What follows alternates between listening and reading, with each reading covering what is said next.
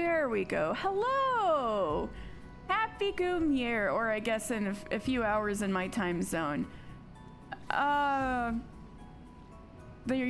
neighborhood assholes are already setting off fireworks and it isn't even 8 p.m. Isn't that how it goes? The sandwich is also almost here. Oh, I hope the cats aren't too scared. Anyway, hello! Happy New Year's Eve, happy Lore Sunday. And I'm gonna spend Lore Sunday with you guys. I mean, New Year's Eve with you guys and Lore Sunday. What kind of sandwich are you getting? All right, so I am in Idleshire because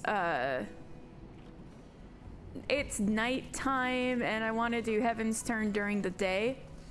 So I thought I'd go do the next step of my anima weapon.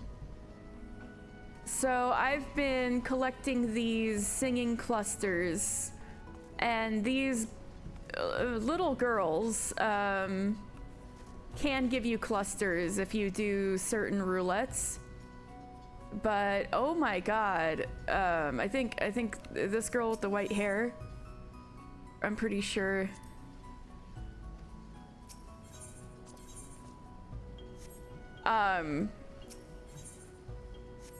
Or maybe it's, I forget which little girl now, but one of them makes dolls, and they want me to take, I think, yeah, the girl with the white hair wants me to take some cloth along while I go murder people, so the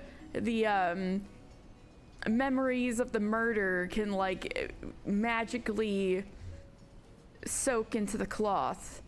And so apparently it makes her creepy dolls that she likes to make have a little more oomph when they have magical cloth that's full of memories of bloody murder. So these little girls are entrepreneurs, but also they're a piece of work. So that was fun. So if you get to this part of the anima weapon, maybe at least, because it's really not necessary to take their quests, but like maybe take one each just so you can experience this, because these little girls and their creepy doll making is an experience. So anyway, let's turn in those singing clusters to Blompress.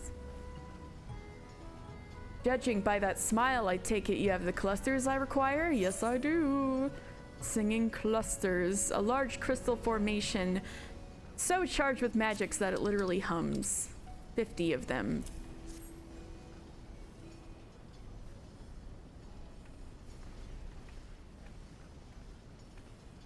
Yes, yes, yes, this'll do nicely. Wait here just a moment.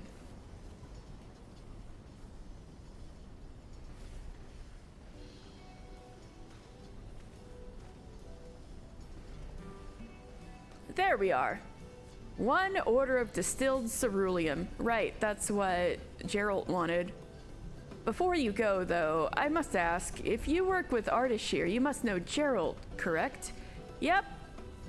He placed an order for a bottle of my finest ale. Now that we're finished with Ardashir's commission, I'd like to take care of his, if that's all right with you. Charybdis, thank you for stopping in on your busy New Year's. Happy New Year! Soon, depending on your time zone. Hi! Thank you for dropping in. I hope you're having a good day. And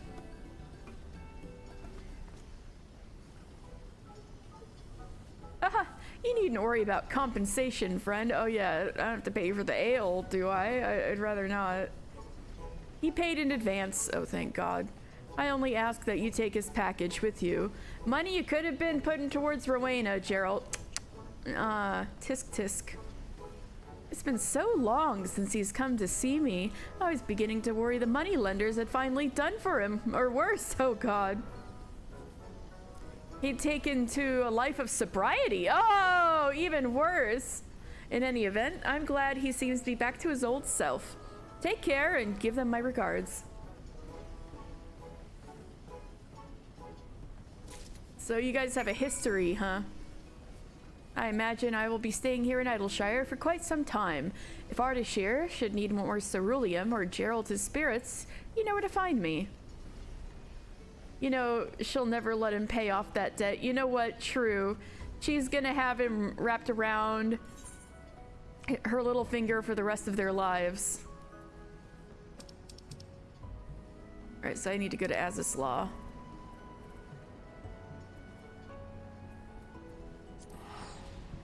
Happy new Katie year! Ah, thank you, yeah.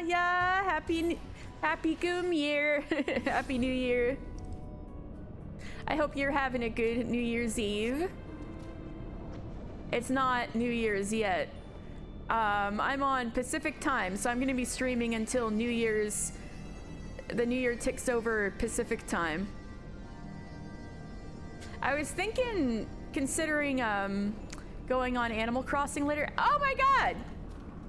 Meow meow! You knew I was gonna be here. Where's Point?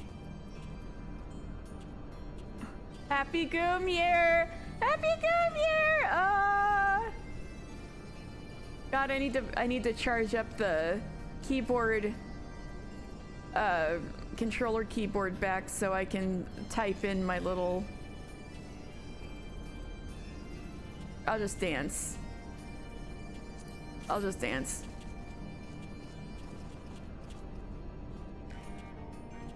All right, Ardashir.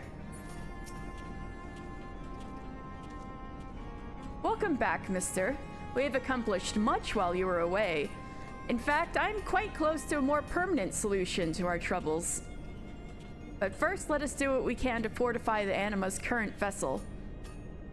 Might I have a look at the weapon in question? Oh, and the distilled ceruleum, of course. Yes, here's the Trident of the Overlord. Distilled ceruleum and the booze for Geralt. Distilled by Blampress using a recipe of his own creation. Some claim the full extent of its inebriating effects can only be enjoyed in the light of the moon. Moonrise Ale.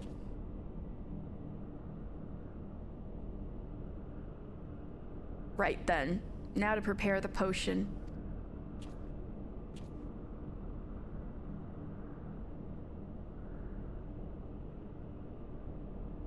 Mister, why exactly did Blampress prepare 2 bottles? Are they to be mixed together? Don't mix them! Don't mix them! Don't do that. Don't do that. Gerald ordered a bottle of ale. If he had money to spend, he would be carousing in some filthy tavern, not here working off his debts. The only way he could afford that would be our funding! You selfish, beef-witted maltworm! You squandered our funds from Owena on spirits? Oh shit, he's getting caught. That I did.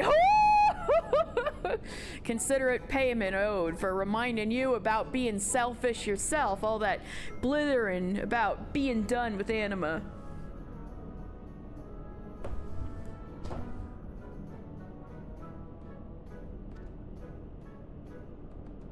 Don't give me that look. You know I can't do me best work without me muse.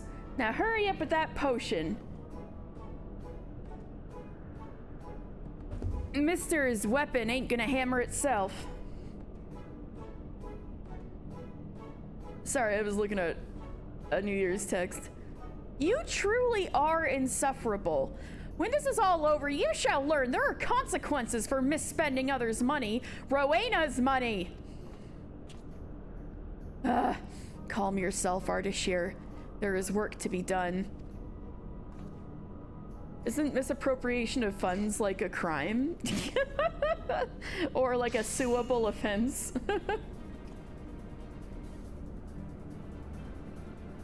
There. The potion is done. All that remains is applying it to the Anima weapon. Although whether that's legal in Eorzea, I guess, is something that's not very clear. Because we aren't working with Earth laws, I guess. I leave the rest to you, but I'm sure Rowena could put him in a world of hurt for this.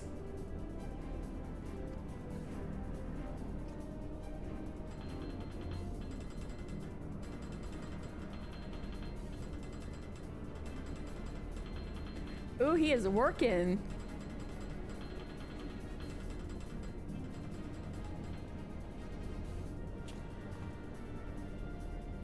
A right fine piece of work, if I do say so myself.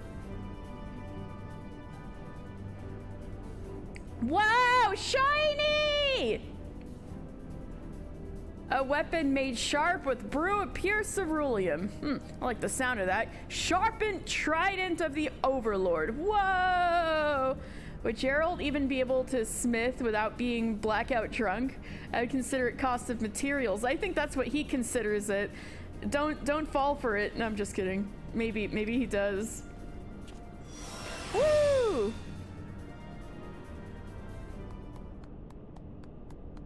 Clap, clap, clap. Anima, how you feeling? I feel a new strength shines brightly within me.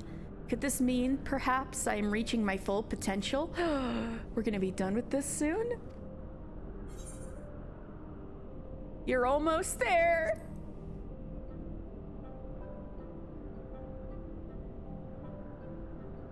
You really think so? Then I must do all I can to not disappoint you.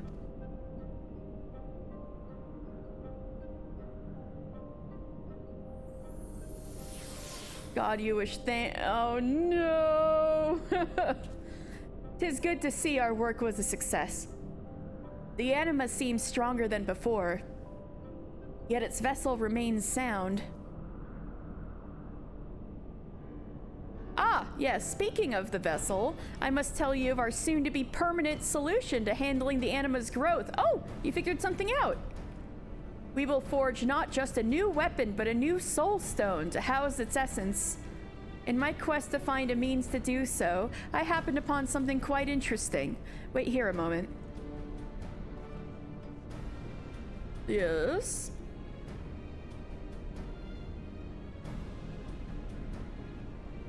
Beep, beep. Initializing synthesis protocols. Please insert materials. What do you think? This Allegan droid was no doubt used for work requiring precision beyond what any man is capable of. Used being the operative word. Try as I might, whenever I initiate its production sequence, it just falls. Beep, beep. Internal error. Unable to process. Uh-oh.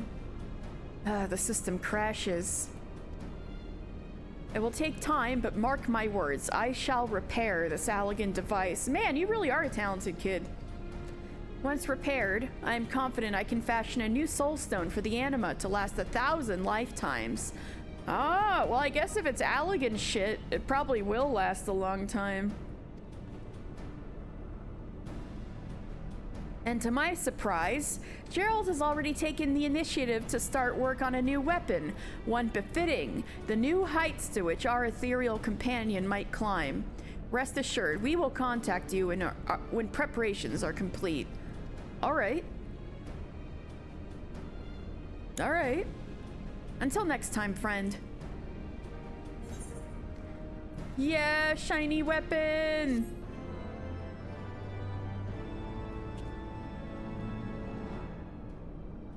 Your anima weapon has been sharpened, serving to harness the burgeoning strength within.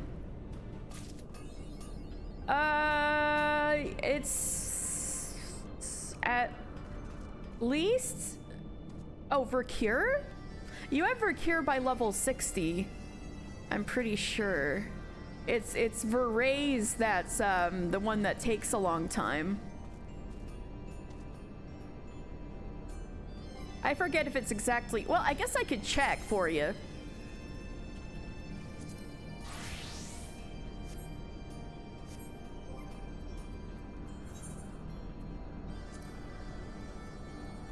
$54. See? So you do have it by 60. Erase is 64. You keep doing job quests and they're like, wait, Vercure is right there. Oh, gotcha. Well, make sure you have your chocobo healing you. Oh, You're a healer. You probably don't have a lot of healing shit in your chocobo. Or wait, no, your chocobo's maxed out, right? Doesn't your chocobo have everything?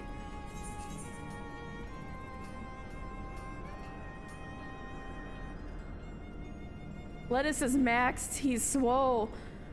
Oh. Maybe you should check to see if there's any higher level gear you can get then. Might help a little with getting 8. I don't know. Nope. Wait, I remember now. No, the job quests are kind of hard. You're geared, fine. Oh, don't worry. Okay, I understand. No, now that I remember, those are kind of hard. I'm gonna have to do those soon. Shit. Ah, Cogfather.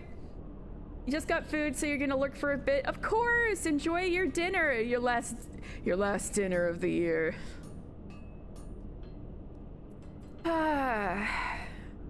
Right, Dragoon. I need to show off my shiny new weapon. Oh yeah. Oh, look at this thing. Oh, that's sick. Yes. Yes. Woo. Oh, it looks so good. Do a flip? Oh, I can. Haha. Shit, where did I put? Here it is. Yeah, I did a flip.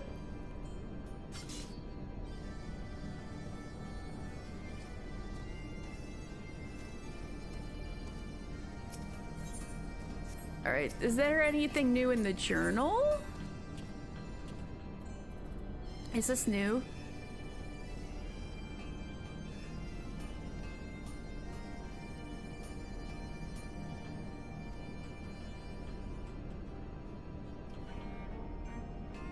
Oh no, this is new. All right, let me start this over then. Fortifying the anima weapon. For all my knowledge, I could not recognize my own incompetence. And in my haste to return to Rodzit Han, I had nearly made a blunder of the research for which I have labored so tirelessly these past many moons.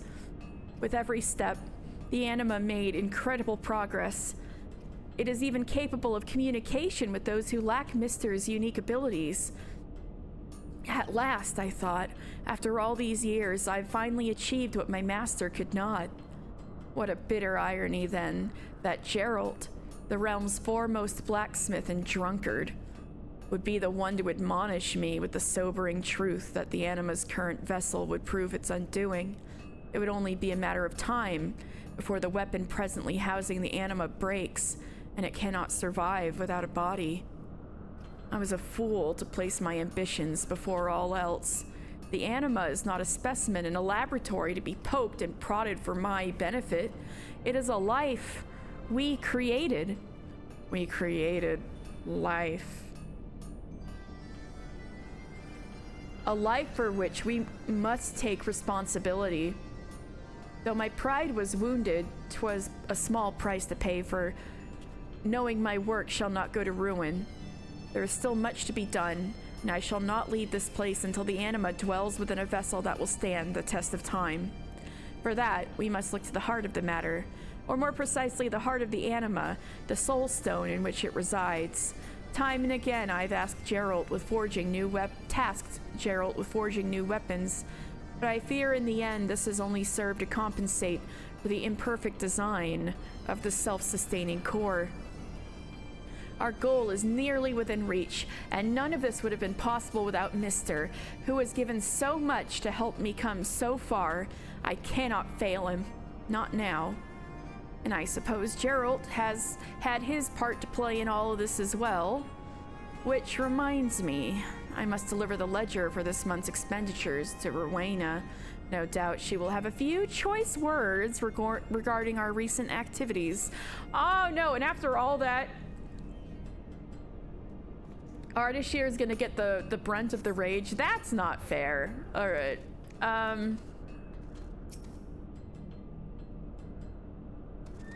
All right. Oh, there goes Karage-kun. All right. Ardashir? Born again anima.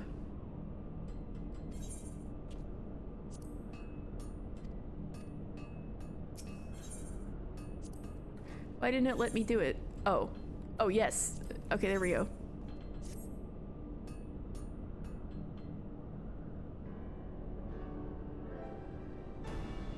Mister, you come at a most opportune time, my friend. Repairs on the processing node are nearly complete. Nice! A pity, though, that such repairs are beyond my field of expertise. I've had no choice but to call on Gerald for assistance. And when's the last time them dainty little hands of yours touched a hammer?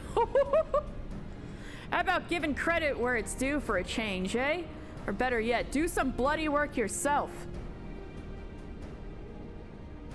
What we do here calls for more than mere brawn. Though, if truth be told, I have not the time to study the literature pertinent to such repairs. Very well. If there is more work to be done, I shall see to it personally. It will not be said that Ardashir Balak stood idly by while some toper fulfilled duties in his stead. You don't have half have a mouth on you, do you? All right then. How about fetching me them materials for that new weapon you asked for, and take Mister with you? Not that I don't trust you, mind. It's just too much work for one. Wow, that's almost caring. If you would insist he accompany me, then so be it. Ahem. Right then, Mister, there is work to be done. I would have you handle the more, shall we say, exotic items he has requested. A rare gemstone from Amdapur, a magic doll from the Great Google Library, and molten rock from Somal. I think there are dungeons in my future. Off stream. Strange to think that such a haphazard collection of items can be forged into a weapon.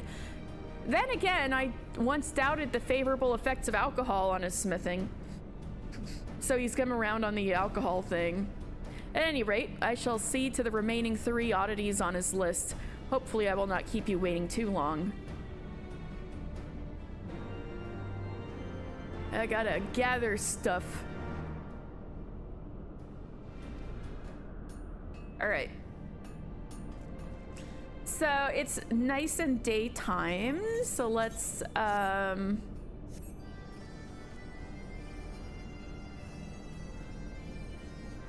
oh yeah! Oh no. Arya. Wait. We haven't gotten there in Lore Sunday yet. Shit. No, just kidding. I love those though. There's this actually no, I shouldn't. Okay, how about this? I'll tell you something about what you're about to experience later, because after Lore Sunday, I'm gonna maybe do a spoilerific encyclopedia browsing and Q&A. So we can talk about all sorts of spoilers then.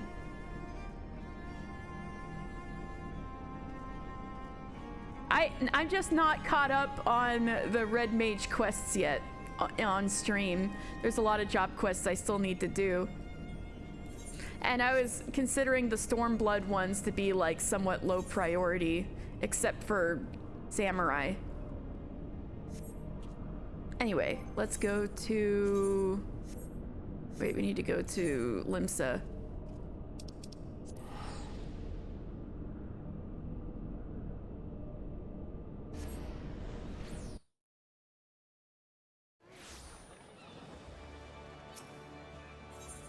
All right, we're gonna go to the Aft Castle.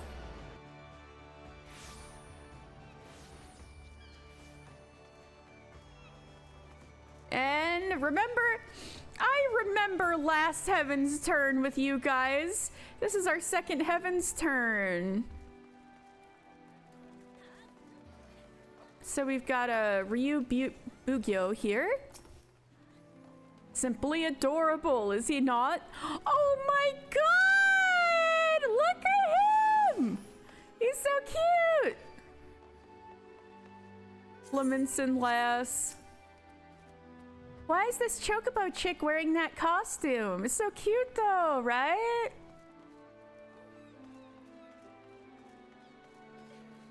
Okay, so when I do these holiday events, usually I do them on my main character first. Next time on Dragon Bow. God damn it. Next time on Dragon Ball Z. Like Chocobo. Jesus Christ.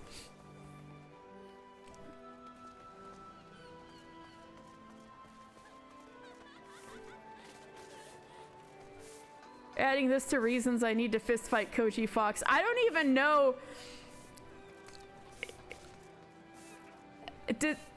Was that him? Did he step back in and was like, I'm writing this achievement name? Hey, it's Meow Meow. But anyway,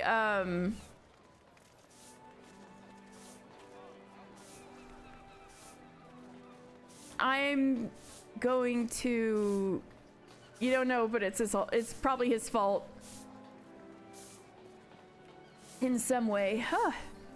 Sorry, I'm so like mind foggy today. I'm drinking some coffee, hoping I can wake back up and last till midnight, but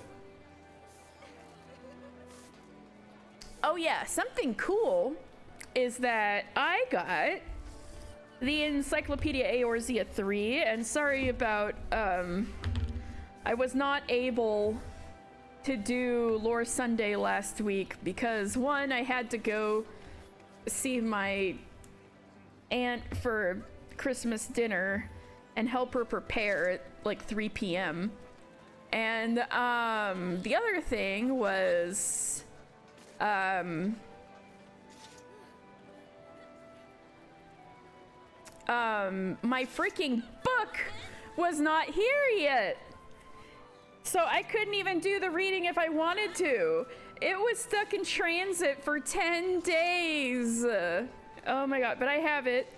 And guess what? I can start using it actively in episodes now. Yes, Christmas Eve, I'm forgetting. Thank you. So, but the thing is, I don't have to wait till Shadowbringers to start using it. Because starting with this encyclopedia, they put in a little bit for every holiday, which I wish I had when I was going in depth on each holiday last year. But, you know, we get what we get. So, this next year's, starting from Heavensturn onwards, I'll start reading out the blurbs from the encyclopedia about each holiday. So let me find the one for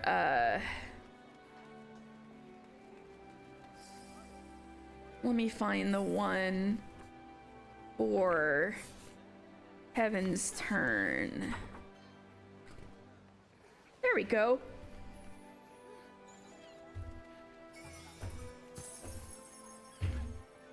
But oh, they got the Omikuji back. The Omikuji back. Yay! I remember you from last year. You were the year of the bunny guy. Oh, you just winked at me. Jesus Christ. Greetings, my friend. I deal in Omikuji. Let's draw one after the quest. But do we have like a crier or something? I want to talk to them first. Here we go. Ryu Doshin. Good morrow to you, my lord. I am the Ryu Doshin. Fittingly in Aura. A member of a Far Eastern delegation come to share our traditions of Heavensturn with the good people of Eorzea. If there is aught you would know of this year's celebration, you need only ask. Oh, let's see. Fun fact, my brother and I were born in consecutive years, and your cousins were born in consecutive years, and that's how I remember the year of the monkey leads to the year of the rooster, and the year of the dragon leads into the year of the snake. You know what? I have basically the same thing going on. I guess that's less of a fun fact and more of a, come on, you should know the order of the Eastern Zodiac by now, but I don't even know the order of the Western one sign. You know what? Same here. I don't know the freaking order, but yeah. I wasn't so...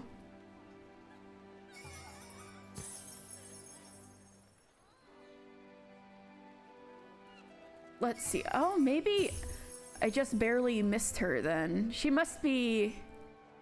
Huh. I could have sworn Tokyo Drift. Yes. Okay, so my oldest cousin is 4 years older than me, and he's a dragon. I could have sworn his little sister, my next oldest cousin, was a snake. But she's 1 year older than me, so that means she's got to be a monkey, right? I'm like so confused now because I'm a rooster.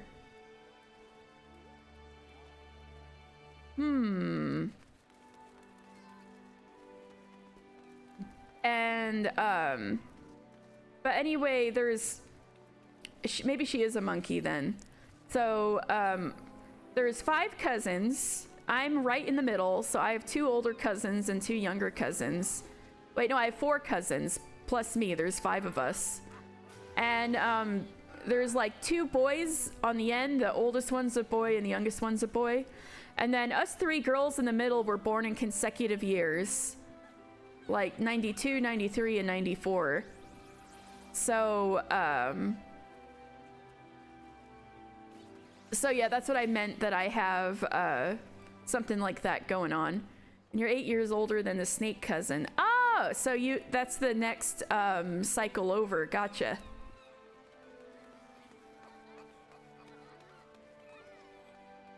But you and me, we're both roosters, right? Okay, so anyway, Ryudoshin, what do you do here? At the turning of the year, a small delegation of our people will journey to Eorzea to celebrate the coming of Heavensturn, and in so doing, strengthen the bonds of friendship between Eorzea and the Far East. Yeah, 93 roosters and cancer signs. Yeah, wait, shit, you're right. We were born really close.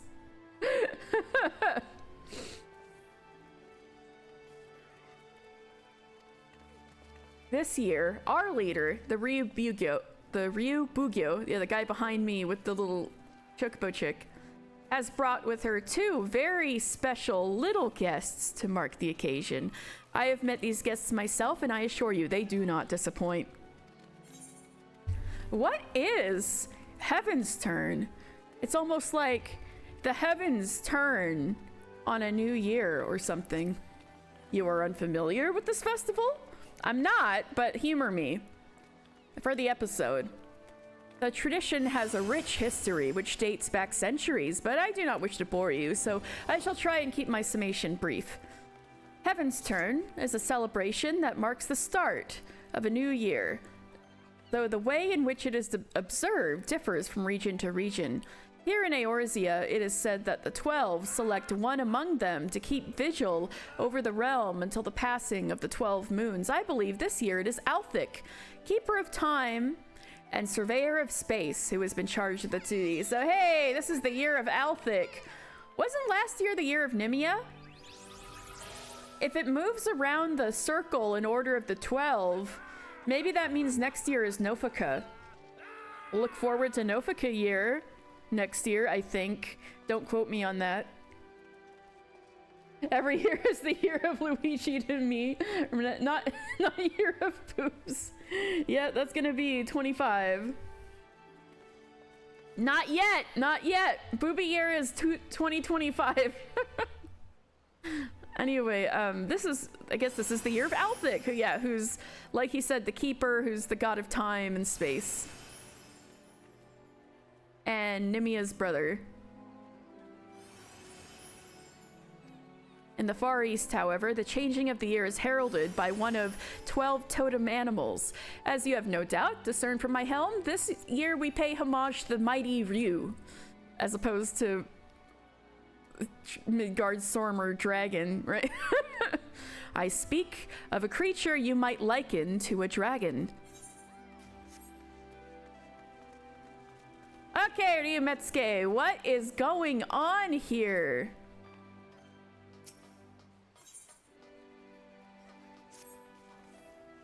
Well met, friend, and welcome to our festivities.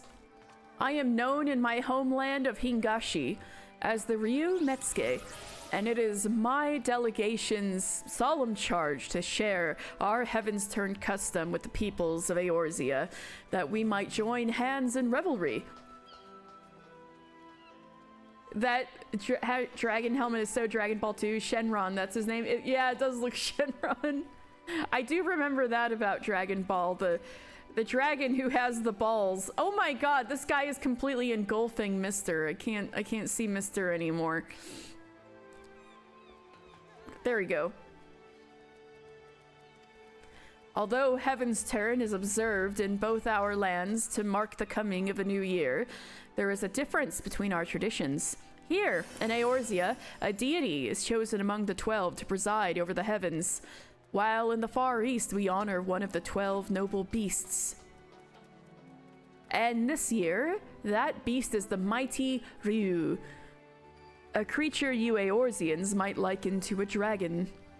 Get Santa, no! Now, in order to liven up the festivities, we decided to have a pair of horsebird hatchlings, or should I say chocobo chicks, serve as mascots. Winsomely dressed in draconic attire, we were certain that they would delight all who laid eyes upon them. Year of your boy Eggnog! No, that's never gonna leave your head now that I introduced you to that post, is it? So, context, I linked this post in the FC chat that was apparently a very famous post 8 years ago when Heavensward was new. And apparently there was this very drunk, yeah, thank you, put it in the Discord. There was a very drunk healer who got the Eerie with the person who made the post, who is the tank. Oh my god! Look at this Fox Maiden Blue Mage elf lady. I love the aesthetic. There she goes. I scared her off. Anyway,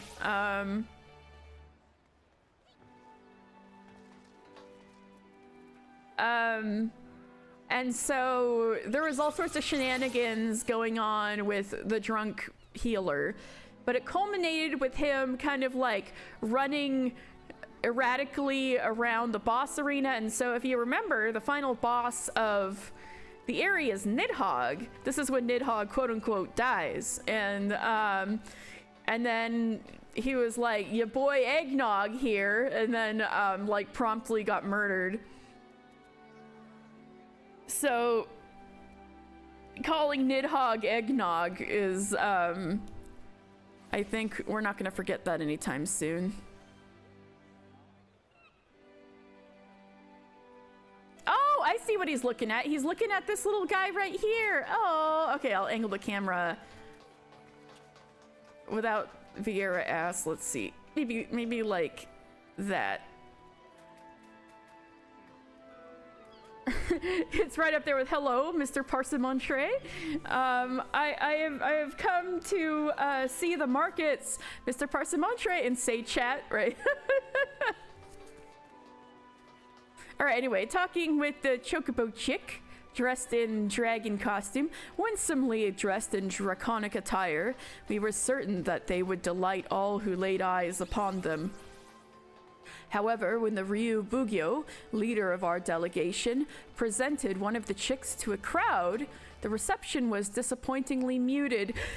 No! What monsters? Who not booed, but who was like silent in the presence of my little boy? We know not where we erred. I say, you are an adventurer, are you not? In the course of dispensing aid, you must have acquired some insight into the people's interests. Loath though I am to impose, will you not help us identify our plan's failings? In so doing, we may yet find a way to win over the locals with our mascots. Katie, would you say the Chocobo is dressed in drag? I suppose so, Rowan. I suppose so.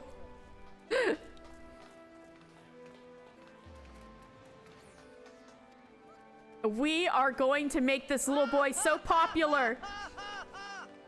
Wow.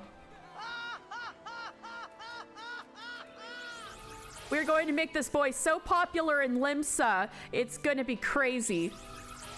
You have my thanks. To begin, I ask that you seek out the Ryubugyo. For want of passers-by, she has decided to wander around this plaza with her hatchling. I saw her earlier. When you find her, pray ask for her account of our dilemma, and thence help us to find a solution.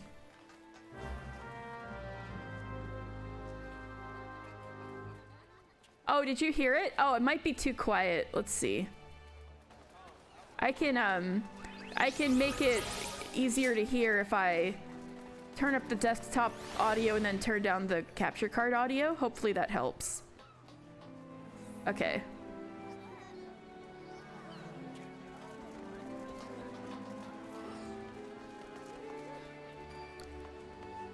All right, where's my little baby? There he is! That's my little baby! Oh my god! Okay. Ryubugyo. Is she saying the same thing? Yeah.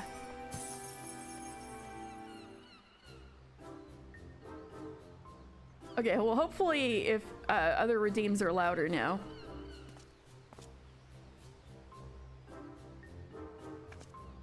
Hello, I have that set of armor. Oh-ho, curious about our delegation too, are you? Well, that is well, for I was just about to introduce our mascot Ryunosuke to this young lady. I'm so proud that my baby Ryunosuke is in Final Fantasy 14. How did the Ace Attorney team and Shutakumi and Capcom manage to make the collab happen with Yoshi P? I don't know how, but I'm grateful that my boy Ryunosuke Naruhodo Ace Attorney could make it into Final Fantasy 14.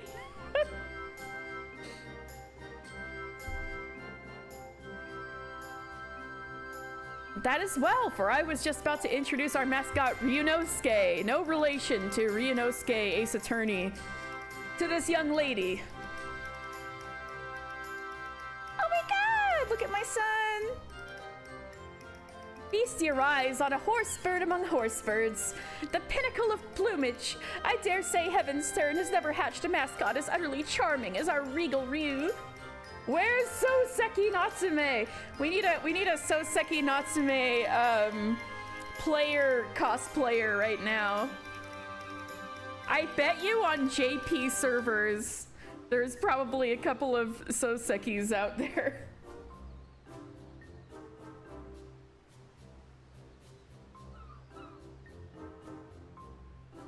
As in like the actual person, probably not Ace Attorney.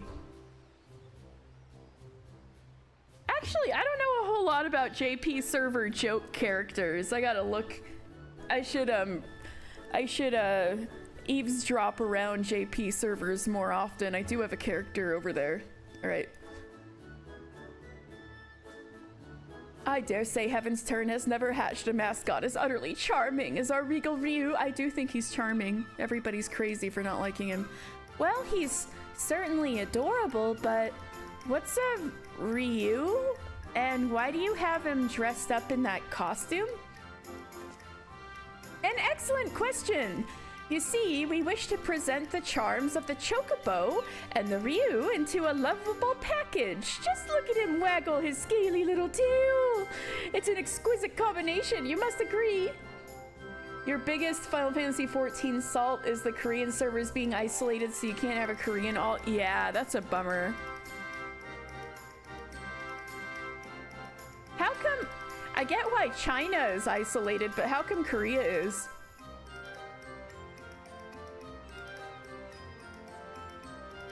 And it would be remiss of me not to mention the craftsmanship that went into the outfit. Our weavers spared no effort to evoke the might and majesty of the Ryu in the diminutive form before you. The finished product is simply divine, is it not? Oh, okay. It's just because Korean internet is weird. Gotcha. I have heard a little bit about the Korean weirdness of the internet before, but I think I don't know too much in-depth information.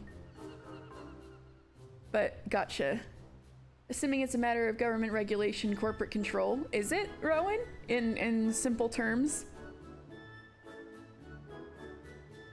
It would be remiss of me not to mention the craftsmanship that went into the outfit. Our weavers spared no effort to evoke the might and majesty of the Ryu in the diminutive form before you. The finished product is simply divine, is it not? I suppose? I still don't know what a Ryu is, but never mind. Thank you for letting me play with him. It's the cultural difference. No! They don't know why it's dressed in a costume. Oh, yet again I failed to convey the virtues of our mascot. Their shit was there first, and they don't like budging on terms of electronic stuff. Partly government and mostly capitalism, and even party hardware. Oh.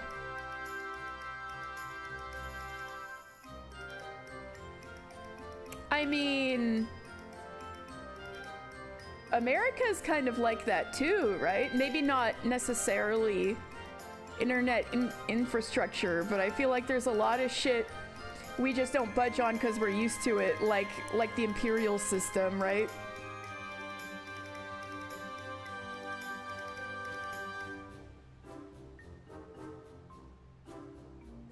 If you'd like to hear more about the Korean internet, you can check me out on Wednesdays at 6 p.m. EST. Yes, for Yaku Wednesday. Let's go. Yes, self-promo.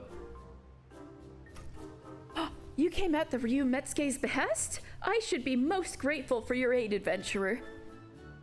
I seek only to share our mascot's charms with the people of Eorzea, but my every attempt has ended in failure, as you've just witnessed. Try as I might, I cannot see what I am doing wrong. If you have any advice, anything at all, I would be most eager to hear it. Adorable is well and good, but you can't forget the other things. You may want to talk more about the Ryu. Yeah, I'm gonna say that.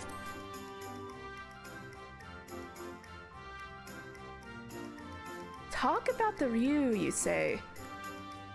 Rather than tediously explaining tradition, I had hoped to initiate the people through our mascots. You believe this is not enough? We need to know how it's all connected, girl.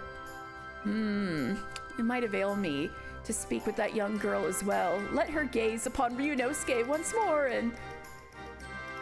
He's gone!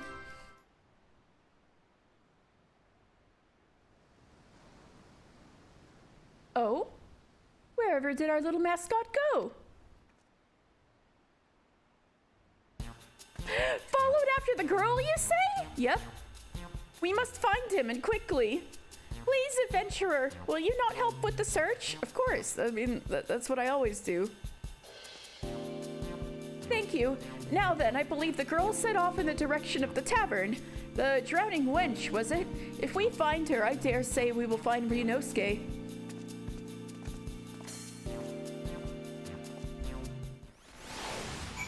Right. Drowning wench is that way.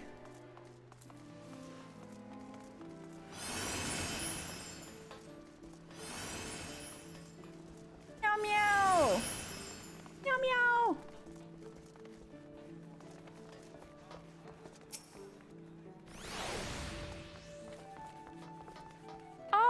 Thank goodness you're here. I've been asking this guardswoman about the girl, but I'm struggling to make myself understood. Perhaps you can clear things up. The lady says she's looking for a girl with a Ryu, but I haven't the faintest what that is. to rephrase, it's a chocobo chick wearing a costume. Imagine a dragon, a tiny green dragon with googly eyes. I have to say it. Your favorite silent protag thing is when it's an episode of Lassie. What's that, player? Silent emoting. Little Timmy fell in the well? Oh no. Okay. Okay, Skenrail. Imagine a dragon. A tiny green dragon with googly eyes.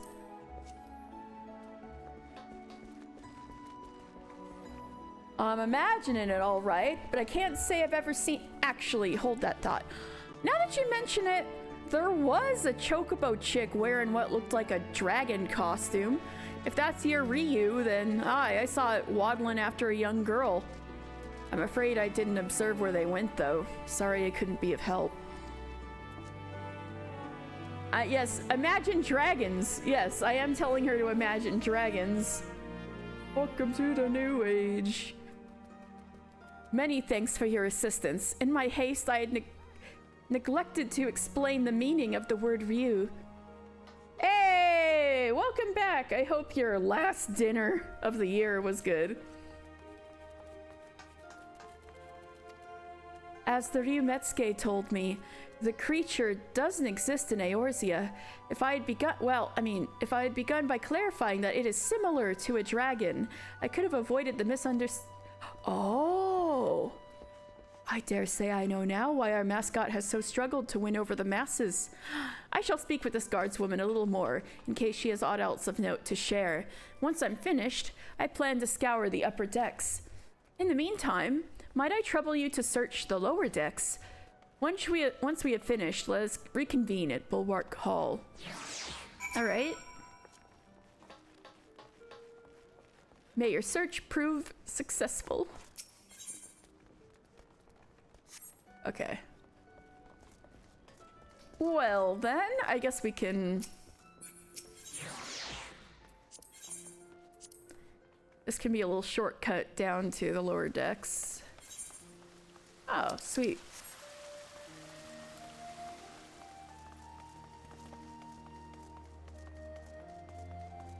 Old Skiff! It's been a hot minute. How are you doing? Whoa, I never noticed you have luminous eyes. A young lass and a chocobo chick? I spied them walking past the Aetheryte, though I couldn't say where they went from there. It appears the girl and the chocobo passed through the Aetheryte Plaza. Okay, now keep looking.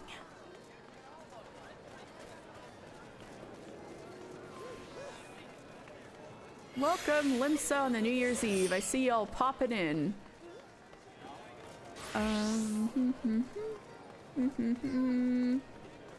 Did they go towards the market? Yes, we'll ask. Personable peddler.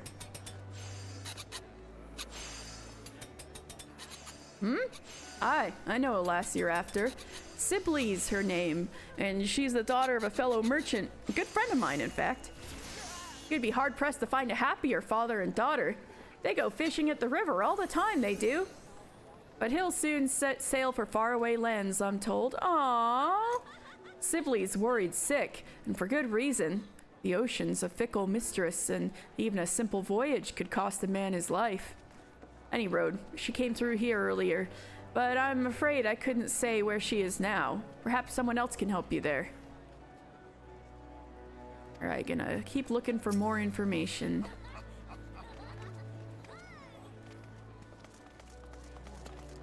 Amicable alleygoer.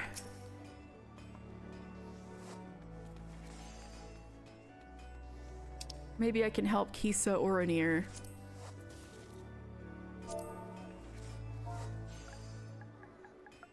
Aft Castle.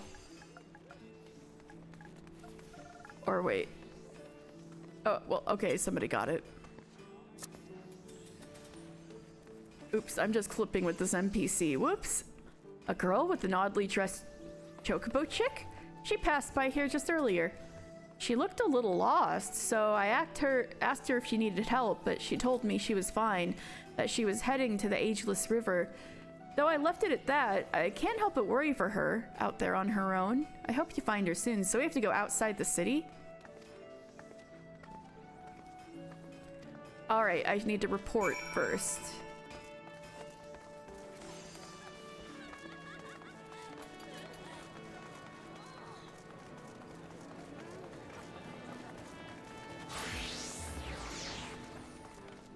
All right.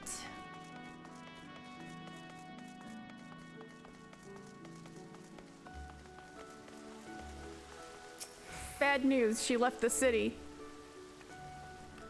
There you are. By your triumphant expression, I dare hope. I mean, oh god, I need to drink some water. Dare I hope you've learned something of the little girl and our mascot?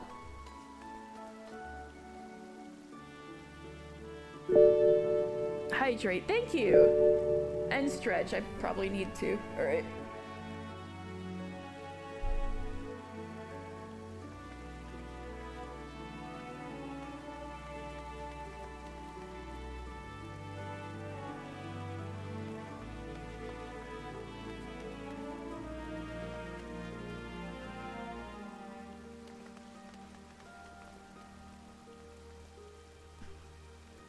Thank you.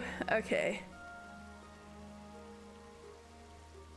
So the girl, Sibley, was headed for the Ageless River? That you should find just the information we need is auspicious indeed. All right.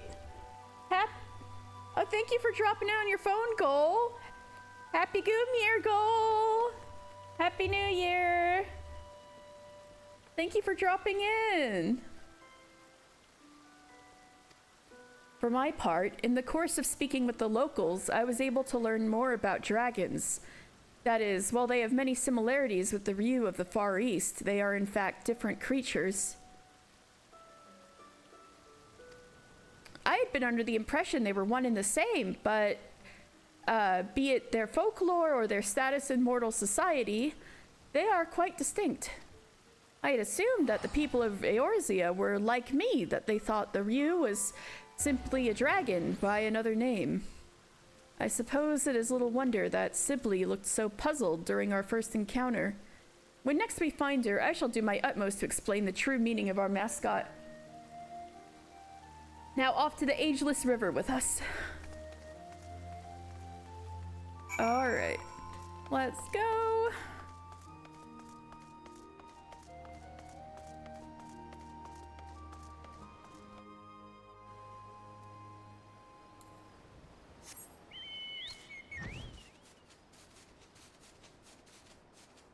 Oh, nice night.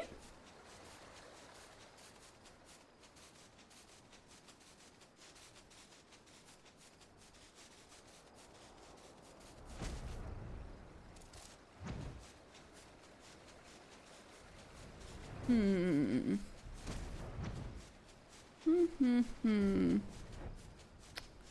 better not be in the cook pot.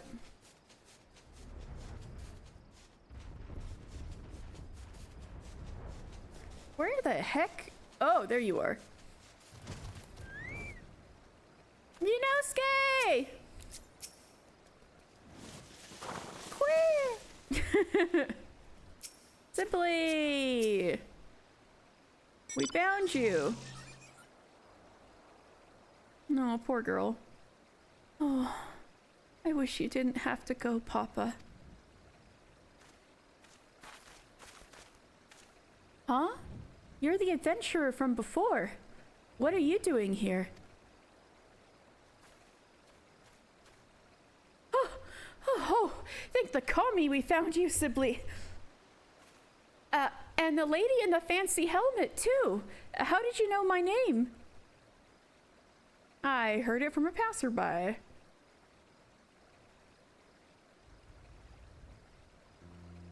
I see.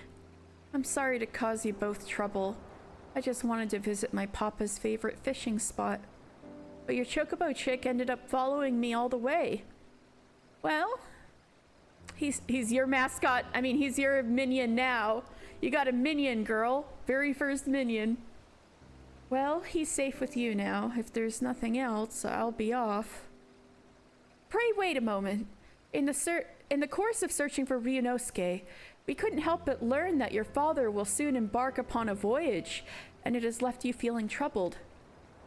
I realize we are but strangers, but if you are not averse, will you not talk to us about it? It's all right. My papa, he's heading to Hingashi for trade. I heard that it's a long and dangerous journey, and it made me worry. That is a long journey, but the Bugyo just made it. I wanted to pray to the navigator to keep him safe at sea. The navigator being Limlane, who happens to be Limsa Lominsa's patron goddess. But then I found out that Limlane wasn't chosen this Heavensturn, and it made me worry even more. Oh, because it's Althic this year. I see. As you say, it isn't the navigator, but the keeper who presides over the heavens this year. Oh, you know a lot about Eorzean gods. But if not the navigator, I thought I could at least pray to a god from the Far East. That's why I went to talk to you. So that is the way of it. You came to me hoping to beseech our divinities to protect your father. But in my fervor to showcase our mascot, I failed to lend an ear to your earnest desire. Well, I hear you now, young one, and I shall tell you a tale about the Ryu that will grant you comfort. I just need to recall a suitable one. Something that ideally features the ocean. Quack! Quack! Quack! Oh, what's gotten into you, little one? Curious what lies that way, are you? It's a place called Woad Whisper Canyon. Papa told me that waterfalls appeared there after the calamity, and they changed the flow of the Nim River. Hey, lore! I think I remember talking about that at a really early episode. Waterfalls changing the course of a river? Oh yeah! Yeah, give the Magikarp Gyarados a little anecdote. I believe I have the perfect tale for you, Sibley. One that will bolster your spirits as your father departs on his journey. Let us head to these waterfalls, that we might avail ourselves of their ambiance. Even Ryunosuke is keen, and we wouldn't want to ignore such a fortuitous omen. We're gonna hear the Magikarp Gyarados story. I can feel it.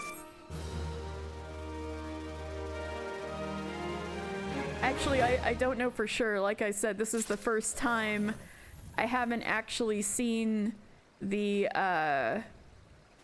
quest on my other character before doing it on War Sunday. Oh, Ryunosuke, I was trying to talk to you. There you go. Quick, quick! A story that will give me comfort? I wonder what it's about.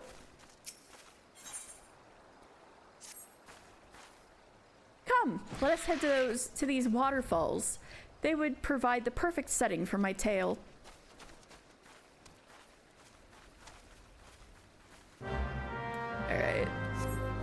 Let's go to Woad Whispered Canyon in style.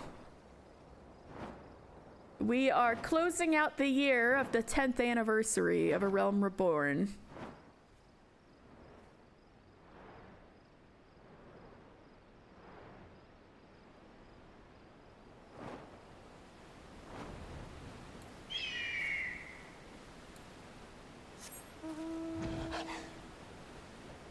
I remember we had a quest down here where we were talking to some of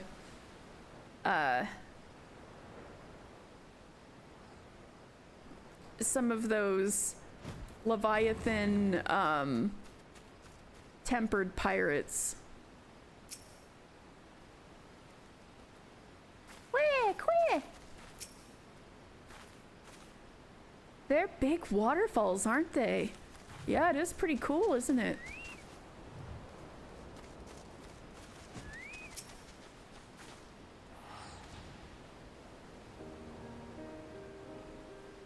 Ahem. Let us begin. The Ryu is a creature that shares many similarities with the dragons of Eorzea. But as I myself recently discovered, it is in fact a distinct being. Nor is there just the one Ryu. Nay, there exist myriad individuals, all of whom have their own tales. And the creature I will speak about is the mighty Seiryu, one of the four lords who legend holds birthed a great waterfall in the far east. All right, everybody, you better remember this for next year when we do Stormblood. We're gonna learn about Seiryu again.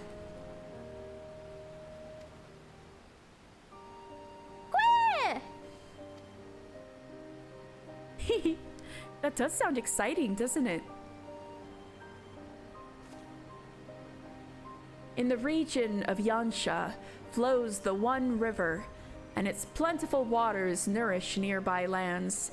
In ages past, it is said Seiryu drank so deeply of the river that he altered its very course, and in so gave rise to a waterfall, the Dragon's Struggle.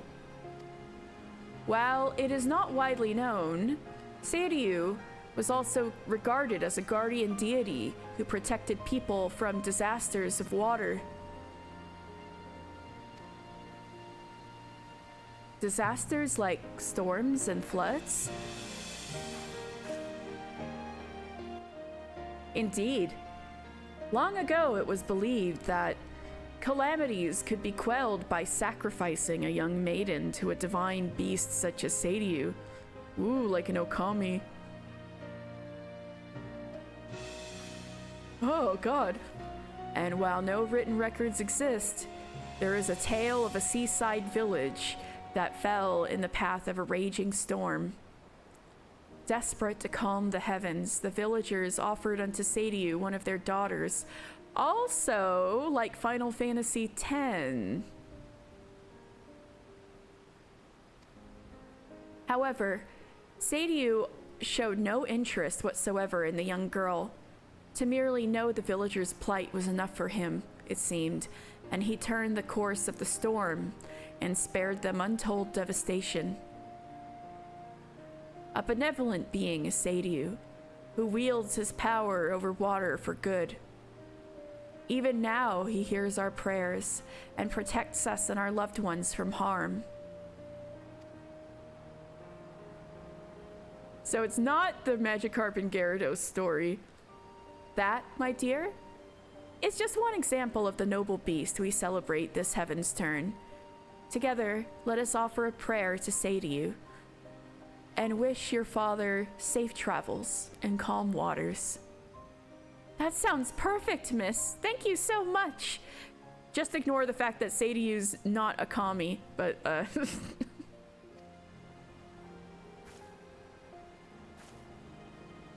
we must thank Ryunosuke as well. Were it not for him, I might not have recalled the tale of Seiryu.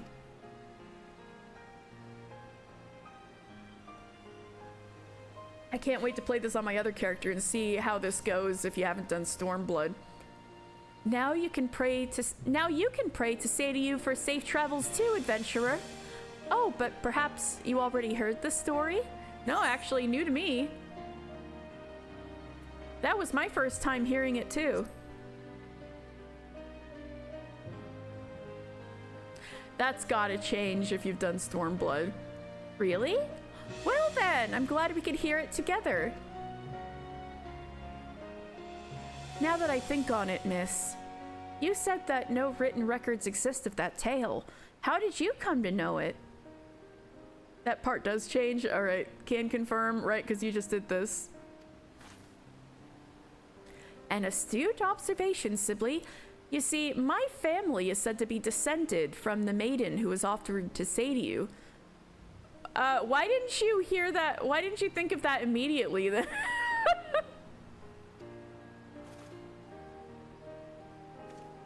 As long ago as the event took place, there is no way to confirm the tale's veracity, but if true, then it is by the grace of Seiyu that I am here, alive. Thus have I made it my mission to spread the word of his noble kind, so that's why you were chosen specially as the Ryu Bugyo. Looking back, from the time you followed after Sibley, it is as if you have been guiding me, little one. I may be your caretaker, but it was you who was watching over me. Just like an honest-to-God's Ryu!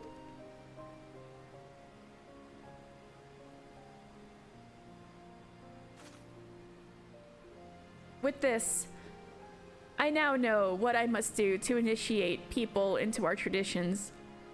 And I shall continue doing so for as long as the Ryu reigns in the heaven. Come, let's head back to the city together. We wouldn't want to make your father worry, now would we, Sibley?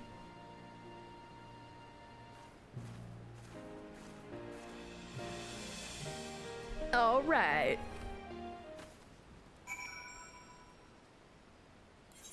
Let's head back to Limsa.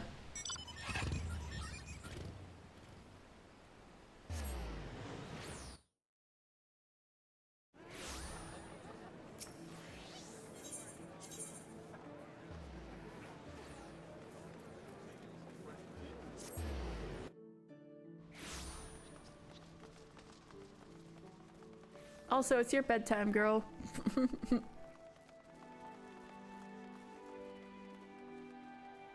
Yunosuke? Where? The Rimetsuke? Is that so? Glad am I to hear that our adventurer friend was of assistance. There you are, adventurer. Lest you wonder, young Sibley is now safely home, and I have just apprised the Ryumetsuke of our fruitful outing. Now that I have discovered a more suitable oh my god, look at all these Ryunosuke's. Now I've discovered a more suitable approach to my draconic dilemma, I wish to wander the city again for onlookers. Though I regret to impose upon you once more, your support with Sibley was most helpful. Might you accompany me while I make the rounds about the area? Yeah. With your discerning eyes, I am certain that you could readily identify those who might be receptive to our message. What say you? I'm truly grateful. Come, let us set forth at once. Oh, they're gonna accompany me. This is very Endwalker of them. They're gonna walk around with me. Ah!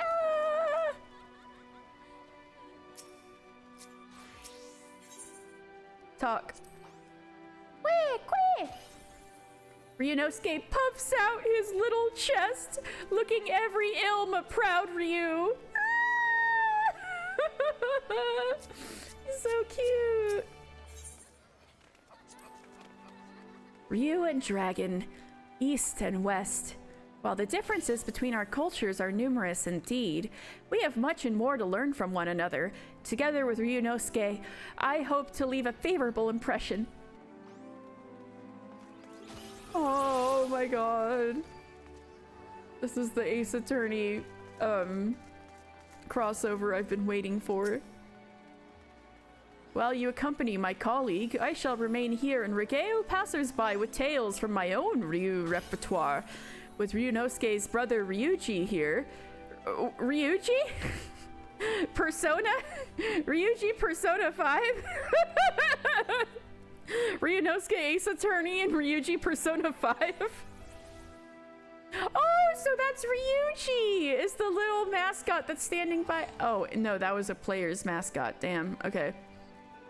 With Ryunosuke's brother Ryuji here, rest assured I shall not want for cuteness. Where's Ryuji? Oh well. Do.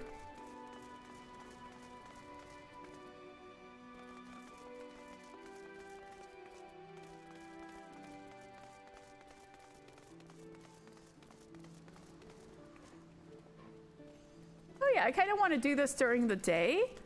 So, maybe this is a good opportunity to read out the little encyclopedia bit about Heavensturn. You got a free Fanta per character for collector's edition, so Tish is getting a makeover. Ooh, right. Oh, the Heavens word does it per character? Wow. That's nice of them.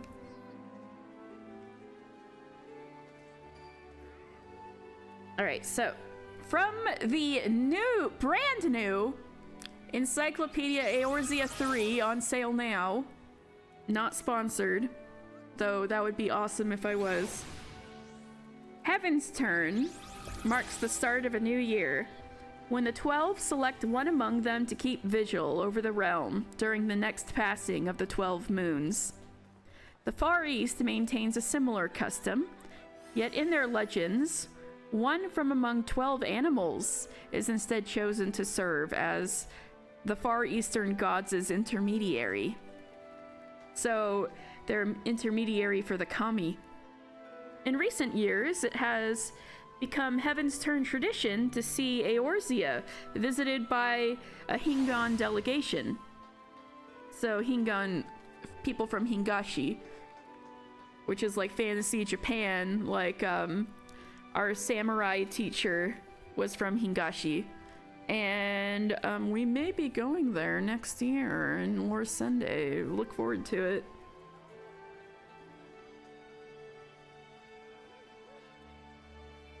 So it has become Heavensturn tradition to see Eorzea visited by a Hingan delegation, a Bugyo, donning a helmet in the likeness of the year's totemic animal at its fore. In this case, it is the girl we were talking to earlier, the Ryu Bugyo. Much to the delight of commoners and adventurers alike, these festive visitors shower revelers with rice cakes, draw the willing into delightful dances, and bring the East closer to the West, if only in spirit. And so now we have all of the helmets. So there were, starting with 1.0 until last year. No, not last year, until 2 years ago. So I guess with the Tiger must have been the last one of the actual new helmets being released. God, I guess that means we've been doing this. Oh, hey, that means if you count 1.0, Final Fantasy 14 is turning 14. But, anyway, they were releasing one new kabuto, like helmet, per year with the animals on it. Like, where'd she go? Like, right here. She's following me, the Ryubugyo. And so, a new one of those was releasing every year, but we're done now. Because I found out, even though you can't get anything from 1.0 anymore, when ARR came out, they re-released the previous helmets, including the heavy snake helmet that never actually had its own event, because that Heavensturn happened during the pause between 1.0's servers shutting down and then them coming back online for ARR. So, fun fact, the snake never had its own, has not had its own Heavensturn event yet. And, but it was made available, so people could be completionists and have all of the helmets. Thank you for CC for giving me that information. So all 12 of the helmets now exist in the game as of 2 years ago. So they need to find something new to do. And so this may be the start. Where's Ryunosuke? Where are you, baby? Where's my Ryunosuke? There he is. This may be the new tradition if it takes off. So I think I'm theorizing that may be part of why the story is about trying to make the Chocobo mascot take off, because they're not sure if this is what they're gonna do from now on or not, is my theory. So it's possible, starting from this year, we may get a Chocobo chick in a costume of a different animal every year, but we'll see if that actually happens. And yay, I talked enough that the sun came up. All right. Let's keep going. So as Yoshi P says, look forward to it to see if that's what they actually end up doing. Oh my god, in my Corpicur, these two little green babies following us. Oh. These two little green babies following us. Ah. They're so cute.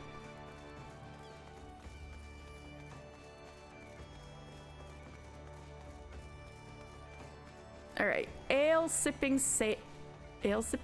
Stop doing auto run. All right.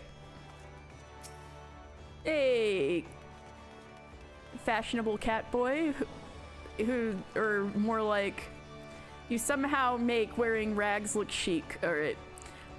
What the hell is that Chocobo chick supposed to be dressed up as? Ryunosuke here is wearing a costume that mimics the Ryu, dragons of the Far East. It is held that these creatures have mastery over water, and a sailor such as your good self may benefit from knowing about them. Huh? If you ask me, it looks like more like a sea serpent. Hold it. It wouldn't have anything to do with that thrice damned primal Leviathan, would it? Oh no, PR disaster. No, not at all. It's not Leviathan. I assure you, there is no connection whatsoever. Far from causing disasters of water, the Ryu is a benevolent beast that protects us from them. If you are interested in knowing more, I invite you to seek us out at the Aft Castle. Is that right? Still, here in Limsa, we've got the Navigator. That's all the protection we need on the high seas. Ah, yes, I understand. The people of your nation look to Limlane to favor them with safe voyages. Be that as it may, disasters of water can strike beyond the bounds of the sea, in which case, placing your faith in the Ryu could provide you with added assurance. Like river floods and stuff? Okay. Huh, I suppose it don't hurt to have more friends in high places, as it were. This is kind of cute. Fine, fine. I'll go see what this is all about. See you, buddy. And go to Aft Castle.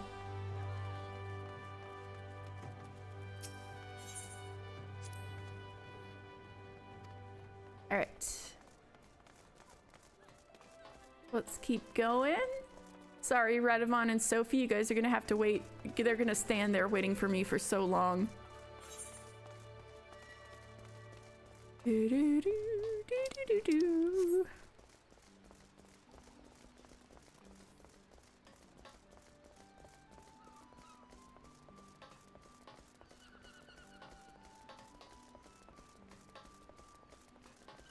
You know what? I just realized. If you look at the bottom of the screen, it might be really tiny on your screen, but Mr. is at Dragoon level 69. Nice. Which means as soon as he hits level 70, which he is very close to doing, he needs less than 100,000 XP, I can access the beginning of Sage and Reaper jobs, even though we're probably not going to explore those fully for years, but still, I can. All right, looks like we're going to extol the virtues of the Ryu at the Bismarck. God, I have so many quests here in Limsa. Okay. Resolute resident.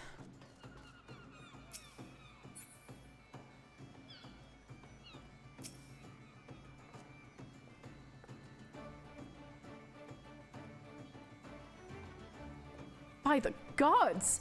I had just resolved to salve my soul with the sight of adorable creatures this year, and what should appear but the most charming of chocobo chicks?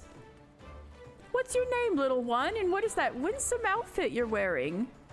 You have a keen eye, sir. This little fellow is Ryunosuke, and he is dressed as a Ryu, a dragon of the Far East.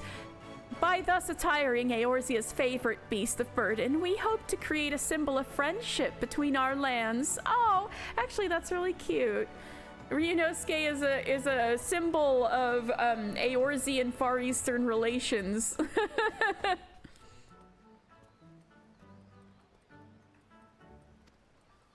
Well now, that this adorable form should harbor such splendid symbolism. I'd never heard of this Ryu before, but now I'm keen to learn more. In that case, sir, I invite you to seek us out at the Aft Castle anon. There, we will be glad to answer all of your questions. Excellent! We shall head there at once.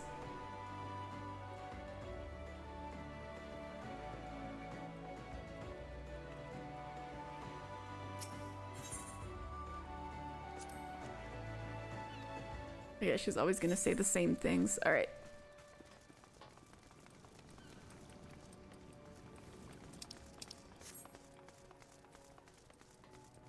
The sort of conversation a salesman longs for, right? Everything actually goes well, and they're actually completely interested and promptly follow whatever it is you want to show them. Yeah, this thing is going pretty well. Oh, it started raining. Bummer.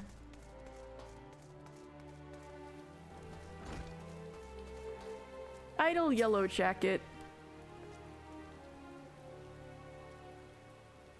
Yes, how can I assist you and your curiously dressed chocobo chick? If I may shed some light on the mystery of our mascot, little Ryunosuke here is named for the Ryu, dragons of the Far East. Oh? I thought dragons were supposed to be fearsome. This fellow looks anything but. Our costume companion notwithstanding, the Ryu is in fact a powerful and fearsome beast, yet by the same token they are fondly regarded as symbols of good fortune. Should you be curious about them, we would be glad to tell you more at the Aft Castle. Yeah, this is a much better way to go about it. Getting people interested. A being that's regarded with both fear and fondness. Intriguing.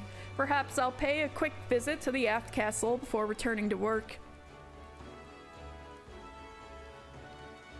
Hey! Oh, what a relief to see the locals take an interest in the Ryu. I dare say we have gathered enough people, so let us head back to the Aft Castle. All right. We're heading back.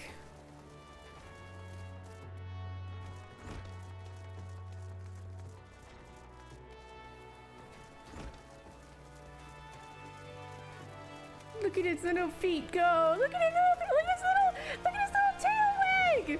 Oh man, look at his little tail go. Ah. Maybe I should needle felt Ryunosuke.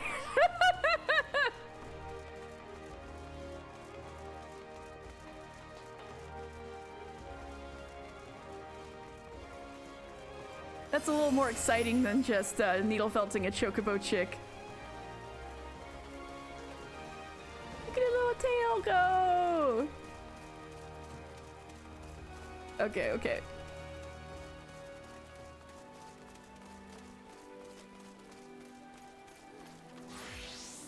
Oh, to be a chocobo chick in a dragon costume. Oh, precious.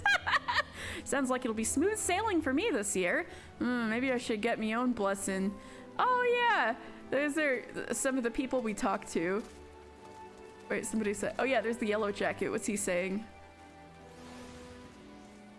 Speak, damn it.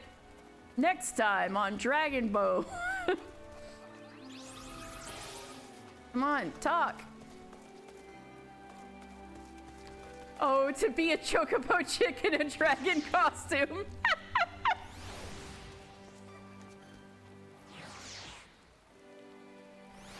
Wait, what's he saying?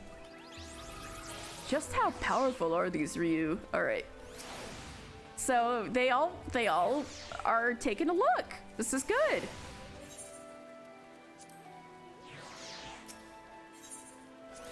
Come, my friend, let us rejoin the Ryu Metsuke at the aft castle. Quick! Ryunosuke puffs out his little chest, looking at Ryu appropriate. Tish! I saw Tish. Can they beat Goku? Good question. Oh my god, the snowman that looks like Mochi. That's so cute. So our Bugyo makes her triumphant return. Oh, there's Ryuji! Ryunosuke's brother Ryuji. So our Bugyo makes her triumphant return. You have done a tremendous job to pique the interest of so many. Maybe you'll find out next time on Dragon Ball Z. You are too kind, Metsuke. None of this would have been possible without the adventurer and Ryunosuke's help. Oh, hey, you're here. Oh, that's your dad. There you are, miss. My papa wanted to meet you, so I've brought him. So, you're the kindly folks who helped my Sibley. Damn. Sibley's father is kinda...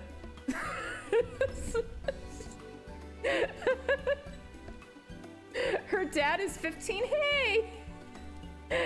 Now you're gonna make me feel guilty.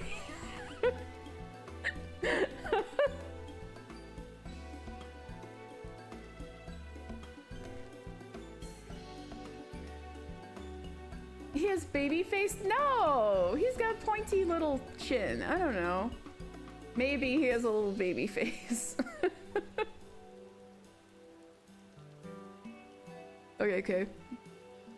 I haven't the words to properly thank you, but I'm truly grateful for what you've done.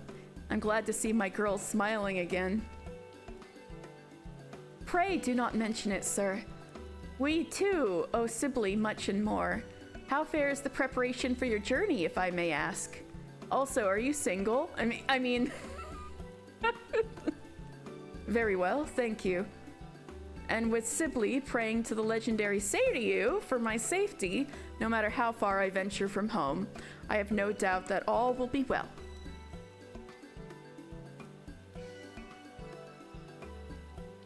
I shall pray for your safety as well.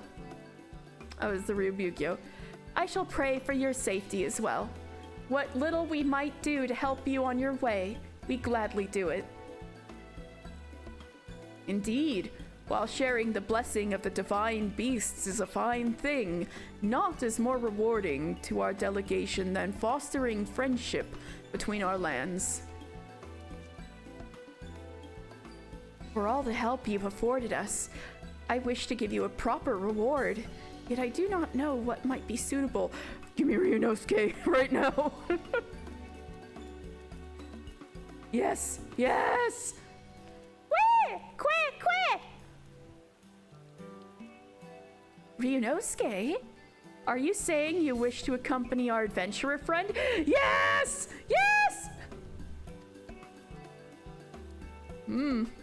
I believe the little one wishes to be your charm against tumultuous waters. Oh my god! I'm gonna have to take him as my minion on the beginning of Stormblood, if you know what I mean. And he would be hard-pressed to choose a better companion. We still have Ryuji to aid us in our work, so if you wish it, Ryunosuke is yours. Yeah!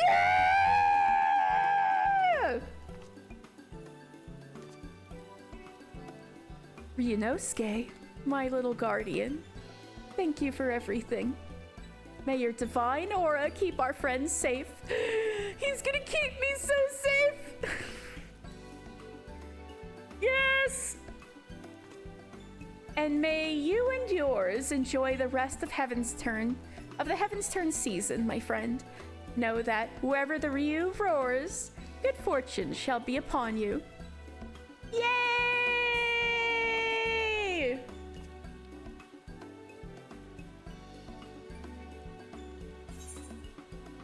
Ryunosuke! Aw, he thinks he's dragons.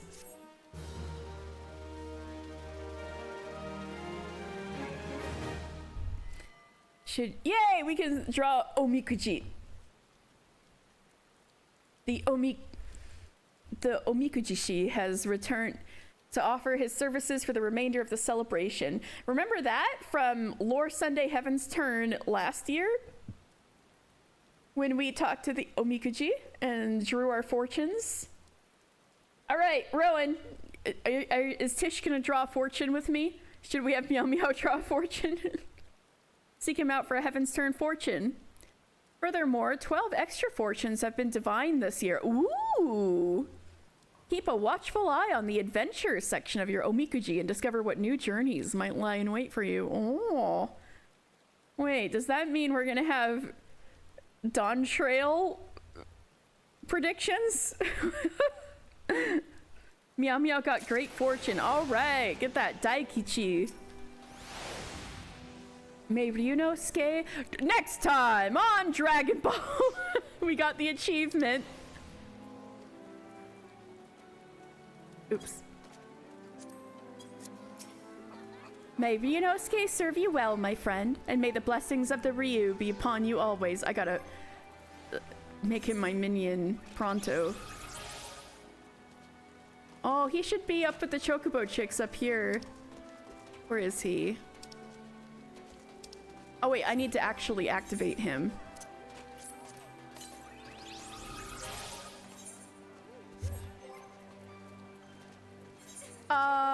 Yay! He is with the other Chocobo chicks. As part of her efforts to introduce the noble Ryu, one of the totem animals to usher in a new year in the Far East, the Ryu Bugyo arranged for this Chocobo hatchling to serve as a mascot. The mascot. For its part, the creature seems to enjoy its role and wears its outfit with adorable zeal. Yay! Ryunosuke! I have him forever! Let's fucking go! Baby! Oh my god, I need to needle felt him. Baby! And there's Ryuji, his brother! Okay. Though we leave Ryunosuke in your care, his younger brother Ryuji appears content to remain here and celebrate.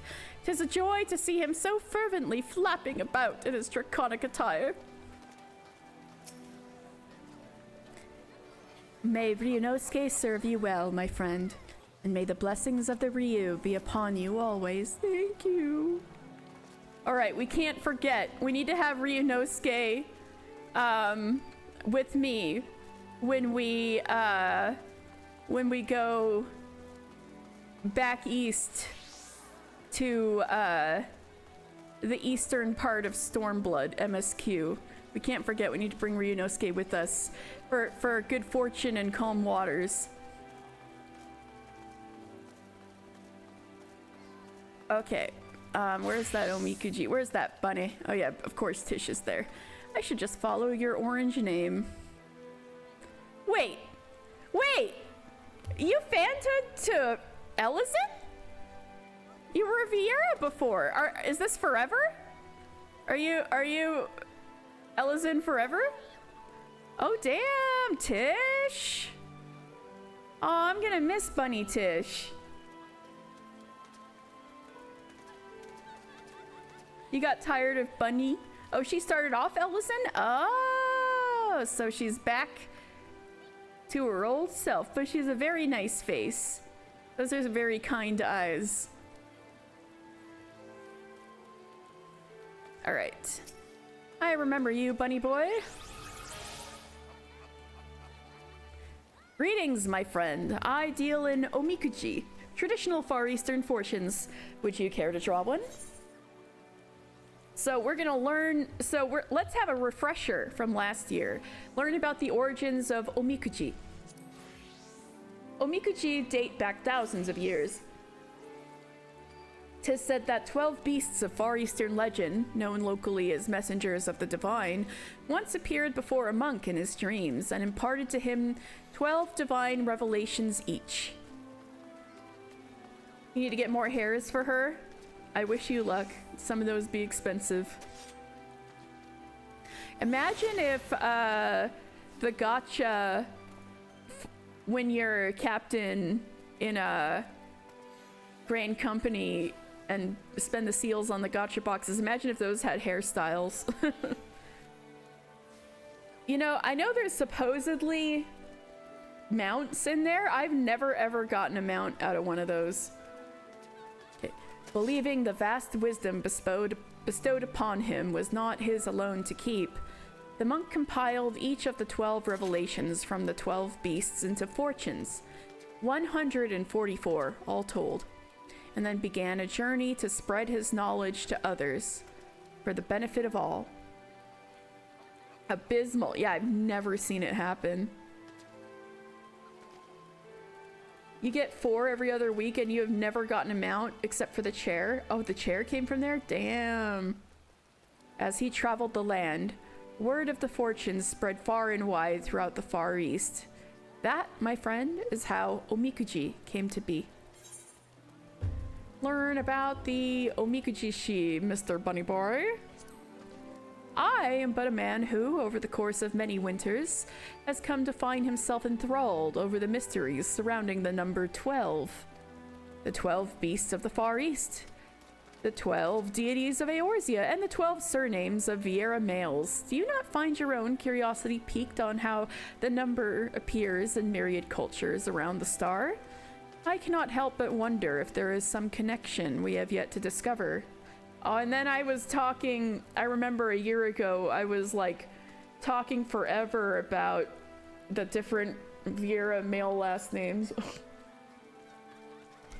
It was during my journey to uncover this mystery that I discovered the omikuji, and it is the omikuji which have led me to where I stand today. But forgive me, I have yet to tell you my name. It is Taiyaki at present. Was it Taiyaki last year? I don't remember. Oh, I gotta check if it was Taiyaki last year. Though we Vieira, who have chosen to venture from our homeland, are prone to changing our names on a whim, I'm a rather unusual case. I switch between 12 different names depending on the outlook of my fortune. Okay, Taiyaki. So he's a fish this year. He's a fish pancake. Right, Mochi Daikon. As Mochi Daikon, it is my duty to distribute festive rice cakes to our patrons, and our mochi stores can barely keep up with demand this Heavensturn. I take it your earnest endeavors are to thank for that, adventurer. Please give me mochi. Yummy, yummy mochi, please. Okay.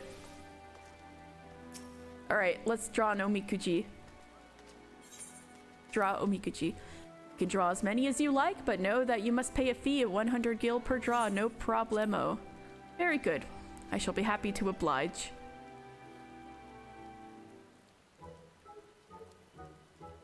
Ooh, we're gonna draw a stick out of that thing. Shake that shit up, mister. Alright, which drawer does that correspond to? Alright. We got medium luck. Fair fortune.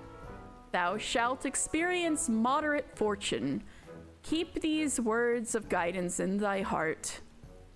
Adventure. Place thyself in fate's hand, and thou wilt surely grow. Relationships. Be ever grateful, and thou shalt know blessed friendship. Prosperity. Great profits await reaping in the wilderness. Oh, they're telling Mister to continue leveling up gatherers. Conflict. A grueling battle awaiteth. Reassess thine equipment.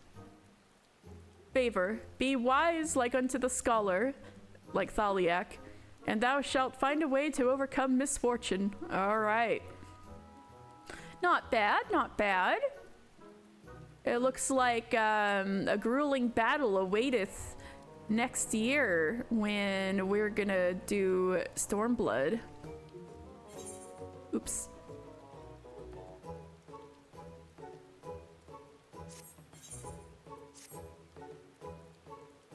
How did you fare? Whether it was the desired result or otherwise, I pray the words imparted by the fortune serve to guide you in the coming days. Yeah, it was fine. It was pretty good. Alright, mister. You got great things ahead of you. We're gonna tie our fortune onto that thing. All right.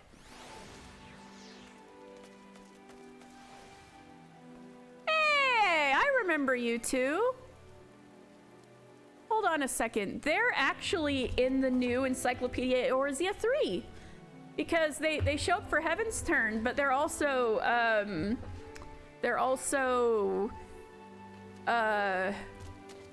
Moonfire Fair NPCs. So actually, let me open up my book again.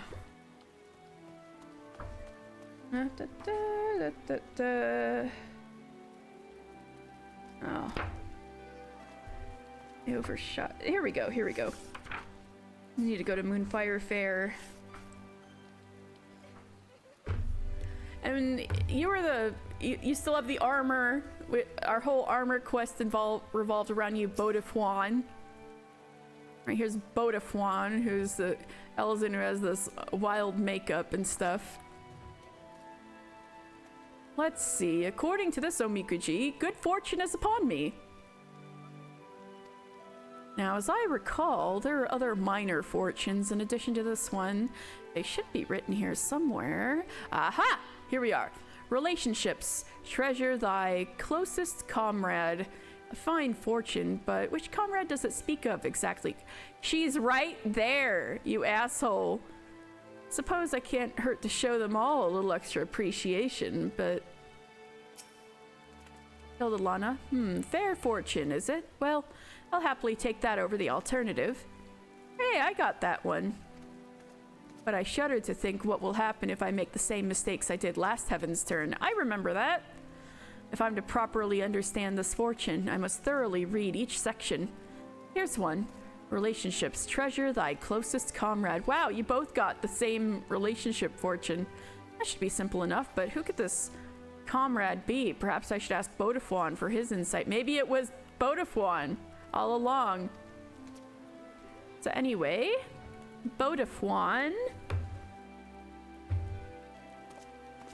Dupite, I think is maybe how you say the name. His last name. So he's of the Adventurers Guild. He's usually one of the adventurers in charge of the Moonfire Fair. He's 33 years old, and he was born in the Black Shroud and spent his youth working in a restaurant in Gridania. So he's not Kurthan. He's not an Ishgard Elezen. He is a born and bred Black Shroud Elezen.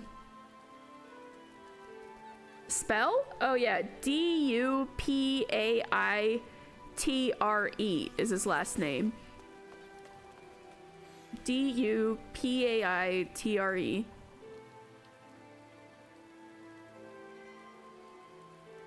Did I say it right? Dupatre? Or something like that?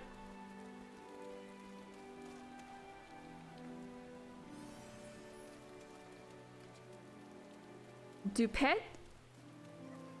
Dupet. Bodafwan Dupet. Okay. Thank you, French sensei.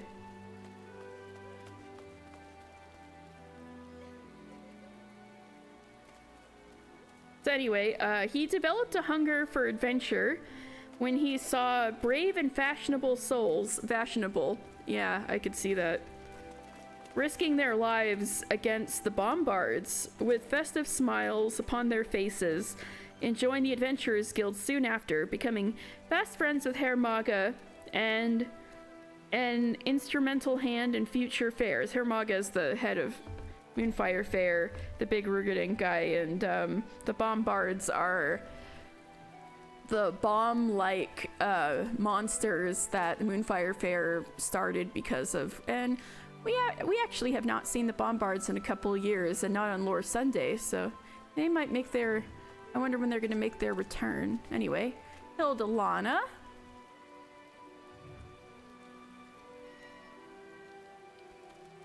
Hilda Lana Quick. Oh, she's got a cool last name, Quick. Now one of the guild members most instrumental to the Moonfire Fair's success, Hildalana had once resigned herself to life toiling in the mines of her homeland, Ul'dah. Her fortunes reversed on the day she met Hermaga, once again the Rugadan leader of the Moonfire Fair guy, who promised her a life of high adventure. Ooh, romantic.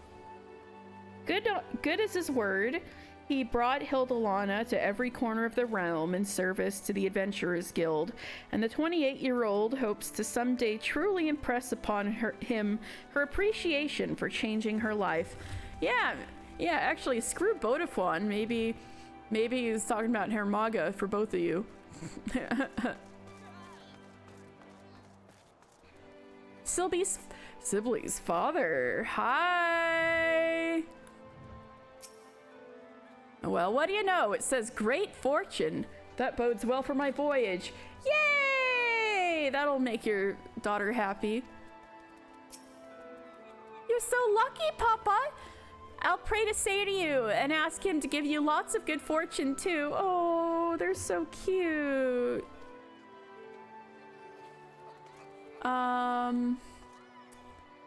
Anybody else?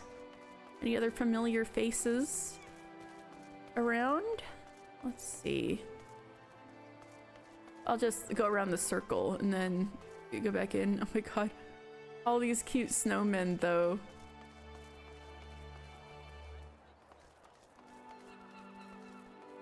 Oh my god, this Namazu.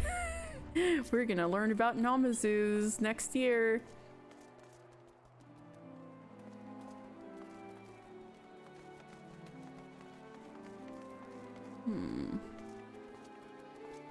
Anybody else?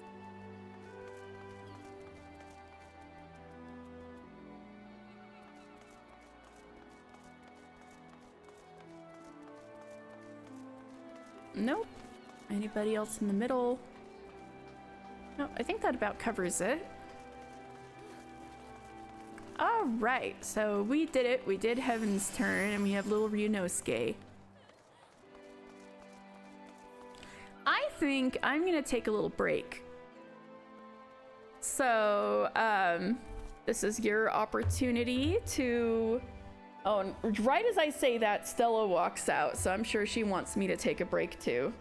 I did feed her already though, so that can't be what she's asking for, but maybe I should, it's New Year's Eve, I should give her some treats, right? Right, chat? So, I'll be back soon. In the meantime, you guys relax, drink some champagne, or I don't know, wait till midnight for that, or have a snack. I'll be back soon.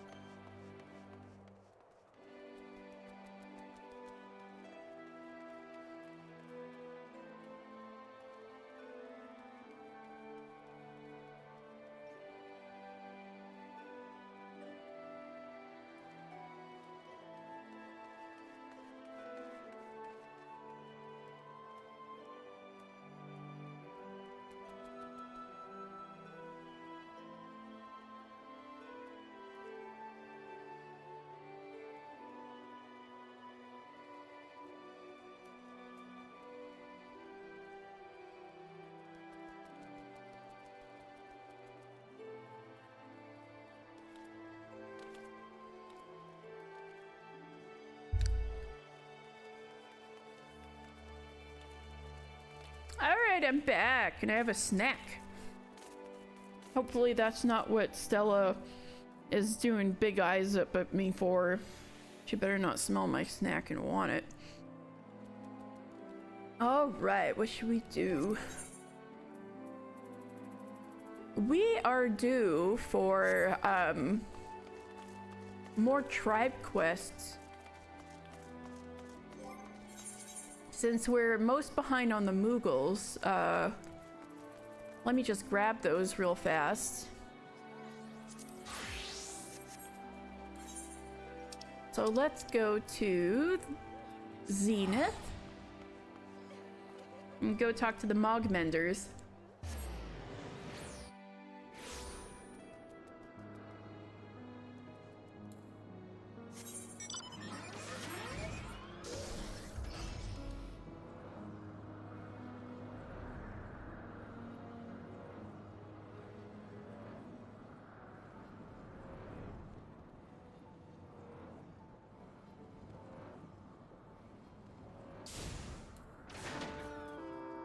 Master Mogson, you're looking an awful lot like ARR Blacksmith. How you doing?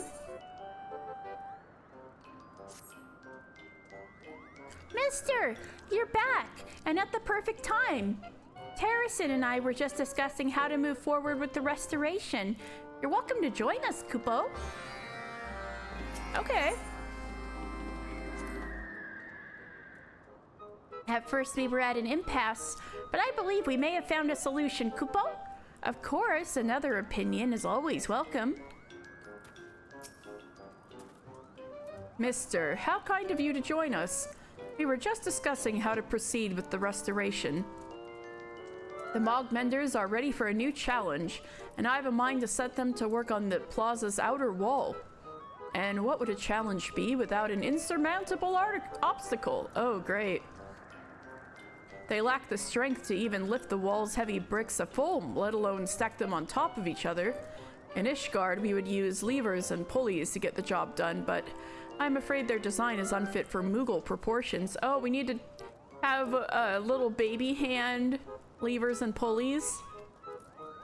Short of creating an entirely new system, which is outside the realm of my expertise, the solution to this problem eluded me. That is, until the Master Mogmender himself had a brilliant suggestion. Mogson, if you will. Certainly, Kupo. I proposed calling upon the dragons for help. Oh, shit, that is really smart. I've seen them grasp vast boulders in their mighty claws. It should be a simple task for them to stack the bricks on top one another. An ingenious idea, yes? And one which fills me with anticipation, for I have never seen a dragon's might put to constructive use. Yeah, you would have complicated feelings about that, wouldn't you?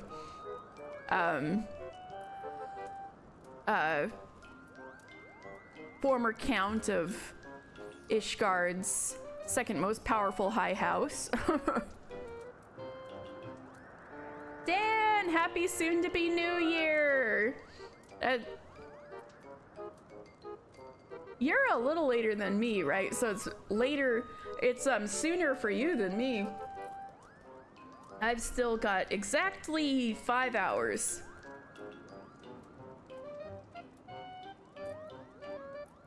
I hope you're having a good New Year's Eve. 2 hours for you. Ooh, getting close. Ooh. It would seem as well that Mogson already knows who to ask. That's right, Kupo. I happen to count a dragon among my many friends. His name is Ryunosuke. He's down there, and he's very cute. He is strong, too. Much stronger than any Moogle I've ever met. You're so strong, aren't you, Ryunosuke? Terracin, mister, wait here. I'll seek him out straight away, but he's right here. Oh, hello, Ryunosuke. You're running at the camera because you know I'm talking about you, don't you? Aren't you? Oh.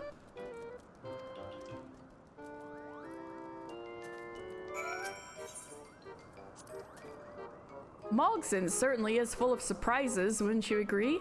His idea to call upon the dragons required no urging from me. For now, I suppose we would do best to wait here and trust our Moogle friend to return in due time. Alright, so let's wait around.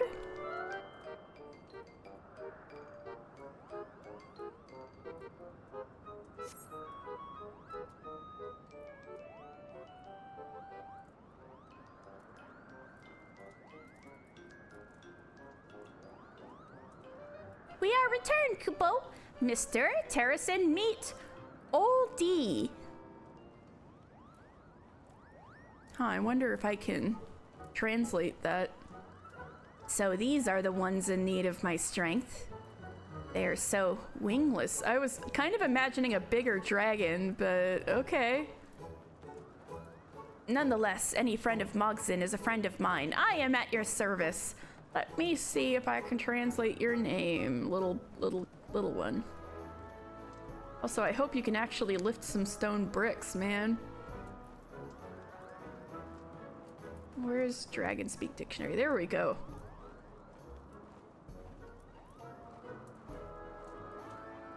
All right, D means deep.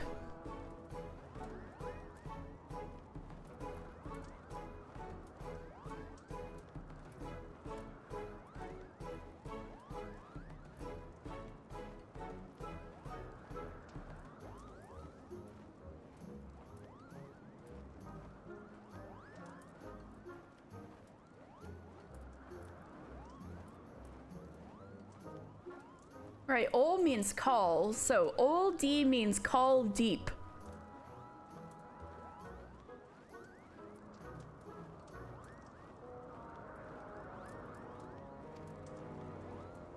By the Fury! If you were not Mogson's friend, I would be trembling in my boots. Oh, but he's so little. Ol D, I was made to believe you could hurl boulders through the skies with but a flick of your powerful claws. Is that true? Terracin's so cute. He must be like the best grandpa to his I'm sure he has grandchildren. He must be the best grandpa ever.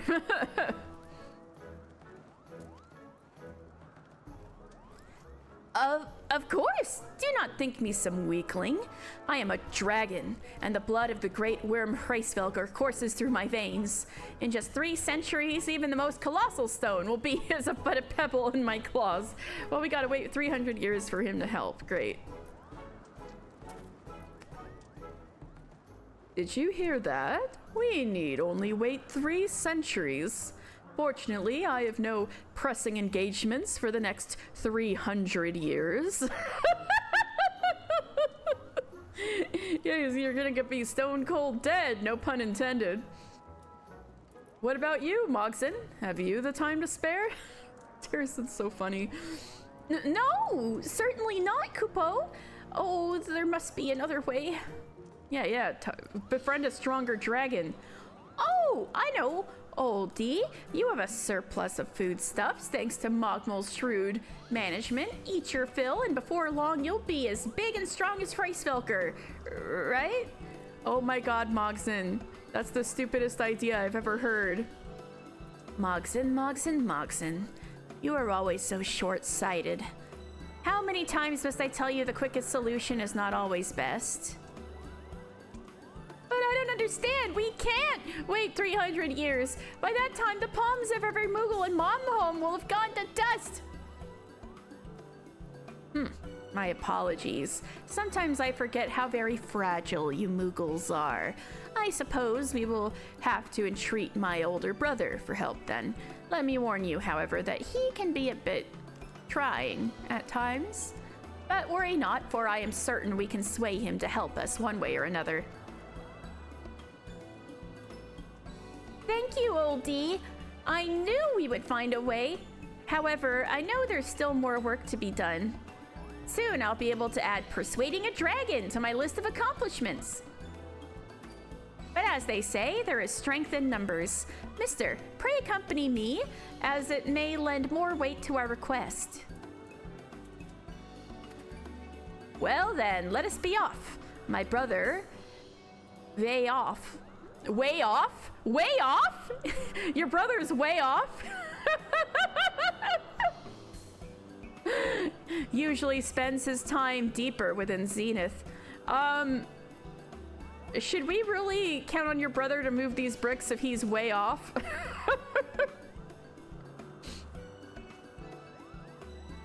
I will go ahead and see if I can soften him up before you arrive.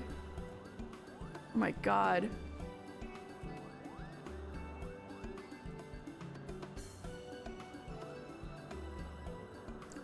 Oldie's brother way off. Great. Amazing. Somebody did that on purpose, didn't they? Oldie and way off. I can only hope Oldie's brother possesses the strength we require. Just in case, I shall try to think of some other way we might solve this conundrum. Thank you. Because he might be way off.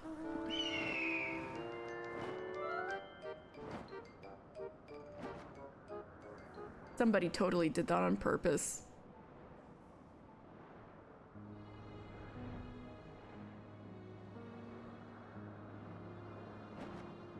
Whee!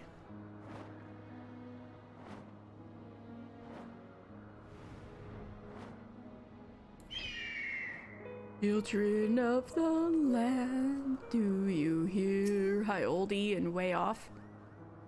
Say hello to way off, mister. Mind your manners around him. A wyvern? Well, I guess you could maybe lift a bigger brick than Old D can. Old D's nuts. Oh my god. You're way off with that one. Look at him, Kupo. Way off looks at least twice as strong as Old D. Yeah, at least twice. I'm certain lifting those stones will prove no difficulty for him. Gone! Oh my goodness! Happy New Year! Oh my god, look at this, look at this! I have Ryunosuke! Look at this! It's Ryunosuke! He's in Final Fantasy XIV! It's the greatest collaboration! It's the greatest collaboration of all time! If he made a workout tape, it would called Sweatin' to the Oldie, Sweatin' to the Oldies. Yep. Oh, Gon, I hope you're having a happy New Year. Is it already New Year where you are? Happy New Year. And Happy New Year from Ryunosuke. Damn, Ryunosuke's going places. I know, right? Look at this little boy. He's so ambitious and strong and has everything going for him. I can't believe Shu Takumi managed to make a Final Fantasy XIV Ace Attorney collaboration happen. 1 hour? Ooh, exciting! Getting close. Well, thank you for spending some of your last hour of 2023 with me.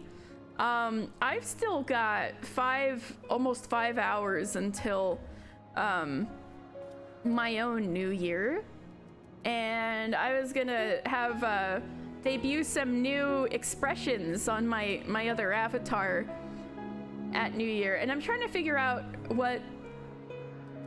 Well, I'm pretty sure Goen's in the you're in the Dominican Republic, right? I don't want to dox you, but so the Caribbean's a bit more east, right?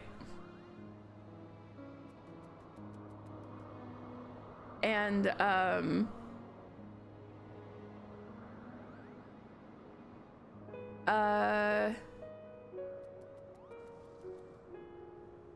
man, I keep blanking. You're thinking Canada? Well, we've got Dan in Canada. We're eclectic in this chat.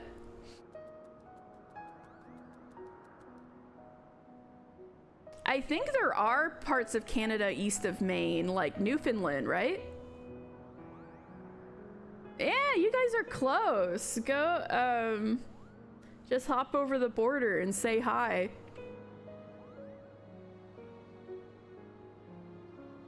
But yeah, go and thank you so much for hanging out. I was thinking maybe I would maybe do New Year's on Animal Crossing.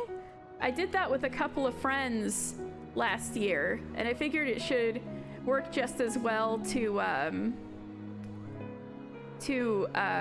stream it. Although I've never streamed my Animal Crossing character before, and I haven't logged in a long time, so I might take an hour or two to like weed my freaking village. But I figure even if no one can come over to the village, we can at least do the countdown, because the cool thing about Animal Crossing is they have a countdown. So if you're still awake, then you're welcome to come along. Although I have to figure out when I'm actually gonna do that. Switch games over. I guess when I feel like it. We've still got quite a few hours ahead of us.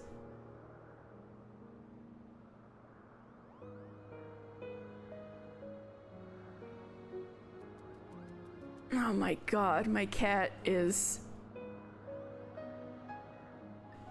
hanging out right next to my laptop threateningly. Like she's gonna step on the keys at any moment. Happy New Year, Stella!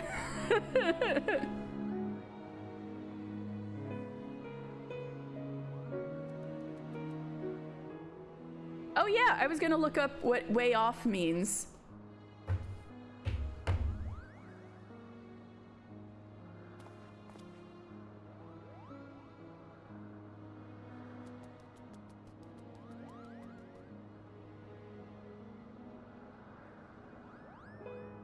Way is wait?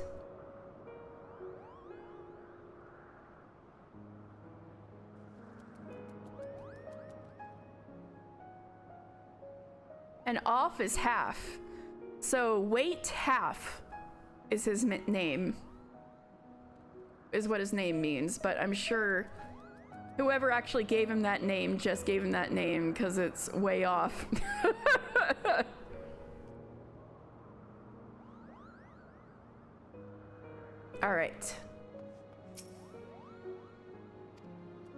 All right, way off. Can you actually lift heavy stone bricks? My brother has requested I hear your plea, and I shall not deny him.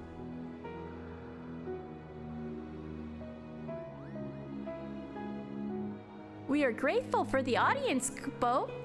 You see, we mean to rebuild the walls of Barlays. Alas, our tiny paws can barely grip the massive stones, let alone lift them. That is why we require a dragon's strength. Your strength. Ah, yes, we have heard tell of Moogles playing at being stonemasons. This I know. Wow, thanks. I care not how or where you conduct your games, or whom you choose to imitate. However, I will not be made party to such whimsy. Oh, this guy's a dork. Way off. With all due respect, you are mistaken. With all due respect, you are way off. This is no game, Kupo. We're pouring our heart and soul into repairing Barlays, and it is only the beginning. Brother, Mogson tells the truth. He is wholly devoted to this task. He's even forsworn trickery. Please, I implore you to give him and his people a chance. One chance, then, to show me the depth of your conviction. Oh my god, Way Off is totally like a sports anime rival.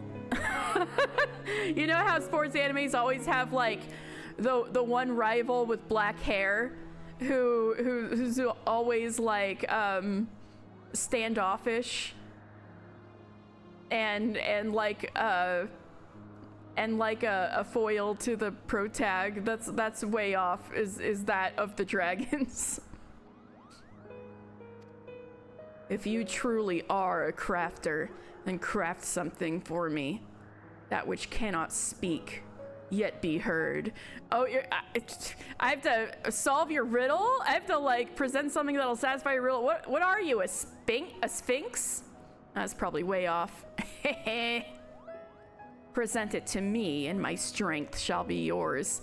With those skinny little arms. I'll believe it when I see it, but it's worth a shot. What? I mean, yes, of course. Mister, let us return to Bar Les so we can begin work on Way Off's request forthwith.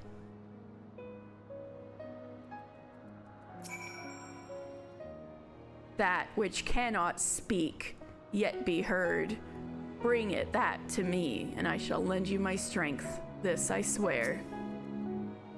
See, I knew brother would be reasonable. Now, off you go to craft. What was it again?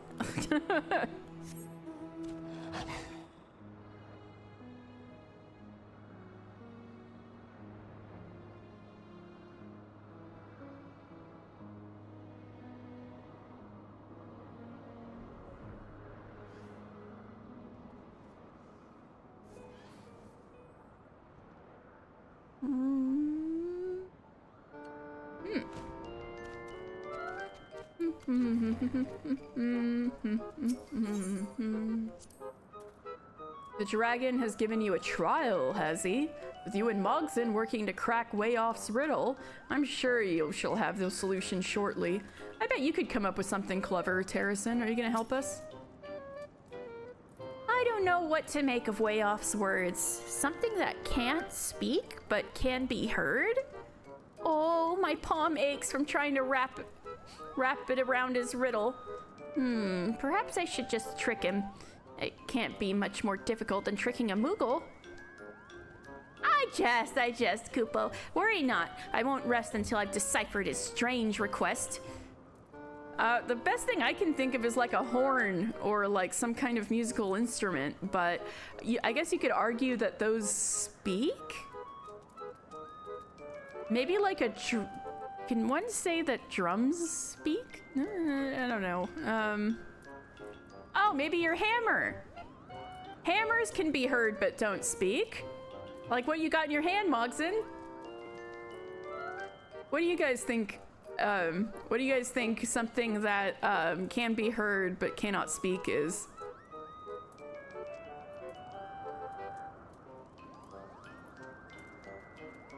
Mister, let's put our palms together. Together, we can chip away at the question until the answer takes shape before us. A sheep? Then the ba. Huh.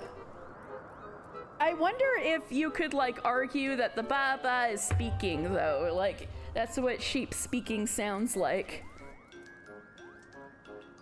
Herd. Oh, because they're a herd. Oh shit. Okay, that's pretty clever. That's pretty clever. A herd of something. I like that.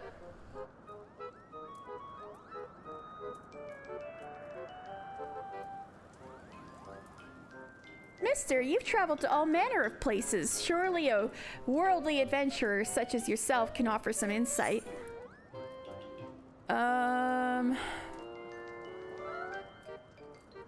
Perhaps it's not an object, but a demonstration of skill he seeks?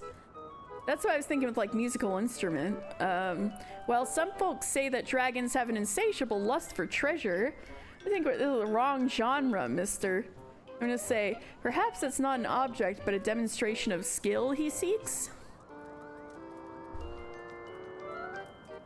A skill?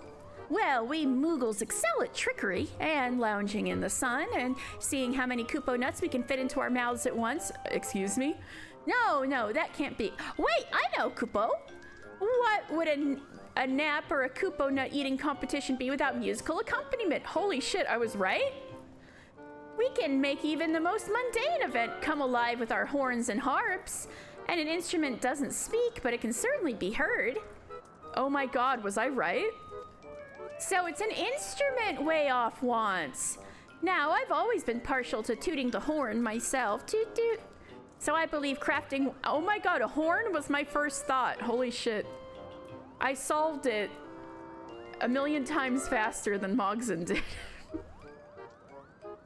So I believe crafting one should prove simple.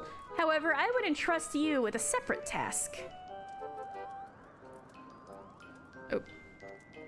A quality mouthpiece, while small, is indispensable if we want the sound to impress. Are you making like a reed or something? Or is that the wrong kind of instrument? And I would trust no one but you to craft a proper one. Mogmul should have any materials you require. I await your masterpiece, Kupo. Okay, I'm gonna make a horn mouthpiece. The horn is a basic instrument, but that doesn't mean I won't try my best. And with your help, I'm sure a good horn will turn into a great one. Okay, let's make it. Wait, I need to talk to the Moogle first. Get the materials. You've come here for materials? Very well, that will be 30 Koopa nuts, please. You should see the look on your face. It was merely a jest. Please take as much as you require, free of charge, of course. Thank you.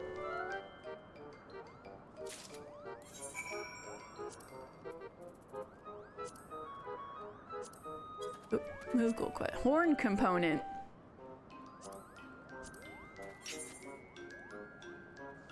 Oh, I need to make it high quality. That was close.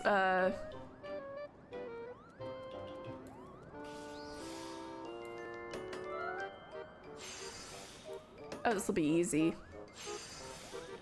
Hey, check out my my free-range, organic, non-macroed console crafting.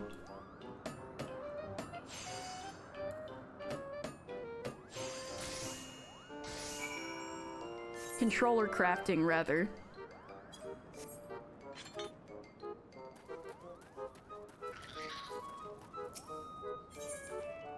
Oh my god! This is the first time I've ever seen the axolotl mount in the wild. Wow, it's got a fancy little saddle. No spoilers about where this comes from, but this is actually the first time I've seen one in the wild. Aww.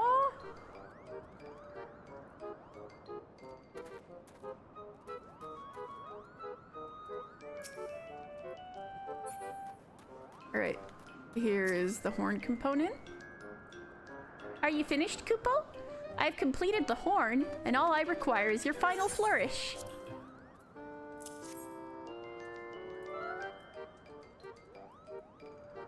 This is even better than I could have hoped, Kupo. Any Moogle will surely be proud to toot on the horn, even Chieftain Moglin. Nevertheless, I must take care when applying the final touches. Go on ahead and meet with Oldie and his brother. I will be close behind, horn in paw. With this horn, I'll prove to weigh off the strength of my conviction and the depth of my determination. It just needs to be just right. Mister, go on ahead to where the dragon siblings await. I'll meet you there shortly, Kupo. Okay. Stella, come on. If you hear noises, she's messing with the mic stand.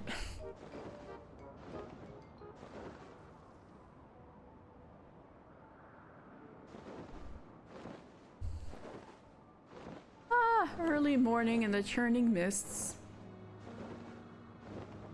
And Zenith is so big. Whoa.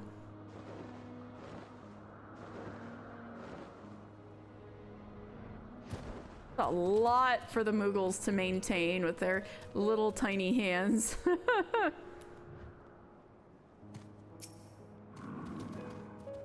There you are. Honestly, I thought you would be longer. Of course, I have solved my brother's riddle already, but I am curious to see what you've come up with.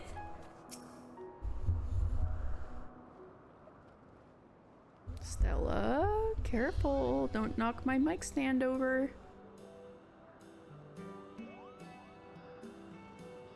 Way off? We thought long and hard on your words, and have brought that which you seek. Behold, a Mogmender masterpiece.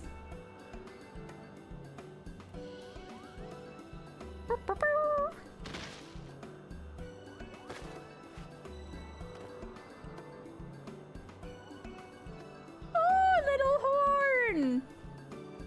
Why, that is just a horn. Why would brother want that? Of course a horn cannot...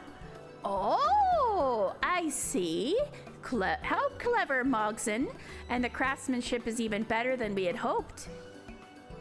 Do not feign knowledge, Oldie. You did not know the answer. As for you, Mogson, was this horn truly wrought by your hands? Indeed, Kupo. I put every ounce of my skill into its construction. Every ounce, as well as a dash of Mr. Skill for good fortune. A horn does not speak, yet it can be heard from even the highest peaks. It would seem my trial was simple before the combined efforts of man and Moogle. I am impressed. Accept my apologies for doubting you. Oh my god, it worked! That means you'll help Mogson? Oh, that means you'll help Mogson? Splendid. But brother, I still don't understand why a horn is so important to you. How much you have yet to learn, though I'm sure you were taught once before that our songs are as roars to their ears, so alien and unfathomable. You would have laughed if that was wrong, honestly. We went to all that effort, crafted the horn only for him to be like, no. So it was that Hraesvelgr bequeathed a magic to men, that they fashioned sacred instruments to join in the chorus. The horn entrusted to the Moogles is but one of these works. Oh, wait a second. Is this insight into 1,000 years ago? When men and dragons were living together up here? So that there were little... So that one of the horns that the Moogles toot to summon Hraesvelgr actually emits a sound like a dragon song? Oh, God. Every time there's a little detail about the old dragon and man civilization from 1,000 years ago, I just get sadder. Thanks a lot, Thornton. That wasn't correct at all. Technically, you did get something that counts, but that was not the answer. Yeah. If you would have my aid, you must wield an instrument worthy of calling upon my kind. I believe this horn will do nicely. Oh, are you gonna put magics on it? An instrument to summon a dragon? It's that good, Kupopo? No one has ever praised something I've made. Aren't you supposed to be the best of the best? What do you mean nobody's praised anything you've made? This feeling is better than eating 3 Kupo nuts at once.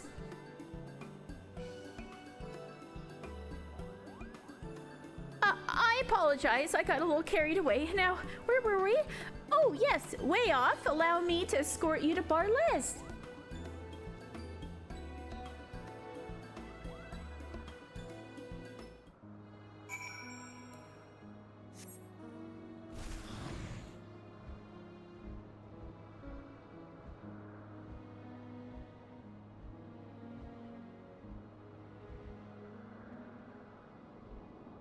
Children of the land, do you hear?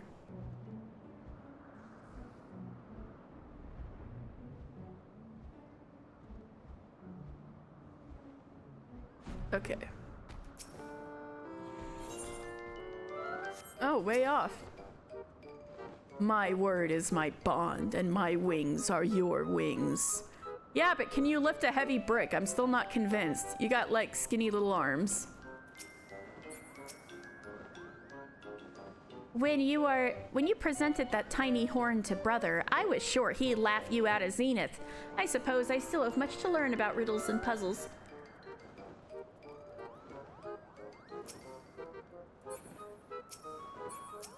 I'm trying to talk to Mogson. To create something with my own paws is an amazing feeling, Kupo. Absolutely amazing. Yeah, man, we're crafters. Now this is what I envisioned when Mogson spoke of dragons. I applaud your success, my friend, although I did not doubt you for a second. Mogson certainly seems to be in high spirits, higher than usual, even. Did your meeting with Way Off go that well?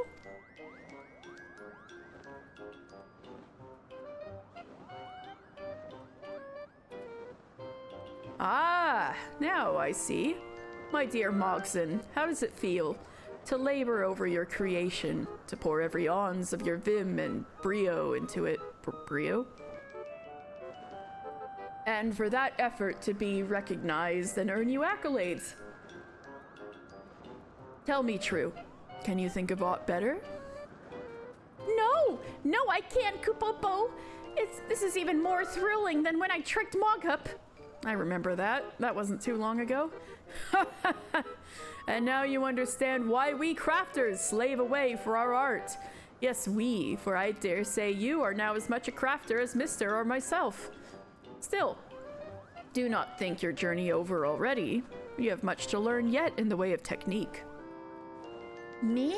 A crafter, Kupo? I don't know what to say, except that I'll try my utmost not to disappoint. I guess you were more like a repairman before this. I guess that's not the same thing as a crafter. And you must be way off, whose trials spurred Mogzen's growth. I am Terracin, and I offer my humble greetings and thanks. Well then, shall we begin? For perhaps the first time in 1,000 years, man and dragon shall work together to build, not destroy. Yeah, you seem rather calm about this. I know quite a few of your countrymen who had less power and influence than you did during the war who would not be calm right now.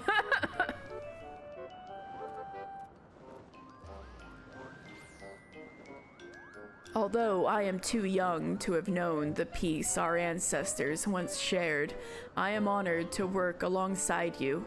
May our bonds be strengthened through our labor. All right. Hopefully he actually can move things.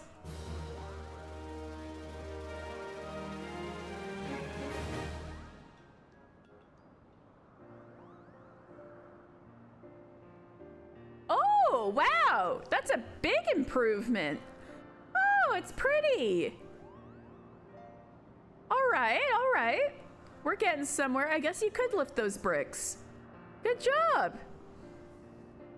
It looks great. Thanks to your efforts, the outer walls of Barles have been restored.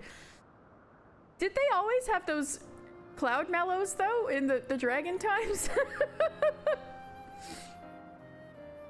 Continue assisting the Mogmenders to see repair of the plaza completed.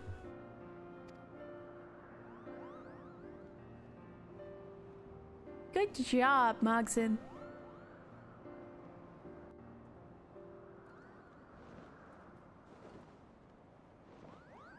Reputation up, we're friendly.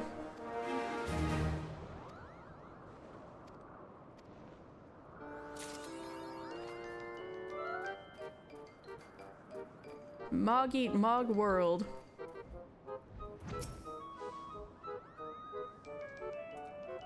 Greetings, mister. Rest assured we're working until our muscles can take no more, Kupo. Is there anything else you wanted?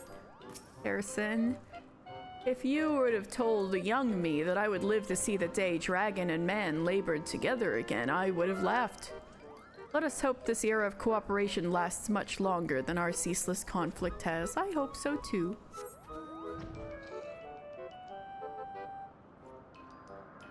Oh yeah, Mogup, how are you? A working Moogle is a happy Moogle, Kupo. Who would have thought that by the sweat of my brow could come so much satisfaction? Master Mogzen is truly a genius. Wow, you're still hypnotized, huh? Well, these walls are looking great. Good job, everybody. So hopefully by next Sunday I'll have the next batch ready. Until then, let's grab Vanu Vanu.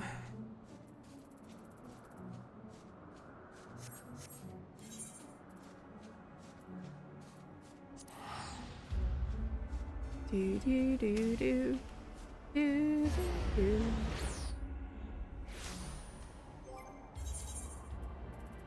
Let's see how things are going with the Vanu siblings.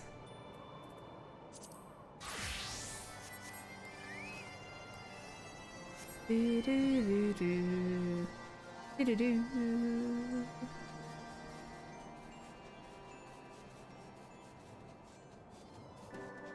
Wait, wrong way, wrong way. I need to go down there.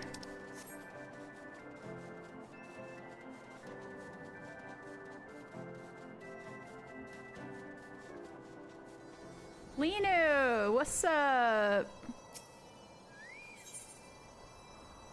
I guess both you and your sibling are Linu. Linu Vali, what's up? Linu Vali is cooking up a plan to improve relations with the Zundu. Oh yeah, there was a little bit of tension there, wasn't there? Mister, it is as Linu Vali fears. Ever since brother visits Chief Sonu, the relationship between Zundu and Gundu is tense. We must do something before tension grows into animosity, disrupting all Gundu and Zundu work together for. Linu thinks upon problem for many sunrises and decides that Gundu shall hold a feast for Zundu. Aww, he'll throw him a little party, have a little potluck. That sounds nice. To treat friends to banquet is meaningful act among Vanu. When we gather around blazing cooking fires, all grudges wash away like tears in rain. Linu is to prepare fish for the main course, so she goes to Vorsian Siran to make a catch even Inu Vanu envies. Food that the cook catches with her own talon is all the more delicious. So wait, like a water fish, not a cloud fish? I'm surprised. However, as essential as the fish is the seasoning, and Linu wants to impress, so she asks Mister to gather a mineral most precious, Abalathian rock salt. But this isn't a gathering quest. I could actually mine that, but do you actually want me to go get that? Bundu holds the cloud seas in higher supply, so Mister, oh, I gotta steal some instead of mining it. Okay, phew, okay. So Mister must venture deep within Vunduvana to where their storehouses lie. Search them and bring back most pure chunk you can find. Linu needs time and concentration to make suitable catch, so she asks that Mister gives the rock salt to brother. Watch, Mister. Linu returns with Cloud Sea's most succulent fish. So you are getting cloud fish, I think?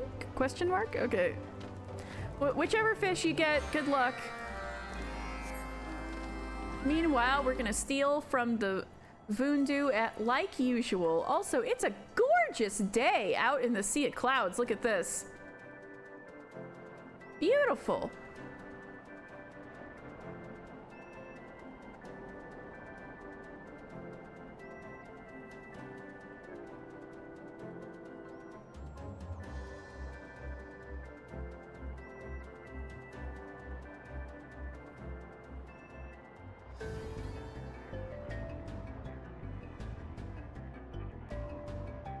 Need to keep climbing. Da, da, da, da, da.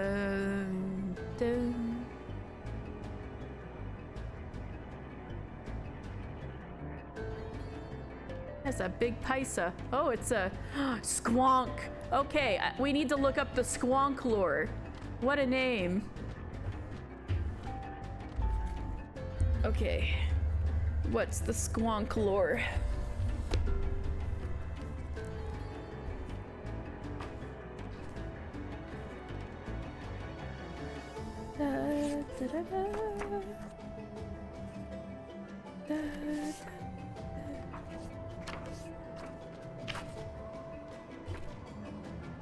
I think that's all in the second encyclopedia.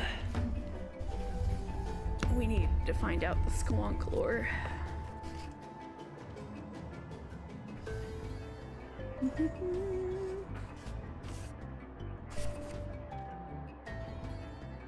Alright, squonk is a B rank mark. Mayhap it is because the floating islands have been cut off from the world for so long, but the Sea of Clouds seems to have more than its fair share of curious creatures. And they don't come much more curious than the Paisa. They are mischievous beasts with wild, staring eyes, who seem to be in a constant state of agitation. Still, they prove no match for a clansman, all apart from their leader, the dreaded Squonk. Wait, Squonk is the leader of all Paisa?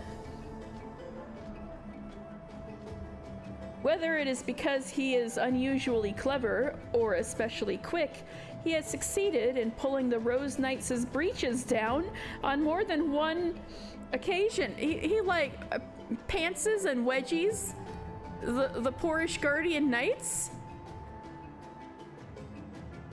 Whether aught of import goes missing, whenever aught of import goes missing from the Rose House, one can be sure that Squonk is not far away. Holy shit. Squonk really is notorious.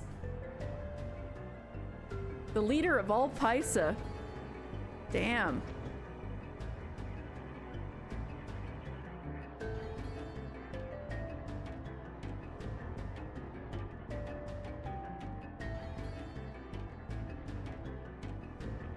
Alright, I'm gonna steal some salt. Unclouded Abalathian rock salt.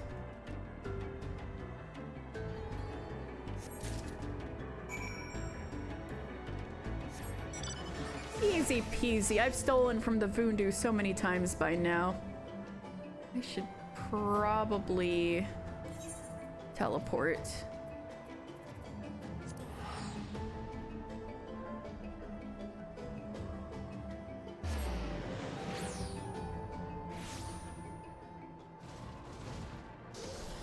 So you heard it here, folks. That's your lore for the day. Squonk is the name of the leader of Paisas.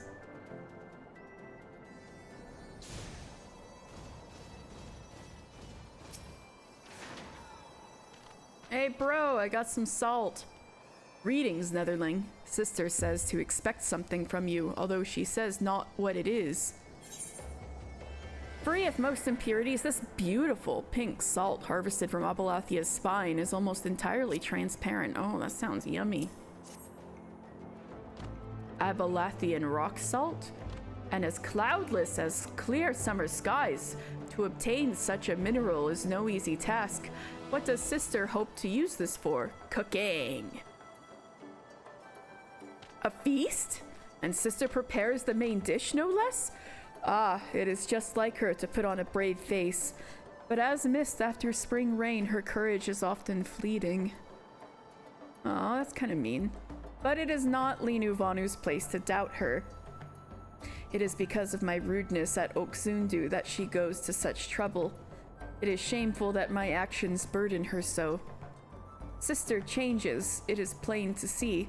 Not long ago, she clutches at Linu's feathers, fearful to wander too far from my gaze. But now, her conviction to build our new home spurs growth, so much that Linu sometimes does not recognize her.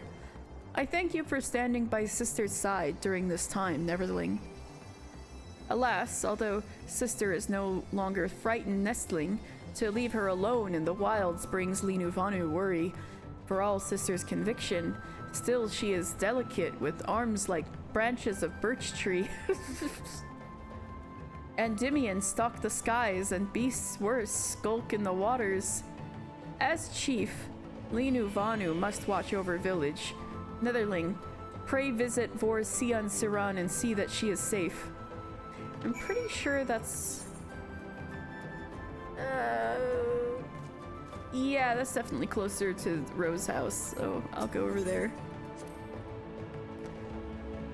Linu Vanu worries for Sister's safety. I mean, Camp Cloudtop, I mean. The Netherling, make way to Vor Sion Siran to ensure she is unharmed. Okay, let's go to Camp Cloudtop and fly east.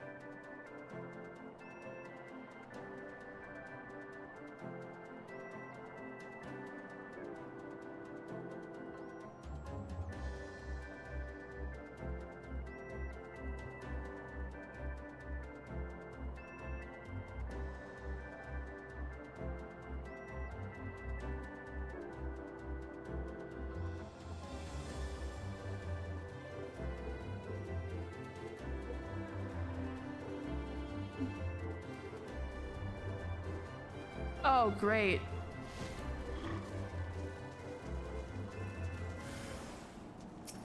Whoa! He almost got wormied.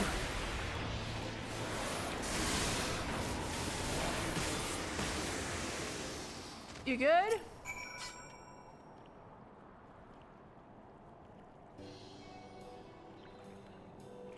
Mister, thank you for rescuing Linu yet again. Cloud fishing requires patience and focus. Linu's surroundings fade into background until there is only the fishing line and lure. You are hyper-focusing. Linu does not hear the cloud worm steal upon her. Maybe the worm smells Linu's catch. Fish is so plump. Leftovers from feast feed tribe for moons. All right. Come, mister. Let us return to Okundunaki before meat spoils. Oh, great.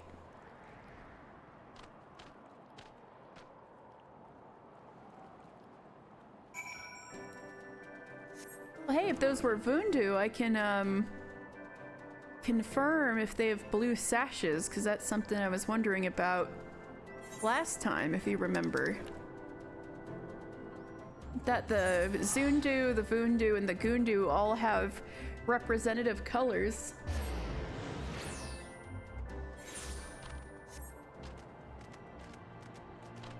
Zundu's red, Gundu's green, and Vundu is blue, so I guess we'll see if they have blue sashes. But we haven't really seen a lot of Vundu characters, just like random enemies who don't have the sashes. Or sashes that look like another races. Anyway, I mean another clans, sorry, they're clans. Brother gives Linu Vali rock salt Mister takes from Vundu. With such rich seasoning, fish will be the talk of Oksundu for moons to come. This sounds good. And now, Linu Vali cooks. Of course, Mister is welcome to feast as guest of honor. Yay! Ooh, we're gonna have a feast. Just perfect for New Year's Eve.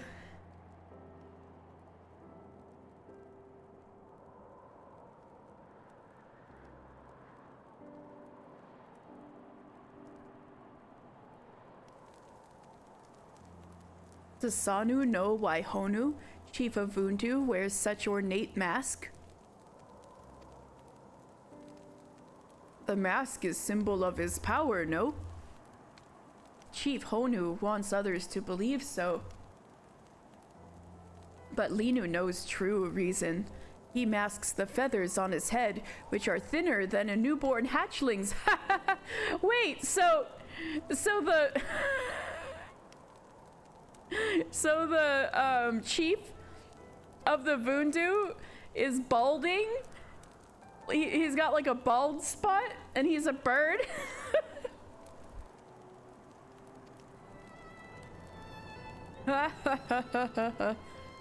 Many times Chief Unu and Sonu sit around fires such as this. Sonu still remembers well the power of his dance. I think that's Linu's dad, if I remember correctly. He moves with the intensity of the sun itself and drives all darkness into hiding. Linu wishes to one day dance with father's vigor. Yep. Both to honor his memory and to protect Okundunaki. Linu Vali may still be young, but Sonu knows she will become a great member of the Gundu tribe. Maybe one day she becomes chief. I think she deserves it more than her brother, honestly. Chief Sonu makes Linu Vali blush. Linu is but a nestling still. It is but a joke, Linu. Don't joke, I would make her chief.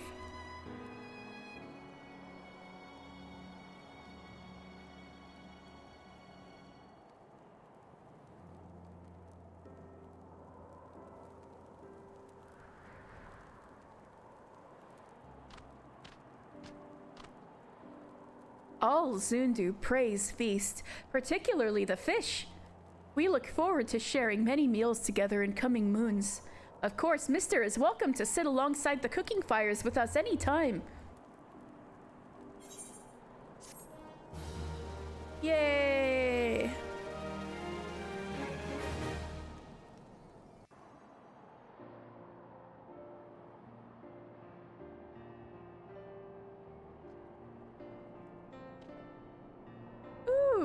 nice.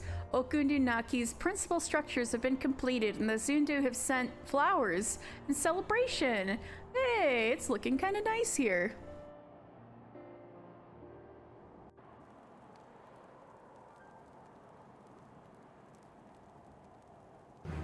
We're respected.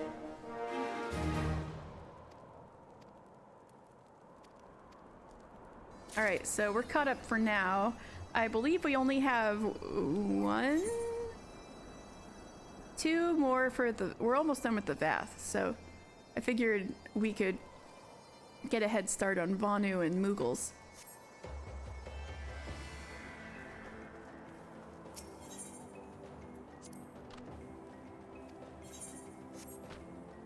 Alright, anybody say anything new? Are you less of a sourpuss, Linu Vanu? To rely on the Zundu makes Linu Vanu uneasy, but any arrangement is better than suffering under Vundu. A chief must protect his people. Linu keeps Gundu safe from Vundu menace. Alright. What should we do now? We could work on a job quest. I still need to do warrior, ninja, and then all the Heavensward ones are done up to 50, but I could do the 50 to 60. Which one do you think we should end the year with? Oh, I can also do scholar and summoner.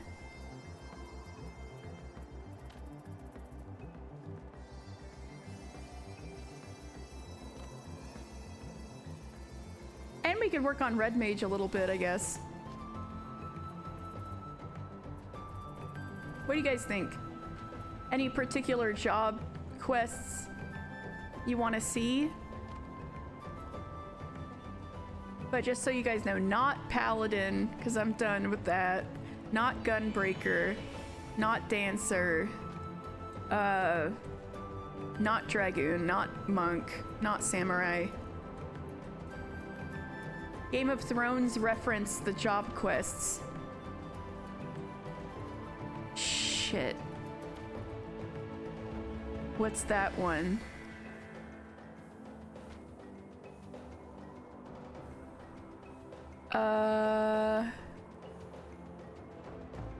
Because Game of Thrones is so broad, I'm like, my brain is blanking.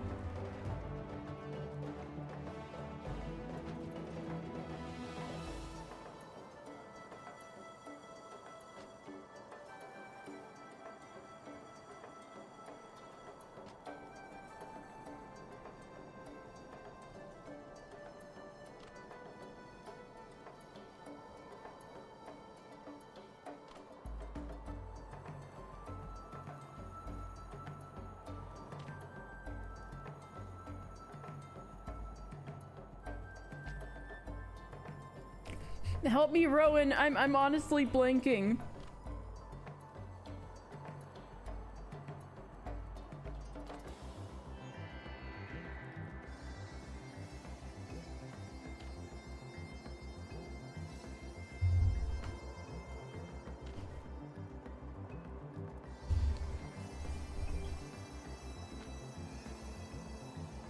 There's like so much shit in this game that's a Game of Thrones reference. It honestly doesn't narrow it down a whole lot.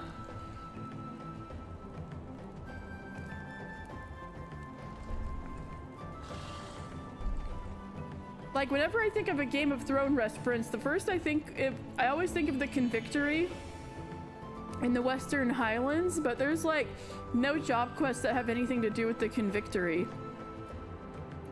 All right, well, let me know what that is. I'll go do something else. Oh,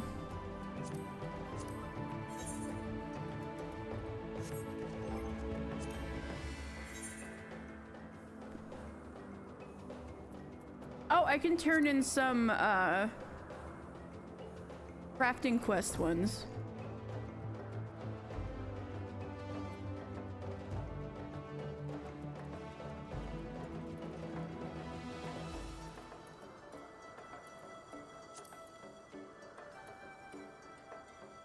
I can go ahead and continue botanist. Since I need to be in I'm in the area. Let's do botanist. Let's go to Camp Cloud Top.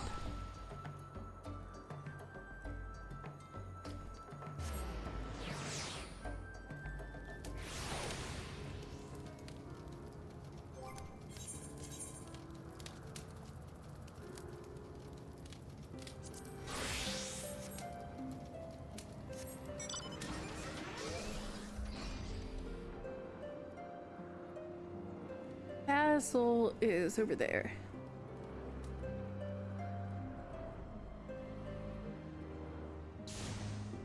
Hey, buddy. Miss Muji tells me you've managed to get Master Martineau's advice. Yes, the Ishgardian authority on botany. Even though he's notoriously elusive, you truly are dedicated to our cause, my friend. Have some emerald beans. We need to cross these with shroud vetch to make some good beans that'll grow up here. Ah, so these are emerald beans. If I understand correctly, the plan is to cross these with shroud vetch. You have the latter as well? Yes, I do. Marvelous. My thanks, mister. I shall set about cross-pollinating them at once. The process will require considerable time and effort, but I'm confident that it will be worthwhile in the end. Ah, before I forget, Miss Muji left a message for you. She bids you come and meet her at the Aetheryte Plaza in Ishgard.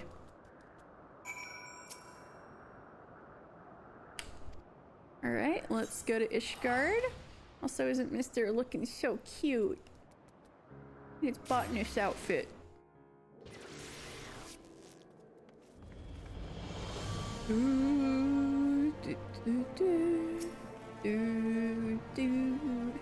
Welcome back, mister, and good work. Not only did you help Basil solve another problem, you served as a bridge connecting the people of Gridania and Ishgard. In case you're wondering, I've already sent off the draft for the second installment in my series. It's bound to be as successful as the first, and there's not a hint of fabrication in there. Embellishments? Certainly, but no fabrication. 2 nations, 1 seed. That's the title I have in mind. Simple but powerful, if I do say so myself. Of course, my story is secondary to all your hard work. Basil's crops are coming along well, and it's in no small... Oh! Hey! Happy New Year! Happy New Year gone! Yay! Happy 2024! Yay! All right, how'd you bring it in?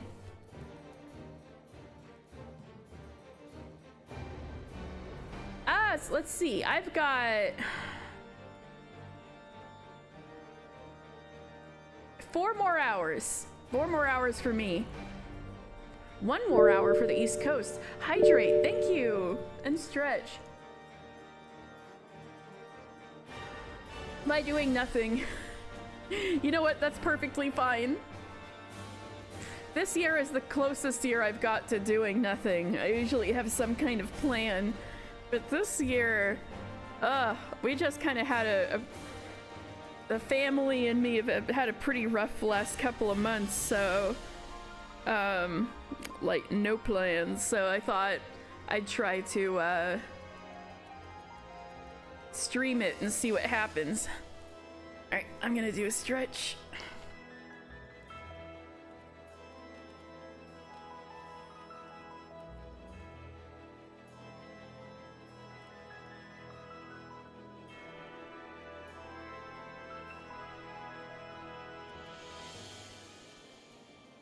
But I figure I'm probably getting to that age where I'll start doing nothing on New Year's.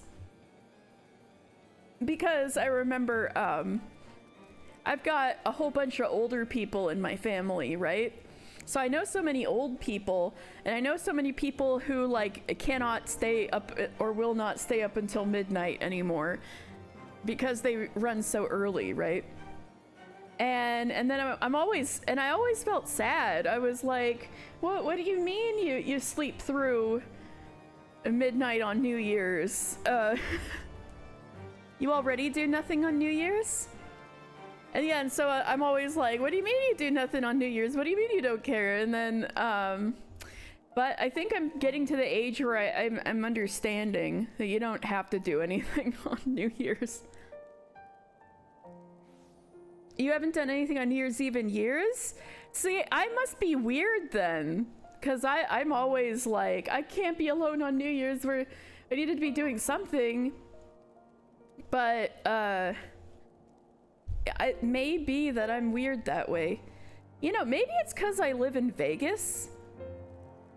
Because, yeah, see, that's the problem for me too. I also don't have anyone local to hang with. Except family, but it's not happening.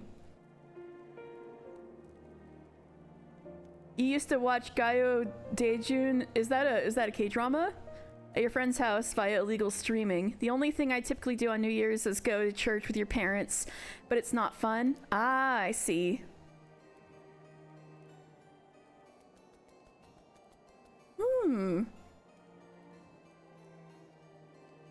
See, New Year's I used to live in Japan, and New Year's in Japan is really cool.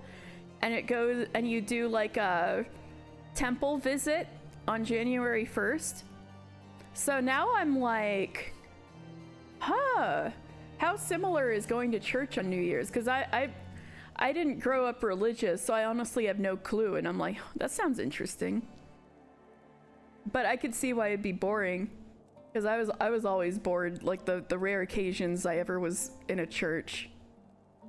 Your ideal New Year's Eve would be hanging out with your spouse. Can you see the issue with this deal? Because you don't have one yet. Yeah. I know, though. That sounds so nice, right? To have New Year's Eve with like a significant other. And you like drink champagne and have a party. Ew. I'm just kidding. Yearly concert show in Korea. Oh my god. That's like, oh my god, I can't believe it. Japan has one like that. It's really fun.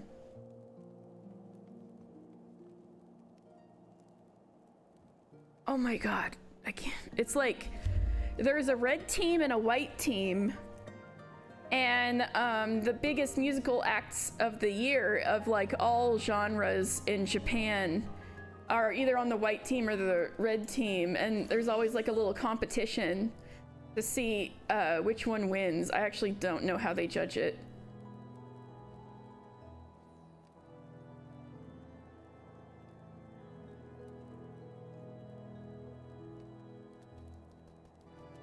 Kohaku.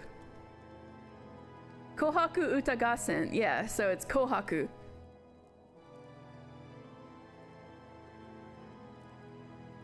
Kohaku.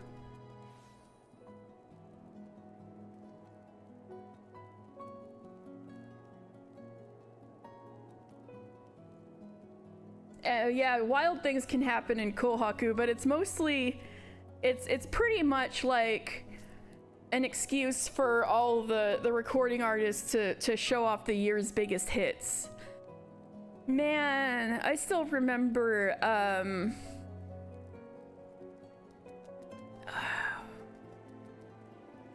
oh no, that had to have been like 5 years ago now. I was working in Japan, and I was visiting my host parents for like I wasn't living with them anymore, but like I went to go visit them, and we were watching Kohaku. And a couple years before that, I had been working in Tokushima, so like I was celebrating New Year's Eve in Tokyo, but I used to live in Tokushima, which is in Shikoku, so like a much more rural island to the way south. And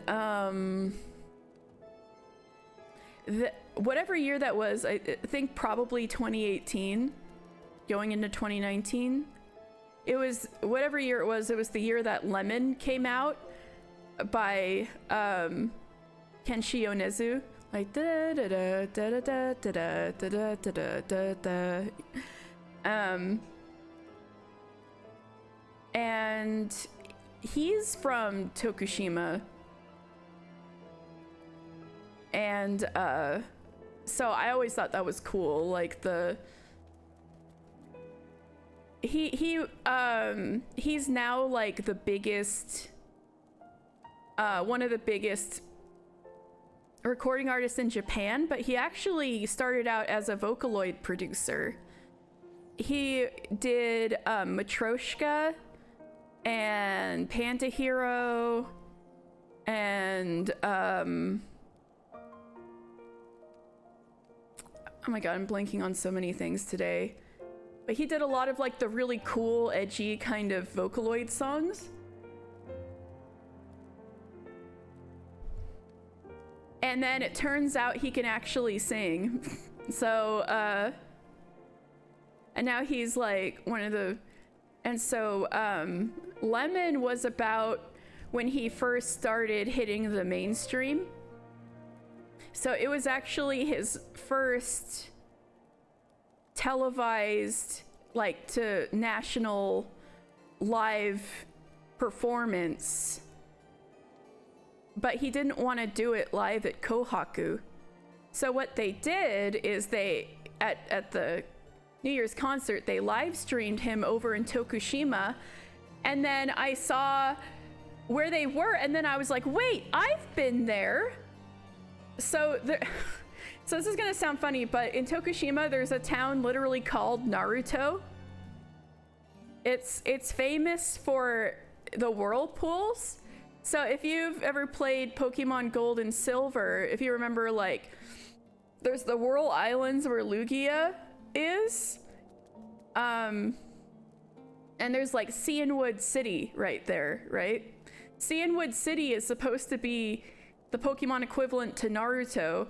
And if you look at Cianwood City, it's like the eastern part of an island that's completely separate from the rest of Johto. So that's the only part of Shikoku that is in Pokemon, unfortunately. Vocaloid and Lemon made you think of the stupid Miku eats a lemon and dies meme. Lemon's not a Vocaloid song, but oh man. But anyway. So I'd only been to Naruto once. There weren't any whirlpools that day, unfortunately. Oh yeah, by the way, in a weird, like,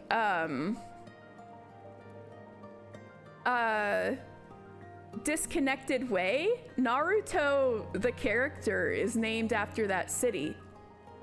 Because his name's Uzumaki Naruto, right? So Uzumaki's like a cyclone, right? And like a spiral. And he's actually named after the Naruto spiral fish cakes that are put in ramen.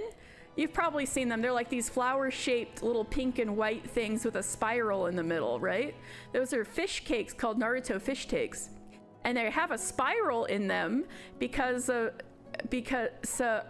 then they're named Naruto because of the whirlpools off of the town called Naruto. So that's where Naruto's name comes from. Anyway, in Naruto, I only went there once, and it was a Japanese teacher co-worker who brought me there to one of the most memorable museums I've ever been to. It's a museum of fake art. And it is ridiculously well-funded and fancy. It's pretty expensive to go to, but all the art is fake. So the concept behind it is in the event, they're these timeless classic works of art, like the most famous paintings you can think of. If they were ever destroyed,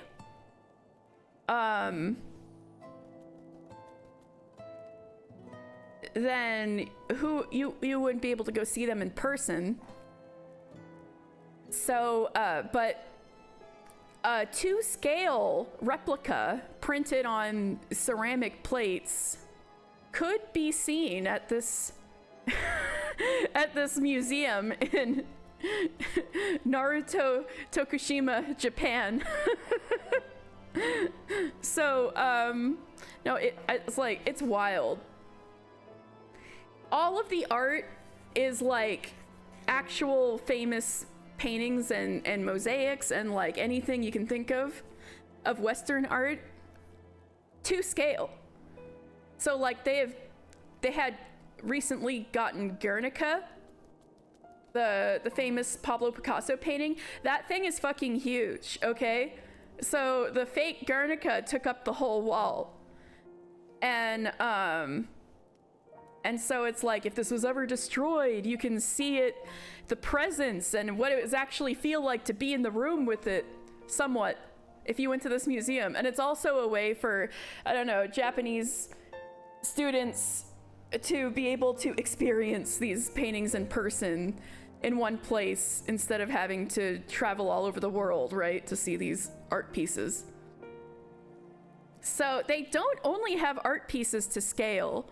When you walk in, there's like these long, so after you pay a ticket, there's these long escalators, like the longest escalators I've ever been to in my life, like 3-story tall escalators that take you all the way up to the first part of the museum. And right there is, honest to God, a 2-scale replica of the Sistine Chapel.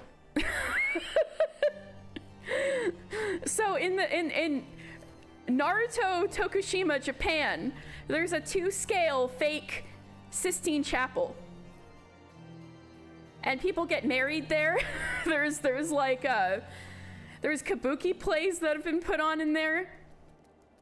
And so, coming back to Kenshi Yonezu and this New Year's Eve 5 years ago, they're like, all right, so Kenshi doesn't want to come here in person. It was really cool. It's like the most memorable museum I've ever been to. I still think about it all the time, even though none of the art was real. And that's not even the only fake 2-scale chapel they have in there. They have 2. And it's so stupidly well funded because it's actually done by the guy who funded it was like the CEO or founder of Otsuka Pharmaceuticals, which made Pocari Sweat, if you've ever heard of Pocari Sweat energy drink or a hydration sports drink in Japan. It's that guy. But so they're like, so Kenshi is going to do his first ever nationally broadcasted concert, but digitally from a distance. So they went over to him, and then so Lemon was his breakout hit. The music video to Lemon was very iconic that year, and it's very cool. Actually, all of Kenshi Yonezu's music videos are very cool, but Lemon music video is in a Western church, like Western style church, and it's a very like, ooh, I'm in church feeling kind of song. So the camera goes and I figured it would just be, you know, showing his face and he sings the song. No, this is a production. So the camera kind of goes up these long escalators, and there's all these people. It's dark, and there's all these people holding candles. as the music starts, and I'm like, wait, this looks familiar. And so the camera's traveling up the escalators, right? And then they go, and it's the fucking Sistine Chapel. And I realize, holy shit, I've been there. I've been where they're broadcasting this from. And yeah, Kenshi Yonezu in the Sistine Chapel in the fake art museum in Tokushima, which is his home prefecture. So he was broadcasting it from home in the coolest possible venue. Oh my god, it was amazing. And I had to try to explain this to my host parents in Japanese, like, I've been there, you know? Oh, that was so cool. And so yeah, it was a whole production, like all the lights were off, so it was very kind of soft, only lit by candles, kind of live production. It was very, very cool. But anyway, Kenshi Yonezu since then is like one of the biggest guys. So he just did the song for The Boy and the Heron, like the new Miyazaki movie. He did the main song for Final Fantasy 16. He did the opening for Chainsaw Man. He also did the only opening for My Hero Academia that anyone likes. So he's everywhere now. He's doing very, very well. And his music videos are very cool, so you should go watch them. Anyway, the guy who made Matryoshka has come a long way. And so anyway, that was my cool New Year's story. Deserved, to be honest. Yes, I think very deserved. Very deserved.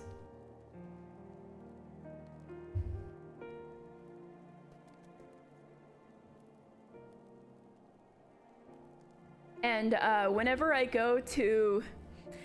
There's an arcade in town here that has a lot of Japanese rhythm games. And they have a lot of Hachi songs, which was his Vocaloid producer name, Hachi. And I always do Hachi songs whenever I do Mai Mai or Groove Coaster. Yeah. So anyway, that's the last time I had a cool New Year's. Well, no, that's not true. You would love to play Project Diva arcade in Japan. It's actually really hard. It's really hard because they have all the PlayStation buttons in a line, and so you have to just remember which button is X, which button is triangle. And it's not intuitive at all. You'd either have to keep looking down or you have to learn this one is this one, this one is that one. It's so hard. But yeah, that would be if you can get over that, it's good. You play it on your PC with the PS4 controller, but I assume the arcade version would be easier. It's not. It's really not. If there was a way you could like take a controller and plug that into the machine, though, that would be sick. I don't know if you can do that. You can usually plug headphones into those machines, though. That game would make you bleed money. Oh yeah. See, the good thing about the place in town here is that it's like an hourly rate, so you can play as many games as you want for like 15 bucks an hour or so. It's probably for the best that you don't have access to it. You know what? I understand. I understand.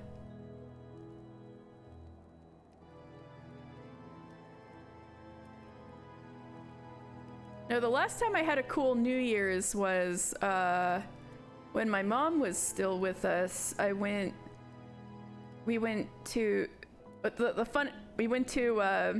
Springs Preserve, which is this place in Vegas that's supposed to kind of preserve the original environment before there was construction here. So it's like a little desert preserve, but there's a lot of things on like the water conservation, like lots of desert plants and animals and little educational centers. It's like a fun place to go to and walk around.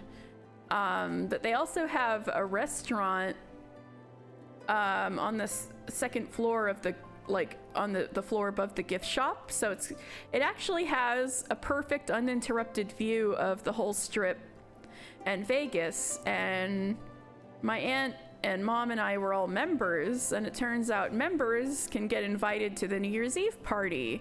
So we were like, why not? Because it's supposed to have a good view of the fireworks, because there's always a big old fireworks show that goes off of the strip in downtown in Vegas on New Year's. So we went and did that, and there was like a little bit of champagne, a little bit of okay food, and so when it was getting close to the fireworks, we went out onto the little balcony that surrounds the restaurant, and right there, a couple proposed when the fireworks were going off. A guy, you know, got on his knee and proposed to his girlfriend. It was the first time I'd seen something like that happen. And, you know, it was like so touching and awe, but son of a bitch, guys, guess what the twist of this story was? It was New Year's 2020.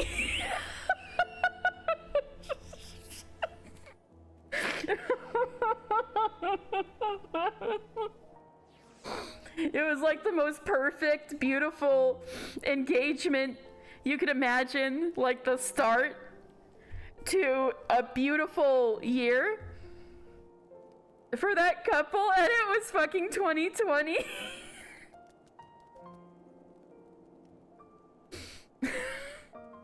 This is mere months before nobody could go anywhere, let alone to a party like that. Anyway, that was the last time I had any sort of New Year's of note. Last year, I had the no weddings allowed. I know, right? I wonder when they finally got married. Oh, man. I wonder if they stayed together.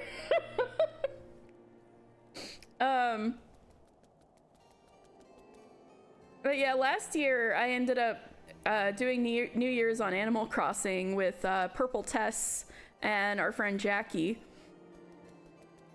So I was thinking I might do that towards midnight. If people want to join on my island, they can, but it's nice because it has a countdown, and so I don't have to go like scour somewhere for some kind of countdown and choose which one to follow or whatever, because I could just do it in Animal Crossing. If they were already living together, they definitely had a test to see if the marriage would work out. You're so right. Holy shit. Didn't divorce rates like spike after the pandemic, after lockdown? Oh my god. So true. Okay, I've been leaving Moochie hanging a long time. Let me finish this up. They did, man, yeah, and like some other bad statistics too. People really had a good test, and I know everyone's pets were overjoyed. I remember, because oh my god, my humans at home and not at work all the time. Oh, your parents divorced during the pandemic. Oh, maybe I shouldn't have brought that up. I'm sorry to hear that. Man, that was rough times. Of course, my story is secondary to all your hard work. Basil's crops are coming along well, and it's in no small part due to your efforts. For his sake, please keep it up. It's all good. You saw it coming sometime before. Your life didn't change. You know what? You know what? I relate to that a little bit. I had shit going on in my life that was like totally had nothing to do with 2020. But I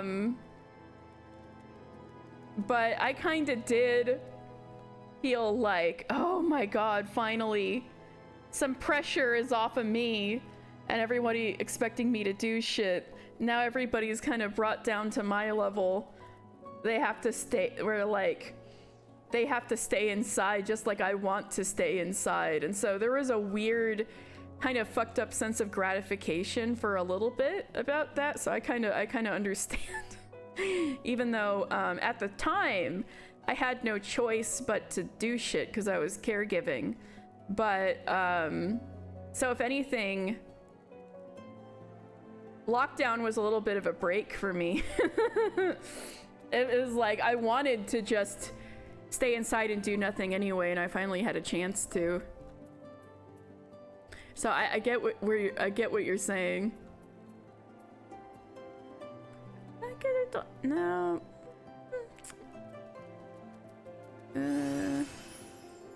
Wait, I think I needed hands. I'll take the vest.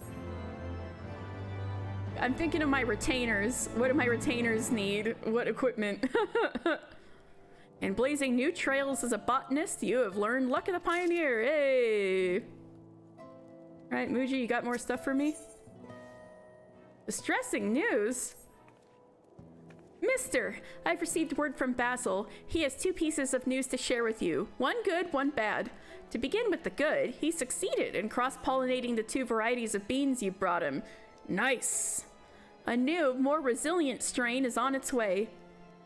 As for the bad, the vermin population has fairly exploded, most likely due to rapid reclamation, and they're threatening the crops. Oh no!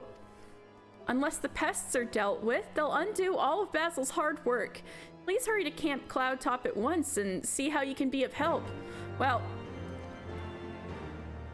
I know some Vath who are pretty good at making insecticides, but I'm pretty sure that's not what they're gonna ask me to do. Well, I don't know if I'm gonna hurry to Camp Cloudtop. I was just there.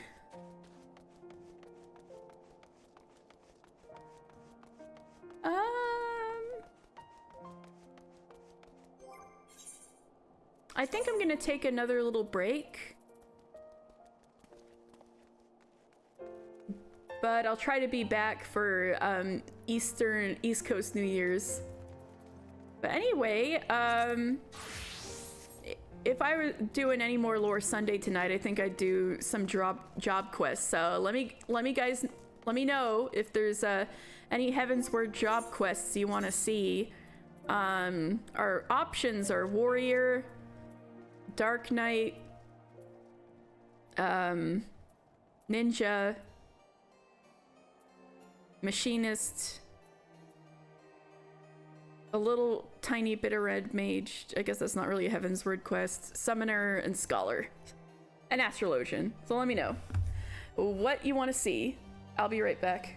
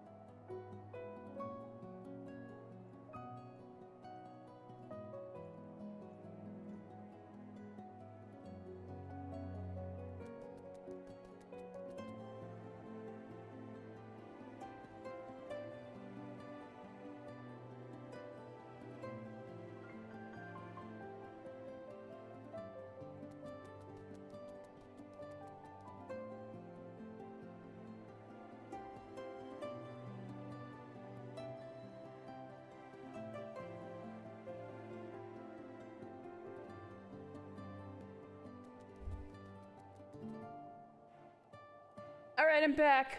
Aw, no job quest requests. But hey, guess what I have?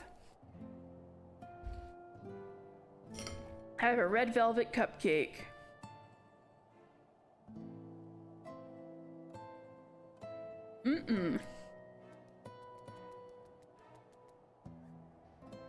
With cream cheese frosting and everything.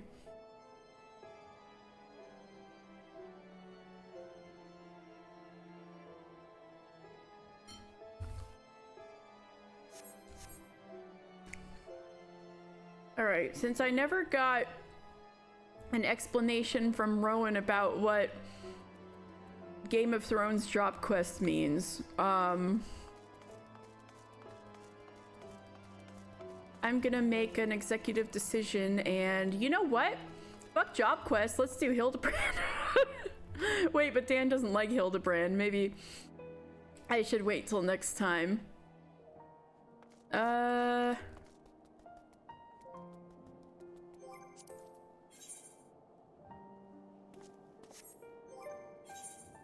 Let's do...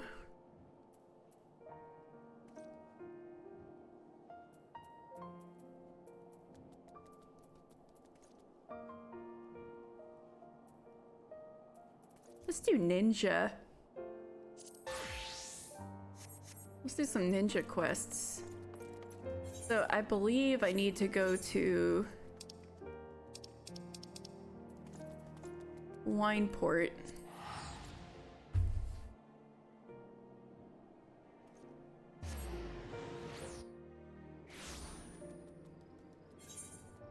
Yep.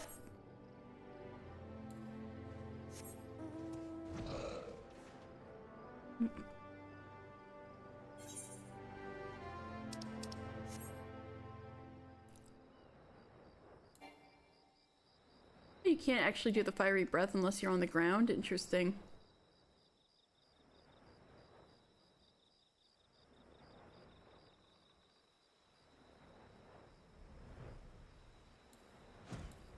Right, Byakubu, it's been a hot minute. Welcome back, mister. You may enter. I should probably, even though it's like the only thing differentiate. Okay, chat. For cutscenes, should I take the cool ninja mask off so you can see his expressions? Or should I keep Mister like this for the ninja cutscenes?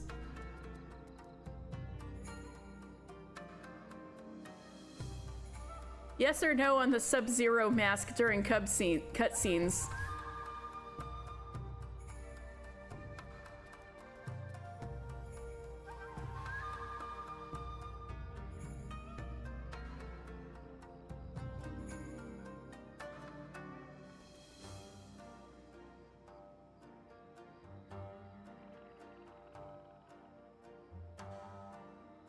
You have no opinion? No, petting. Mask stays on during cutscenes. All right, mask is staying on. All right, Obero, you bitch, what's going on? Strangers in a strange land. Obero has been pondering how you might grow as a shinobi. Mister, you are welcome. I can tell your devotion to our art has been absolute, and I sense that greater power awaits you. But I have no new ninjutsu to teach. You alone can awaken the power inside you. But if you do, our art will be in the very beating of your heart. I learned much and more whilst I was a shinobi of Doma. Too bad we can't go to Doma. Mayhap you would find your own way if your blade served a master. Mister having a master? Such thoughts will have to wait, however. Not minutes before you came through those doors, I received this missive from Jack. Jack! It's been a hot minute. He bid me to come to Limsa proper with all due haste. Join me, mister. Your path here began at the Rogues Guild. Yep, it sure did. And mayhap returning will spark something new within you. Okay, I wonder if Jack will have any advice for you. Right, back to Limsa it is. We're Limsaing all over the place today.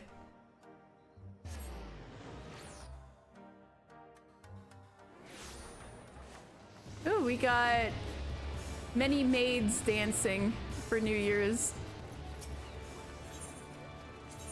Somebody's going to town on guitar.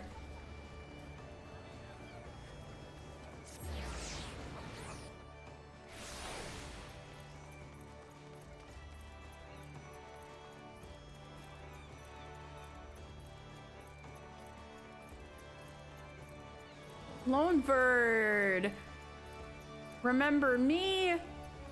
How's the convent doing? You looking to head inside? Yep.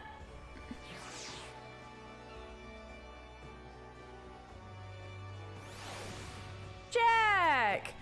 You can tell who I am with the mask on, right?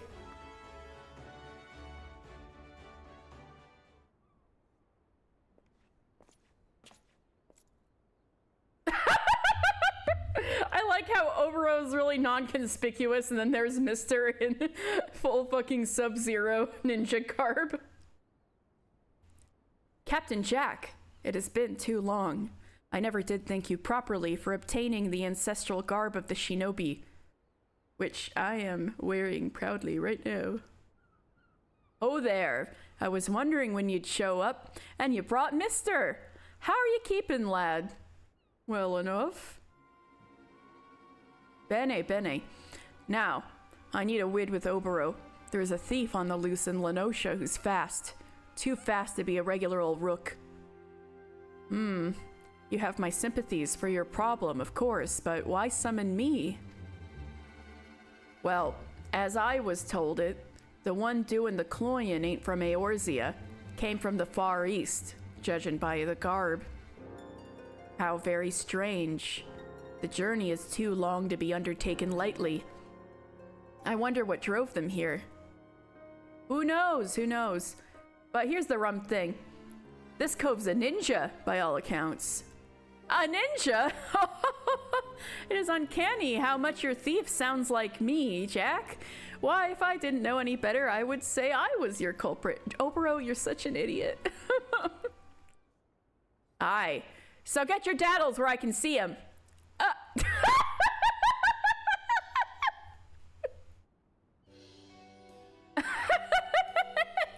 Couldn't help a bit of a muse in there. Of course, I don't actually suspect you.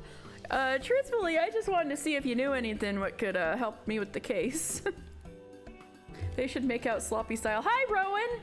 So which job quest did you mean earlier? It's like haunting me. That I would be taken in by so obvious a ruse. Didn't you say,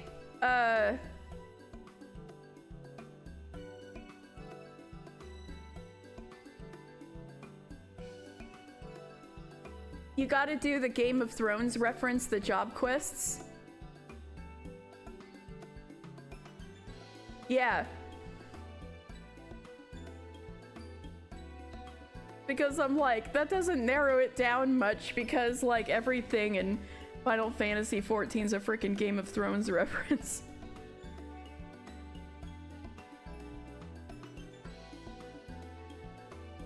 Especially ARR and Heavensward. Red Mage, does a girl have a name? Girl's name is Arya, she gets a saber, etc. Oh! Arya, of course. I don't know why I didn't make that connection. I was just like so unsure. Makes sense. Perfect sense. Right, right. Yeah, we can work on Red Mage in a bit. Well, if the thief is a shinobi of Domin origin, then I might know him. Would you allow me and Mister to aid your investigation? With pleasure. Things will go a good bit smoother with a couple of dimber dambers like you on board. Why don't we go and see what the victim's got to say about our rook, eh? Mulfa Kelfa is the cove we want, and we'll find him over at Summerford Farms. That is a male Plainsfolk Lalafell. Ha! Been a goodly while since our last job together, mister, and I'm looking forward to having you along. It has been a hot minute, Jack. Our simultaneous Midlander male nods. Me and my favorite Cole, back on the job. I'm his favorite Cole. You ready to go and whittle what happened to this Mulfa Kelfa Cove? Yes, I am. Summerford Farms.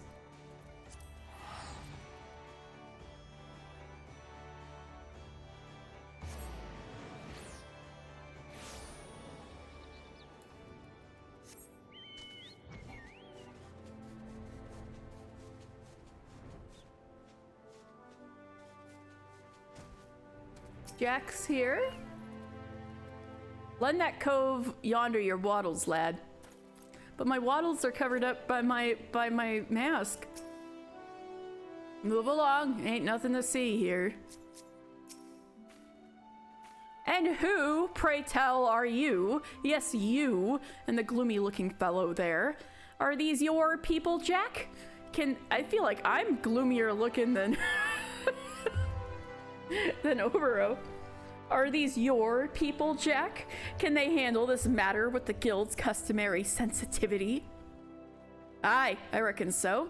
Mister here is one of the guild's newer lads, and your gloomy-looking cove is a cult, just joined up, so to speak. In that case, bring back my orb. Orb? He's got it. He needs to ponder his orb real bad. It's one of a kind, and they stole it from me. Two nasty thieves with a Far Eastern look to them. That sounds rather racist, my guy. And after I spent a bloody fortune on it, orb. The nerve of those two falling upon me as I was on my way here.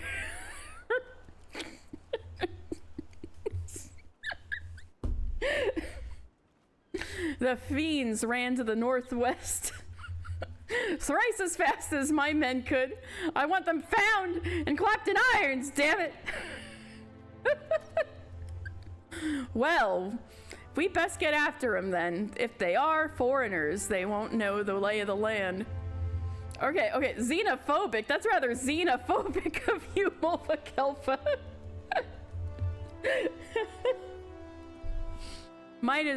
Might be as we can use that against them and catch up before they hop the twig.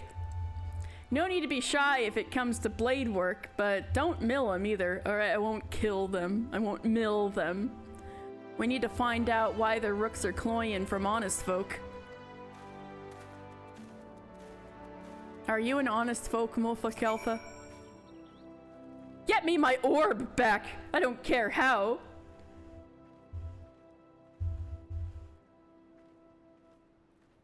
Tomato, tomato, potato, but nay, nay. Move along, ain't nothing to see here.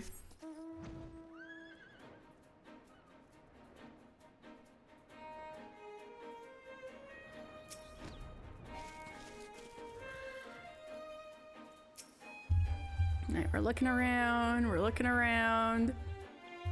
Do we see any ninjas? Are there any ninjas out here in the pasture? You find a set of footsteps heading to the northwest. Okay. Damn. Are you really good ninjas if you leave evidence of your presence?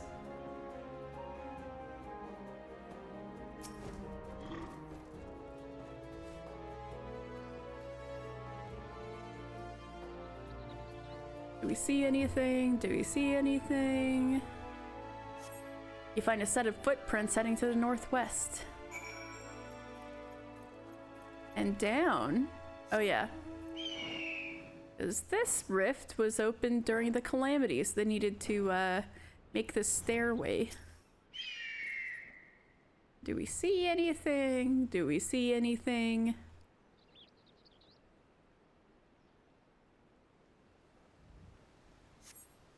You can just make out two figures ahead in Woad Whisper Canyon.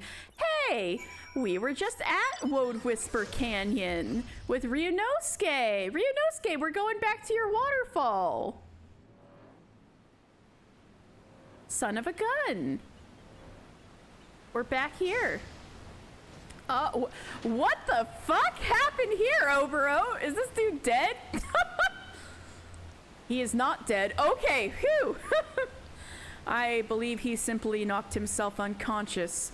The girl silently staring at us is of more immediate concern. From her looks, she is not to be taken lightly. Okay. Yes? What are you suspiciously doing here? Oh, raw girl.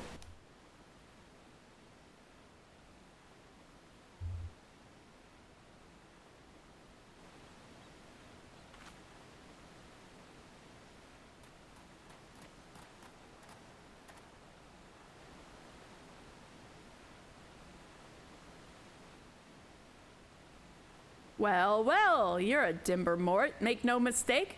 So, why is it you've taken to cloying? Like, I don't understand a word you just said. Never a tender wid for Jack, is there? Nah, it's always a stabber. Yes, that's her, the thief! Ha! I knew taking this to the guild was the right choice. Uh-oh, that smirk. Sadly, this means our relationship is at an end. It would be inconvenient if you were to learn of how I came by the orb. Oh, you are evil. Sellsword, your skills are required. Wow, what a little bitch. I saw you earlier. Ha ha ha, it'd be me pleasure. Jack's one to be reckoned with, but not when he's got two fledglings at his side. Me trusty Triton will do for them all. Bro does not know who I am. Also, his eyes are fucked up. Well, them's choice wids from a double-crossing bastard. Neither of you mind being called fledglings? Not in the least. It will be all the sweeter to make him eat those words. And he is a more fitting foe than some silent maiden. I don't think she'll take kindly to that. I just have a feeling. Ha ha! Bluster and rage all you want. You won't be going gently into the night. Ha ha ha!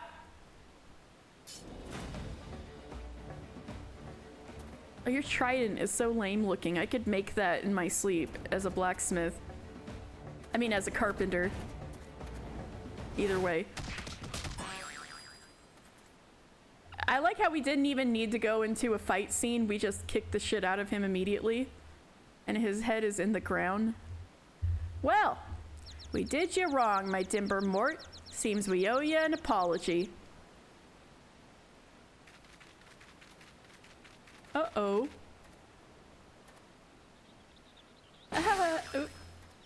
Knocked his lights out too.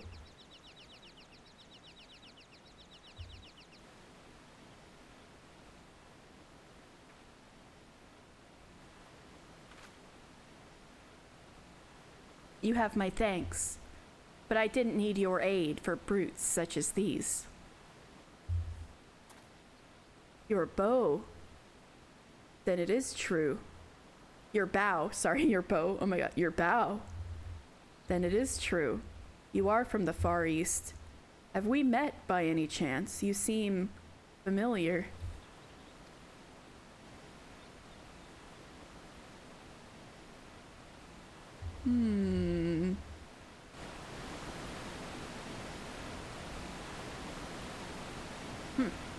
Your accent marks you as shinobi.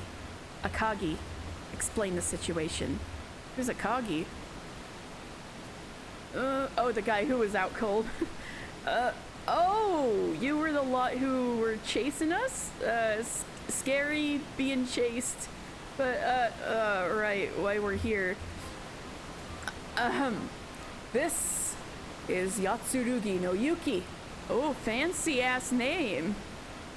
If I understand your customs, you'd call her Princess Yuki of the Yatsurugi clan. She's left her lands to search for her family's treasures. They were stolen by bandits, you see. The Yatsurugi clan! You are very far from your domain, princess. Tell me, why make the journey? I have no time to talk, not while the identity of the bandits still eludes me. You need only know that I have taken back 3 of the stolen treasures, and I will leave when the other 2 are mine. Very well. Your reasons are yours to keep. But I cannot leave you without a sworn dagger, princess. He just turns on the white knighting immediately. And I know just the person to do it. Wait, I'm gonna be the sworn dagger? Oh yeah, you were like, you need a master. Okay. Mister, will you not aid in Princess Yuki's mission as her shinobi? As you know, we are blades, and our missions are as whetstones to us. Through duty and service, we sharpen our skills and our minds. This is the next step on your path. The princess is a stranger here. She can trust no one save you. Does she trust me? Your mission is to guard her with your life and return her safely to her people. What say you? Okay. You need to get hired, Lamau. Yeah. I can't believe Oboro of all people told me to get a job. You think me naive enough to trust a shinobi? When Doma fell, we all saw your daggers in its back. Come, Akagi, leave the traitors.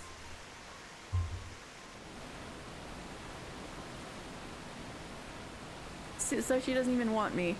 Been like that ever since we got here. Why, she'll barely let me pack her bloody clothes.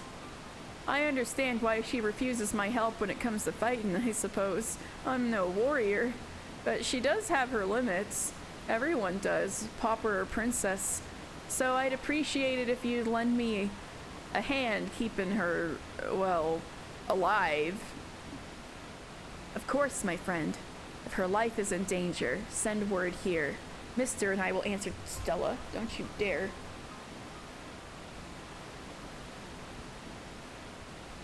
I'm much obliged. You have no idea. Oh, but I'd best go. She'll have my head if she catches me chatting. I'll be in touch. Funny guy, that Akagi. Biting back Far Eastern baubles what was bitten, eh? We'll need to whittle more from that dastardly duo, I bet. The guild will tip a daddle to track down the bandits that cloyed the treasures. Thank you, Jack. When you have something, you know where to find us. Shall we, mister? Going back to Ninja House? Yep. Somebody doing the Heavensward, Jesus Christ. Heavensturn quest sent me a free company invite. I'm surprised I don't see anybody else out here doing the quest though. Probably because they're all celebrating New Year's, because it's like that in a bunch of time zones now. Wait, it's 3 minutes till East Coast New Year's. Ooh!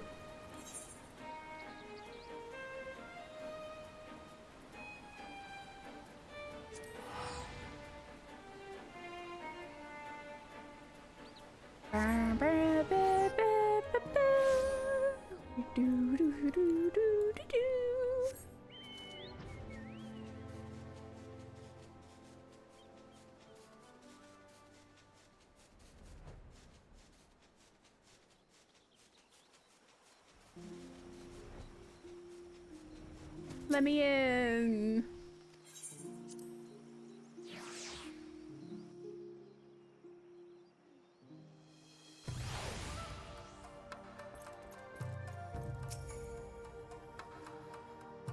I had heard of Yuki Yatsurugi before.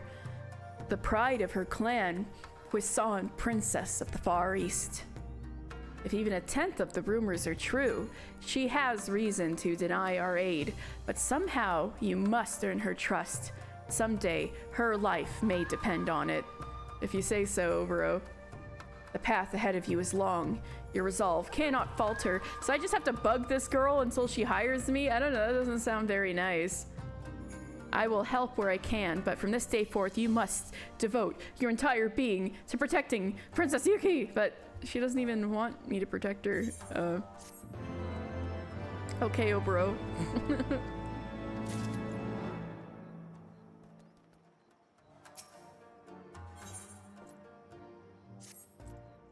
Akagi has summoned us, Mr. Princess Yuki is attempting to infiltrate a Salt Hound stronghold. The Salt Hounds. He would have us save her, to use his words. He has managed to delay her near Memorune's trading post. I trust you know the place. Let us away with all haste.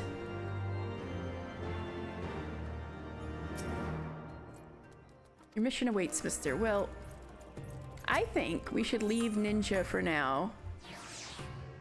Let's go do some Red Mage, since that was the only one that was requested. I believe that the Gold Saucer is where Shirun has been waiting for me.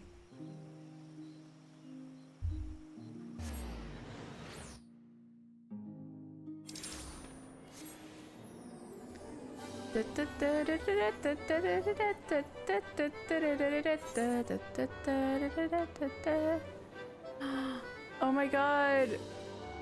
No! Fall Guys is really gone. You know what? Next time Fall Guys comes back, I'll definitely unlock it as Mr. And he'll have some nice he'll look cooler in the outfit anyway, because he'll have the scruff going on. And it'll be funnier. Anyway, Red Mage. There we go. And Happy New Year to the East Coast!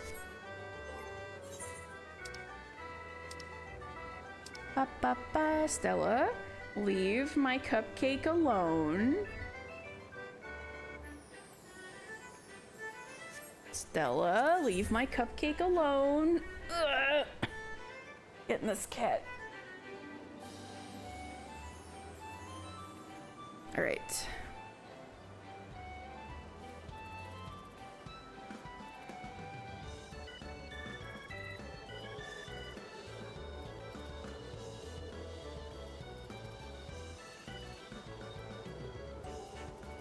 There we go.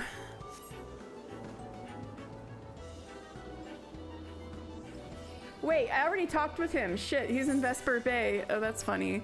I forgot.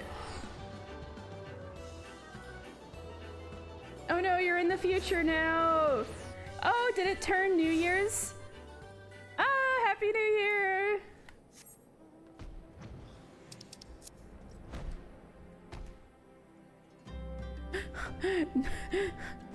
Norvrant VPN? Jesus Christ.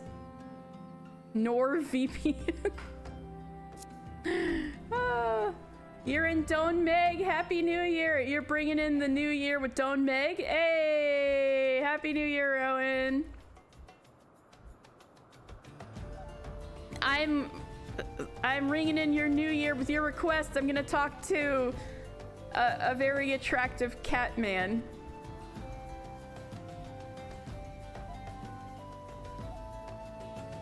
Shirun's here. Hey, babe. What's up? Good, you're here. Master Wilkin has begun his overland trek from Moldau. Before he left, I asked the good merchant to discuss his travel arrangements with less than usual discretion. Assuming the assassins have eyes and ears on their target, we can assume they will have moved to occupy the most favorable ambush sites. Now, if I were intent on murdering a lone traveler, I would choose one of two options. The first being the alleys here in Vesper Bay, and the second being the long, dark tunnel leading into town. I propose we split up and secure both areas. I will take the back streets, and you can have the old mining shaft. Sweep the tunnel clean of ambushers and meet me back here when you are sure the route is safe. Yes, sir.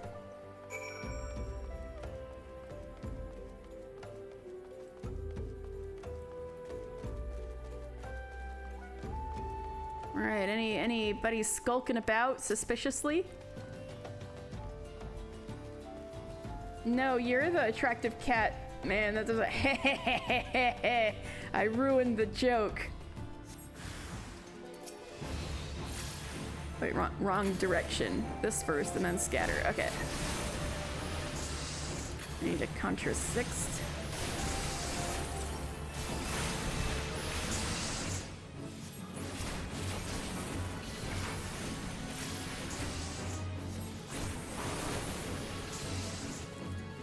Oh, that was Contra Sixth. Fuck.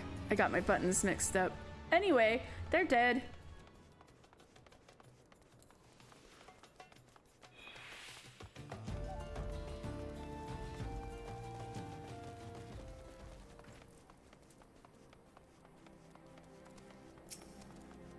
Hey, good job. Defeated their ambush, did you? Well done. As you can see, they had a second group waiting in the wings. Your opponents were the same mute attackers as before, yes?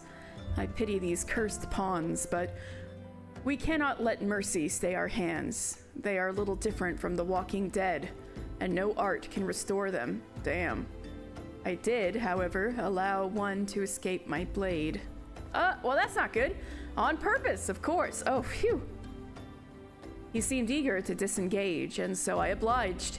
He limped off toward the coast. But with the wound I gave him, he'll not have fled far. I will track this last assassin to his destination.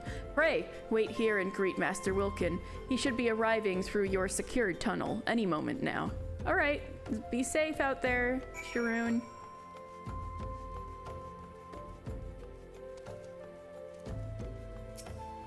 Hey, are you good? You seem a little scared. Ah, Master Mister, here I am, and with nary a scratch upon my person. My deepest thanks. You have saved my family, and for that I can never truly repay you, but I must at least try. Pray share this gift with Master Sharoon. My supplier will be waiting, and so I must take my leave of you. May Nold enrich you and bless your endeavors.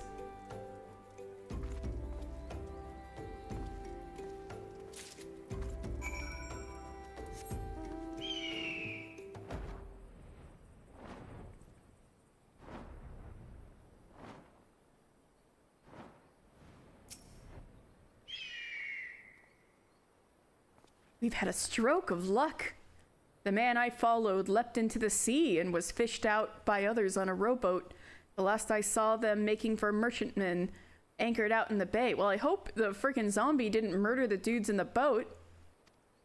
Considering the absence of fear, I must assume the one who fled had been commanded to report the outcome of the ambush. If we can identify the ship, then we will be one step closer to unmasking this vile puppeteer. And then we can... Another token from the esteemed Master Wilkin. Wilkin's gift. How kind that he seeks to reward us. Ah, and there is a note here as well, addressed to us both. You have my eternal gratitude. Twice now has my life been saved by red mages, and twice by one in particular. Mayhap you remember this day, 20 years ago, when the Crimson Duelists fought to save the life of a child. I remember you, Master Sharoon, for your scarlet garb was forever etched into my memory. Ooh, he knew you 20 years ago, Sharoon? 'Tis a strange feeling to be recognized for a decades-old deed. Had he not known me, would he have been so ready to place his life in our hands, I wonder? You're a hero, Sharoon. Aside from a few wrinkles, I suppose I've changed little in my appearance. I was clothed thus when we worked to evacuate our fellow Alamegans, even as the homeland we knew crumbled around us. But in the end, it is the lives that matter, not the place. Regardless of the circumstances, a red mage must strive to achieve the greatest good. So I've always believed. Our actions are our own reward, but a little acknowledgement does wonders to sustain one's faith, eh? You're a hero, Sharoon!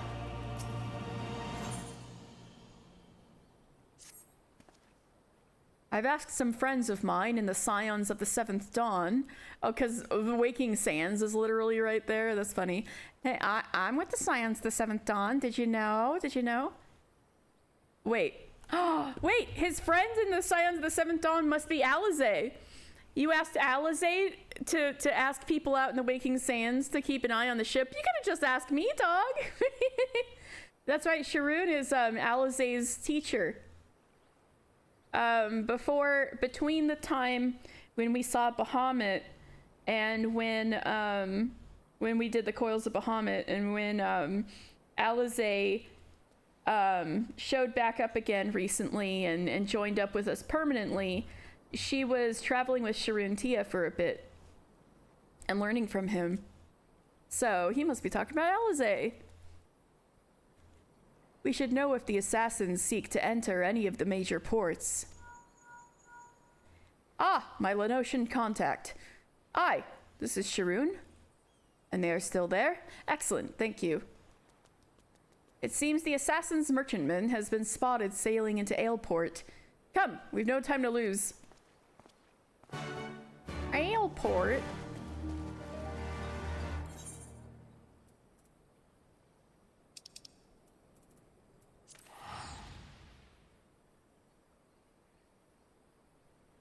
Yunosuke's so cute. Hey, welcome back out of Don Meg.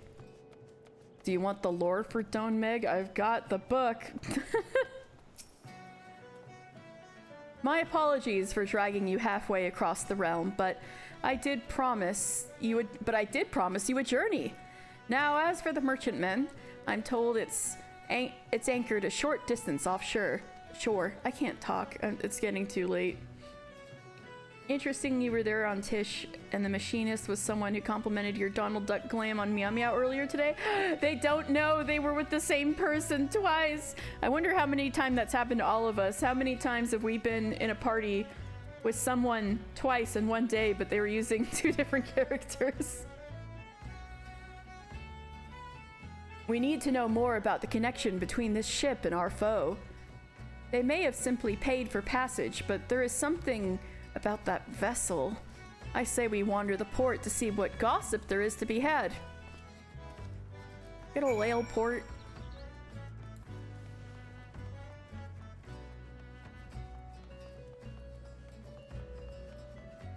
For a second I was like, oh god, not Sienna again. No, it's in here, isn't it? Yeah.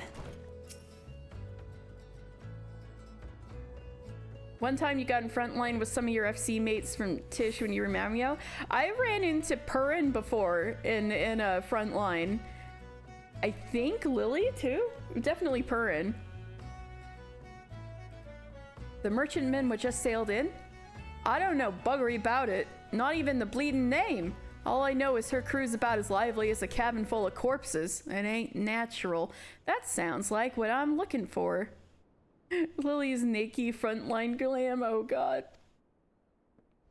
There's a rumor going round that the Yellow Jackets have taken an interest in their dealings, so I'd rather keep me distance any road, so they're up to no good, I take it. Hi, I'm finished answering your questions, now off with you. You don't want to be associated, huh?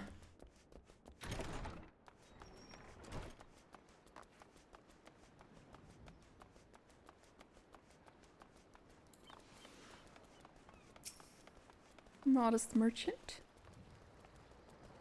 Nay, me lad, I've not much to tell you about that ship. They say she's a trading vessel what brings goods from Rods at Han, so from Thavnair, eh? Your boy Torianche is here, I'll say hi to him for you. Oh, are you... Oh, because you're doing, Shadowbringers on Tish. Yes, please say hi to Rianche for me. Mwah, mwah, mwah. But her crew, they say she's a trading vessel what brings goods from Rods at Han, but her crew's a sullen lot. Asking a friendly question about what they was hauling got me naught but blank stares and silence. That looks like the ship we're looking for. Oh, so the rowboat that picked them up was the fellow So they were working together. It wasn't just a random boat of rescuers. Okay, so it was all on purpose. That ship's naught but trouble, ye mark my words. I've mates what swear they've seen her pulling alongside Imperial vessels, the Garleans. Uh-oh. Only the gods know what's hiding in that hold of hers. Could be weapons, could be prisoners. Just the bleeding sight of her makes me whiskers twitch. You have your metaphorical whiskers, right? Mikote saying, that makes my whiskers twitch.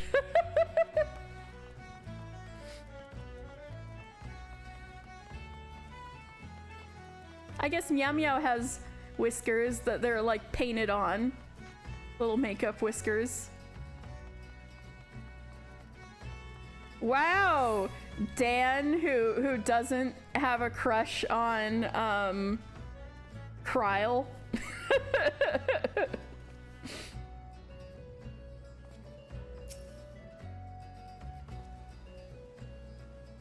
Anyway, Sharon Tia and Oriange. Imagine having a crush on a Final Fantasy XIV NPC. Couldn't be me, Rowan, hiding desperately a huge pile of photos of Graha Tia. Were you able to aught of interest? Strange crew? Mystery cargo? Ship's name unknown? Aye, I heard much the same.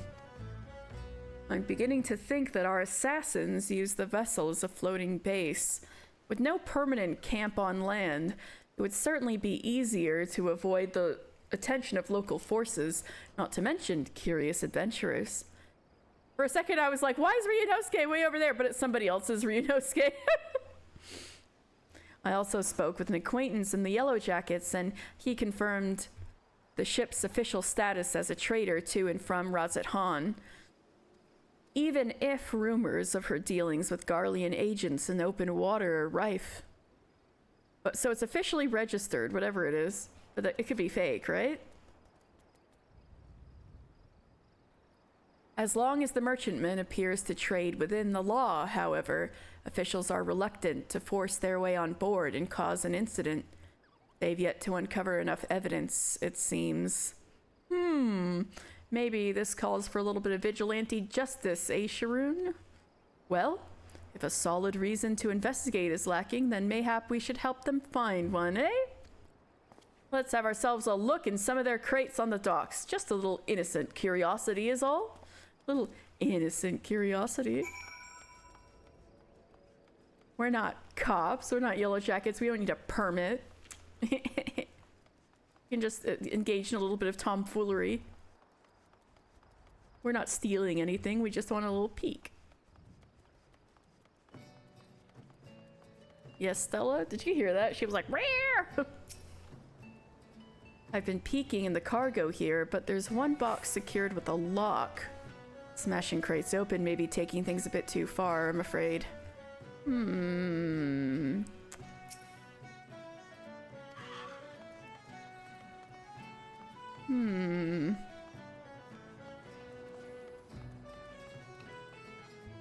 Examine the mystery cargo and defeat any who may appear. That's the most suspicious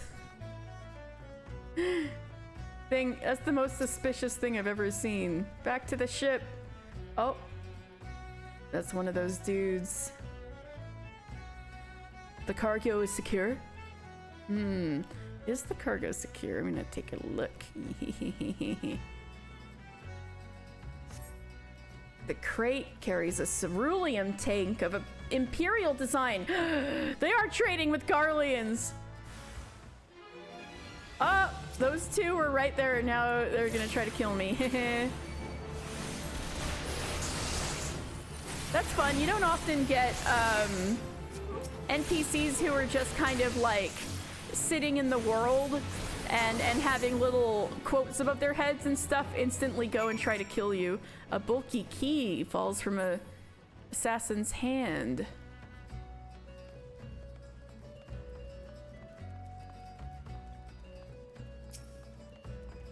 Maybe this goes to the trunk?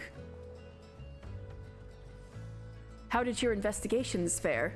I found a veritable bounty of military supplies, ceruleum tanks, Imperial rations, Imperial insignias on everything.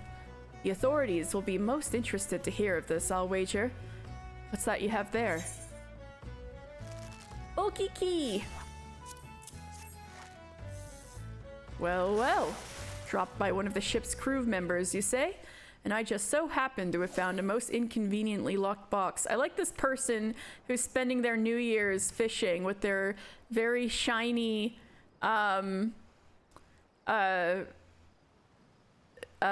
fishing rod and their much coveted mora. That is someone who is devoted to fishing. I need to get on that level. I am so bad at fishing. Anyway. And I need to fish because we need to do a fish lore episode one day. Well, well, dropped by one of the ship's crew members, you say? And I just so happened to have found a most inconveniently locked box. I shall go and relay our findings to the Yellow Jackets. I'm sure you'll think of some use for that key of yours. Wink, wink, wink, wink, wink, winkety wink, wink. He totally wants me to open this. You hear a faint groan coming from inside the box. Excuse me? Does this open the box? What's in the box? What's in the box? A girl? Oh shit. What? Where am I? Well, if they were human trafficking, I think that's definitely grounds to call the authorities, wouldn't you say? Was I sleeping? I guess it would be here trafficking. Was I sleeping? In a box? What an odd thing for me to do. Does a girl have a name? Okay. Okay, yeah, Game of Thrones references. I see, Rowan. Do you remember anything? Okay, well, I have to go Game of Thrones it, right? Does a girl have a name? Arya. Yeah, they extremely did that on purpose. Arya. Yes, that's it. That's my name. Or is it? It could be. Oh, I can like put on, Mr. can turn on the charm a little bit. Is that my name? It could be. No, no, Mr's gonna turn on the charm a little. It's a lovely name. Do you think so?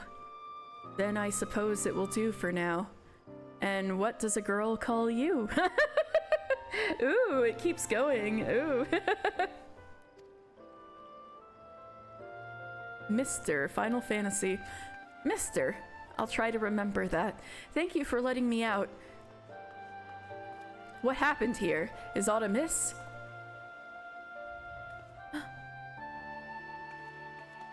What are you running for? Dude, it's okay. He's with me. This last was inside the box? I might suspect a stowaway, but it was more likely she was kidnapped. The people who took you may be lurking nearby. We should probably put some distance. Come now, you needn't fear me so. Mister, please say something reassuring, would you? He's as gentle as a kitten. He's a powerful mage! He's a kitty cat. He's as gentle as a kitten. He is? If you say so, mister, then I suppose it must be true. If you say it, it must be true. Well, you seem to have made a new friend. Let's see about arranging some lodgings for now, and we can discuss where to go from here.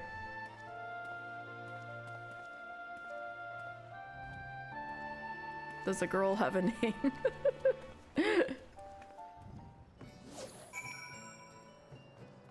God.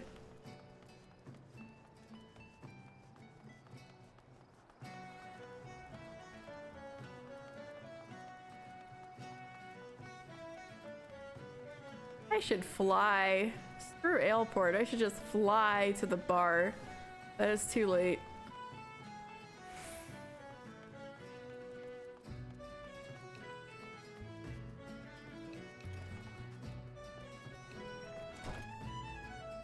Wait, they're not even in here. They're in here.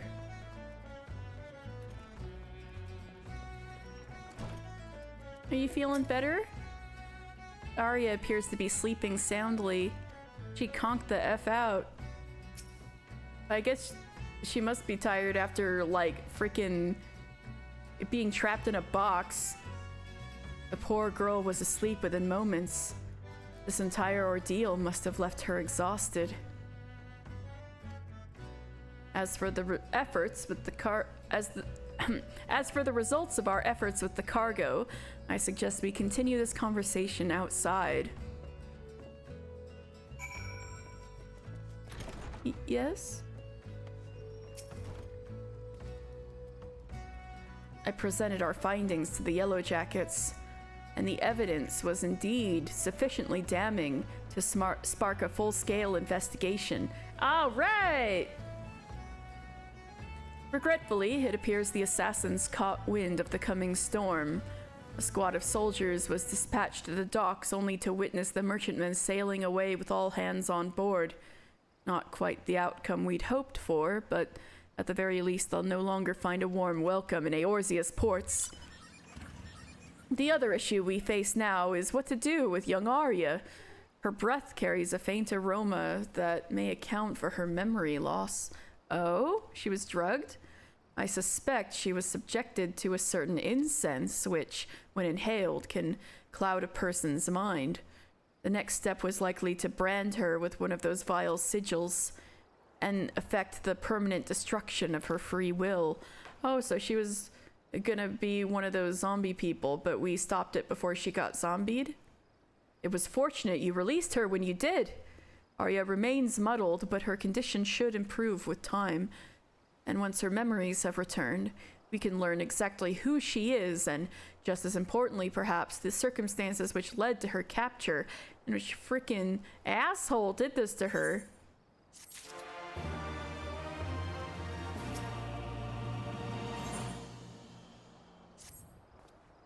I have spoken with Arya, but it seems her memory has yet to return. The incense used must have been potent indeed to create such a lasting fog. If she cannot recover naturally, then we must rely on some familiar sight to jolt her senses back to normalcy. Might I ask that you take her out somewhere to test my theory? Oh, take Arya out on a date? She seems far more comfortable around you, after all. At the very least, I would know from whence she hails. I shall call once more upon my acquaintance in the Yellow Jackets. Surely she has family who are searching for her. Okay. Arya, would you like to go on a little walk? In the middle of the night? Mister, thank you again for letting me out of that crate. I had such a lovely sleep. That awful tiredness has left me, but I still can't seem to remember anything. Outside? Well, yes, I suppose a fresh breeze might help blow away the cobwebs. I think I'd like to see the view from the battlements. Would you join me up there, mister?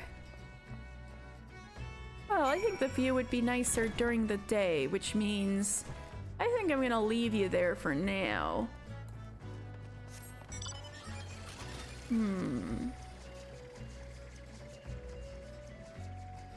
So, if people were amenable,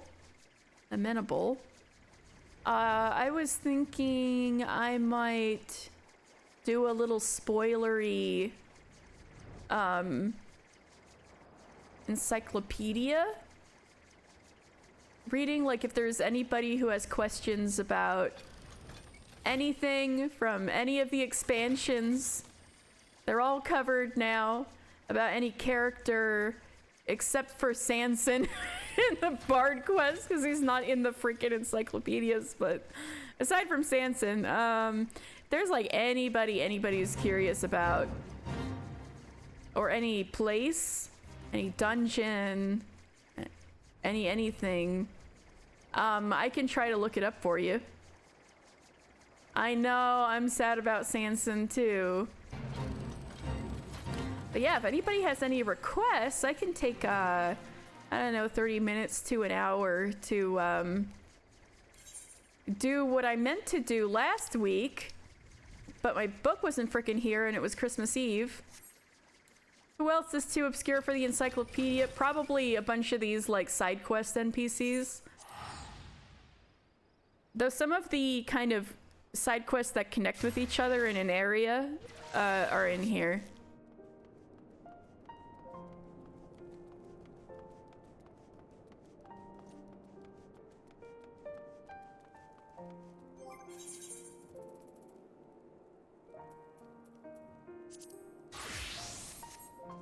Are all three of the little white mage girls in there, even the stinky one? I think a few are. Let's see. Let's see.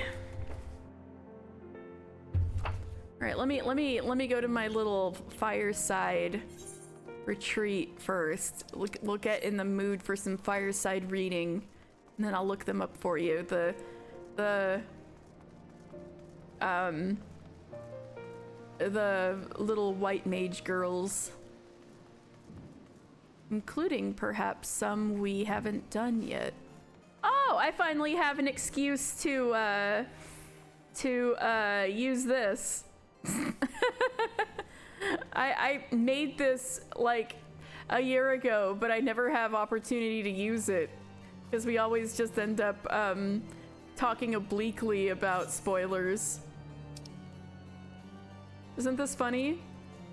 This has technically always been in OBS, but I never use it.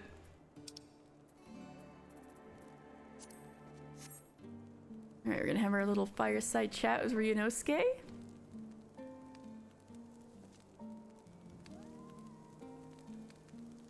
Just like your waxing in progress screen. Oh no, I remember that. Alright.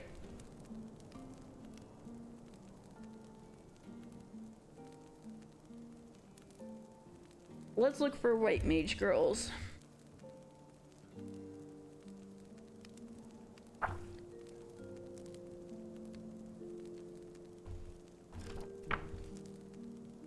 need to find the part of the book that has jobs in it.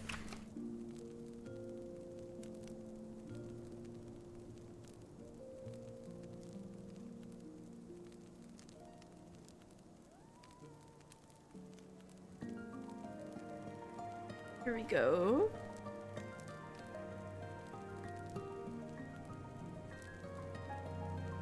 White mage. All right, we've got Eshiva, the girl who shows you around to on the way to find the stinky girl. All right. So Eshiva is, if you remember Eshiva, did you want to know about her, or did you want to know about the girls that actually joined the Conjurers Guild?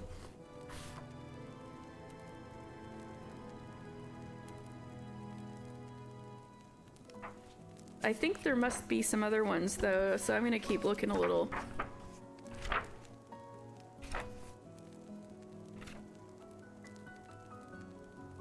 But let me know if you want the lowdown on Eshiva.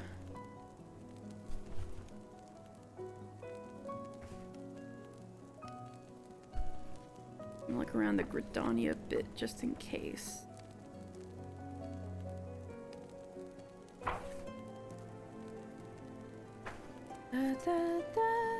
We have Raya O in here, but you probably don't count Raya O either.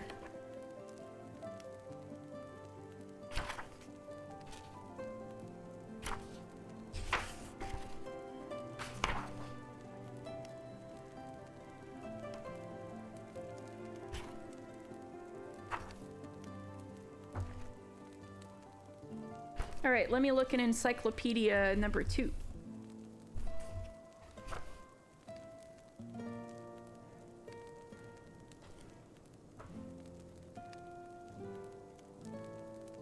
Yes, we have Sylphie! Sylphie and Gaddy in here. All right, Sylphie. Her last name is Webb. Sylphie Webb.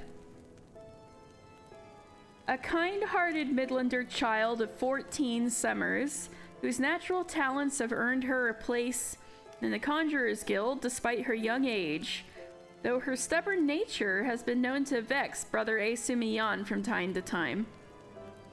It was she who sensed the disturbance in the Twelveswood that led to the discovery of Gaddy, a Pagel who'd been living in hiding with her mother in the Borderland Forest. See, now here's spoilers, because this is Stormblood White Mage quests. Having lost her own mother at a young age, Sylvie Sweetwind, which is, I guess is her epithet, was moved deeply by the bond between parent and child, resolving to find a way to keep the two together, even if it meant disobeying the letter of the law. Damn, Sylphie. Sylphie's naughty. In the end, with the assistance of a kindly adventurer, she was able to find a way to save Gaddy from her plight. And, Gaddy Orwell, who is going to appear in Stormblood. Though it is the rarest of occurrences, among certain Midlander family lines in Gridania, children are known to be born with curious horns atop their head, called the Pagel. They are tasked with serving as mediators between the elementals and those who would call the forest home. To that end, they are separated from their families and placed in the ward of the Conjurer's Guild for tutelage. A Pajali girl, 12 years of age, Gaddy lives in the East End with her mother, Sanch, who chose to go into hiding rather than relinquish her daughter as tradition would dictate. That was gonna be spicy in Stormblood. Unfortunately, the girl grew increasingly unable to control the powerful magic welling up within her, causing mother and child alike no end of suffering. Just when it seemed hope was lost, he was fortunate to encounter an adventurer and the young conjurer Sylphie. And let's see if I can find... Oh, hey, you love spoilers. Hi, B. Happy New Year. Rowan, Norval is in here, if you want to know about Norval.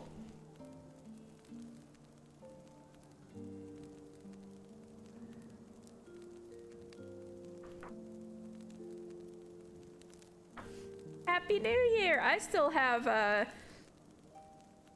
2.5 hours for my own New Year. I wish you the best too! I'm glad I got to meet you last year. Thank you for stopping by.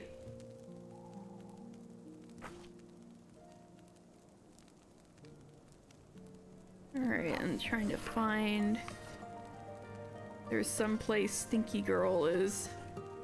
From Heavensward White Mage quests.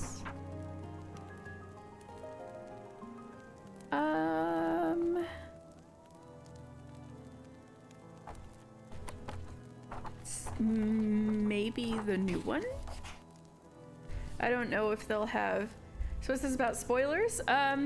So I got the third in Final Fantasy XIV encyclopedia, and I was taking requests about if there's anything I wanted to read from it, and so Rowan asked if any white mage girls were in here, and so I knew the white mage girls they meant, so I was looking around seeing if I could find them.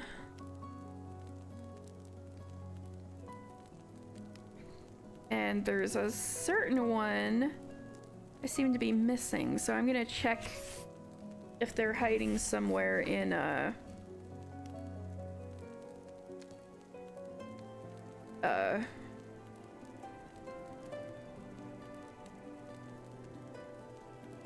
the newest encyclopedia, but it's not looking like it.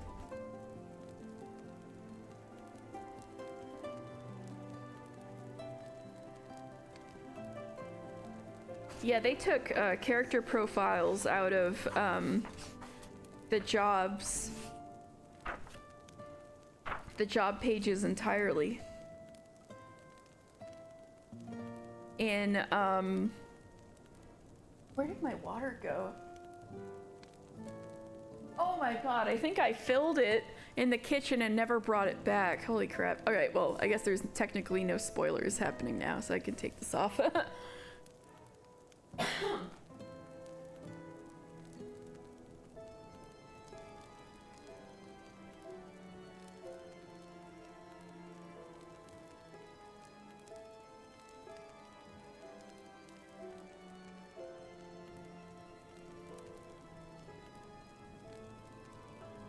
Wow, I can't believe I refilled my water and just left it in the kitchen. Oh, by the way, just a reminder for latecomers, for anybody who wasn't here when I started, rather, I'm going to debut new Gumi expressions at midnight my time for the new year. So that's in 2 hours and 20 minutes, I think. Yeah. So if you want to stick around, there will be new Gumi expression debut. Yeah, Rowan, if you're still there, unfortunately, I don't think Stinky Girl made it. Unless I totally missed it somewhere. I could be wrong, though. If I run into it, I'll let you know. They just had it for Eshiva, and Sylphie made it into the second encyclopedia. Does anybody else have any encyclopedia requests? Any characters or places or jobs or any concept either that you're curious about in 14? I can try to look it up and try to get the spoilers for you.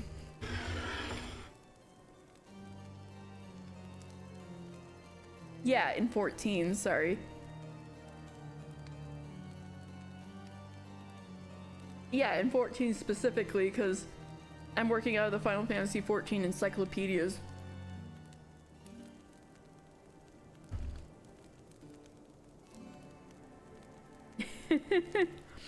Yeah, it's fine, it's fine.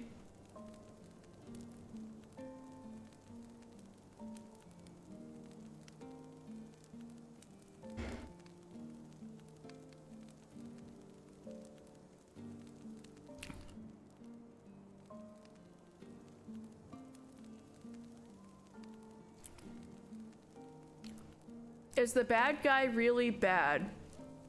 Well, that's a complicated question. Yes. Depends on which bad guy you're talking about. I'd say about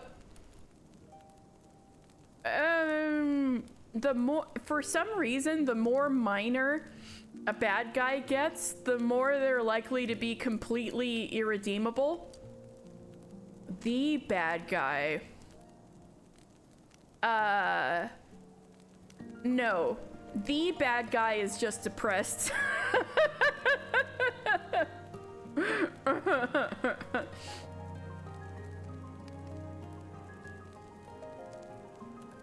and thinks they're helping people by killing everything. By putting them out of their misery because there's no meaning in life. Maybe I should put spoilers back on for that. Yeah, there we go. Maybe not? Question mark? Yeah, for some reason it seems the father, I have discovered nihilism. For some reason it seems the bigger scale, I suffered, so let's destroy everything on sight. Somewhat. See, this bad guy was originally created to empathize with people. And so they were also supposed to go out into space, actually, and ask various aliens. So yeah, we get aliens, yeah. Asking various aliens, she went to space and talked to a bunch of aliens and asked them what's the purpose of life, and they were all like, yeah, fuck if I know. No, I was being purposefully vague, so don't worry. But I've got the spoiler alert on. So,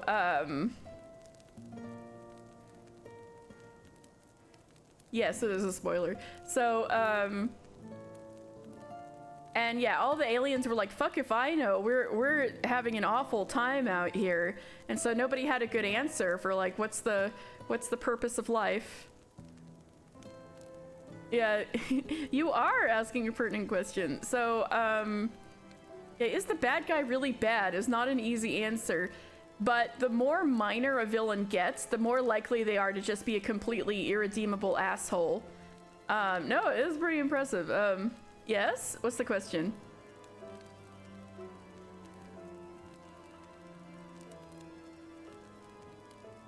So then she absorbed all of this negativity and how everybody kept dying and dying out. Yeah, what's my purpose? Okay, I'm depressed. Yeah, this was like the answer she got.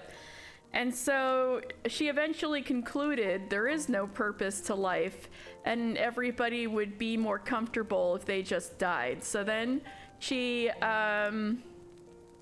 started to spread complete annihilation.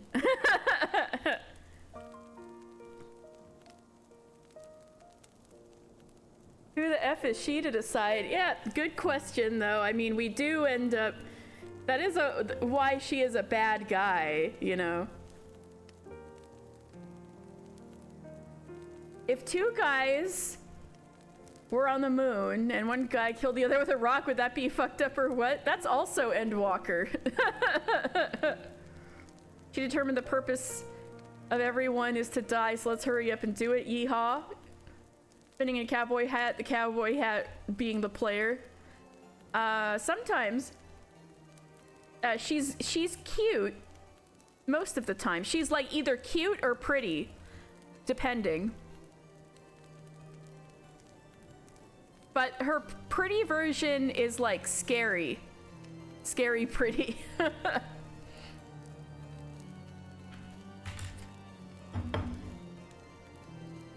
She's a lot of people, when I was at FanFest, a lot of people were cosplaying her, so she's very cosplayable.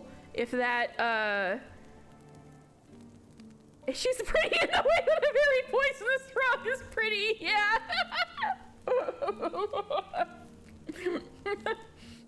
Meteon, spelled Meteion, but the pretty scary version that's the final boss is the End Singer. Not as cute as you. Ha, got him. Hey.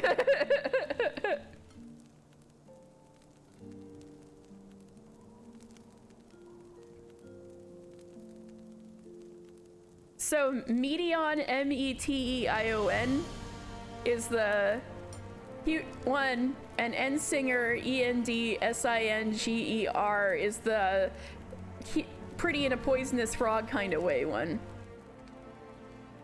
Mod that replaces Endsinger with Stella. Yeah.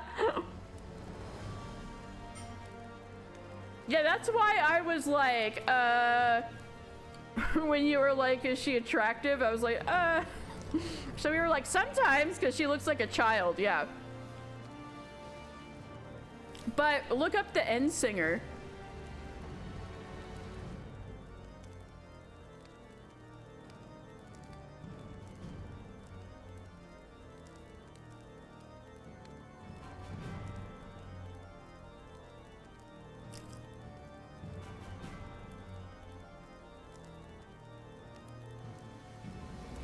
Type of villain, cataclysmic nihilist. Oh, is this on the villains wiki?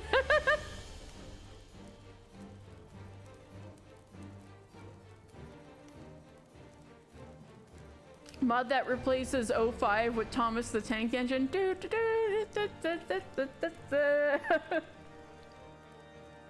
Got the evil picture too. Nice. What do you think of the evil one?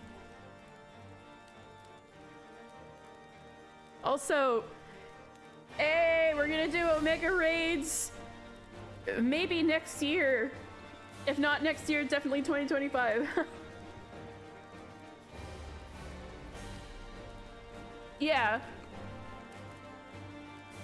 No, it's true. But B's question was, who's the big villain of Final Fantasy XIV? And so I was like, that is completely a difficult question, and the closest thing I could come up with was the Endsinger. So you do like the Endsinger, so I guess the answer to your question is yes. The villain is Square Enix, basically. Yoshi P's the true villain. The villain's Yoshi Fox! Yeah! Yeah. Oh my god. Amazing. The villain, the true villain of Endwalker is the servers during early access. Who knew the poisonous frog could be cute as well? Yeah, let's see a cute poisonous frog, a pretty one. Who knew poisonous frogs could be cuties as well? Dan, do you have anything you're curious about that I could possibly look up in an encyclopedia?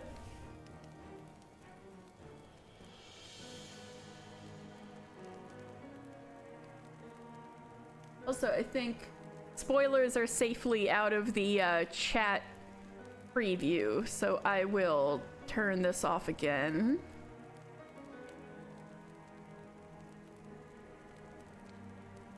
Oh! Yes, that is a poisonous frog. Okay, I'm gonna put spoilers back on again because that's a spoiler. Yes, that is a poisonous frog. Wait, Rowan, you gotta link the meme of her other form.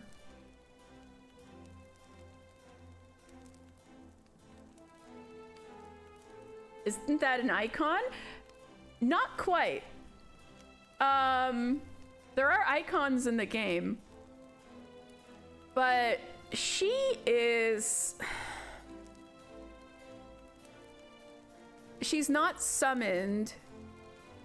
She was a person.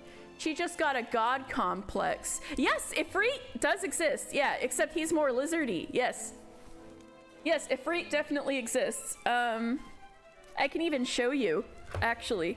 Let's do that real fast.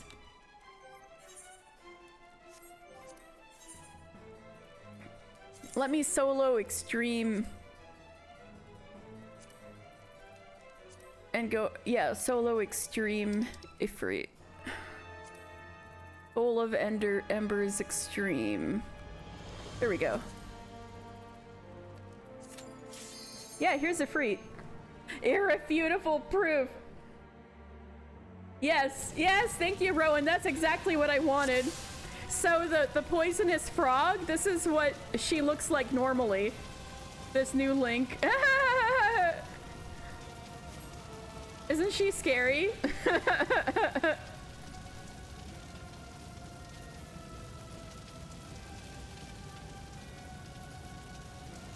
So she has a god complex. That's a roach. Oh, Ifrit is a roach. Yeah. I like how he looks in 16 better. Oh yeah, let me take this off so you can see him better.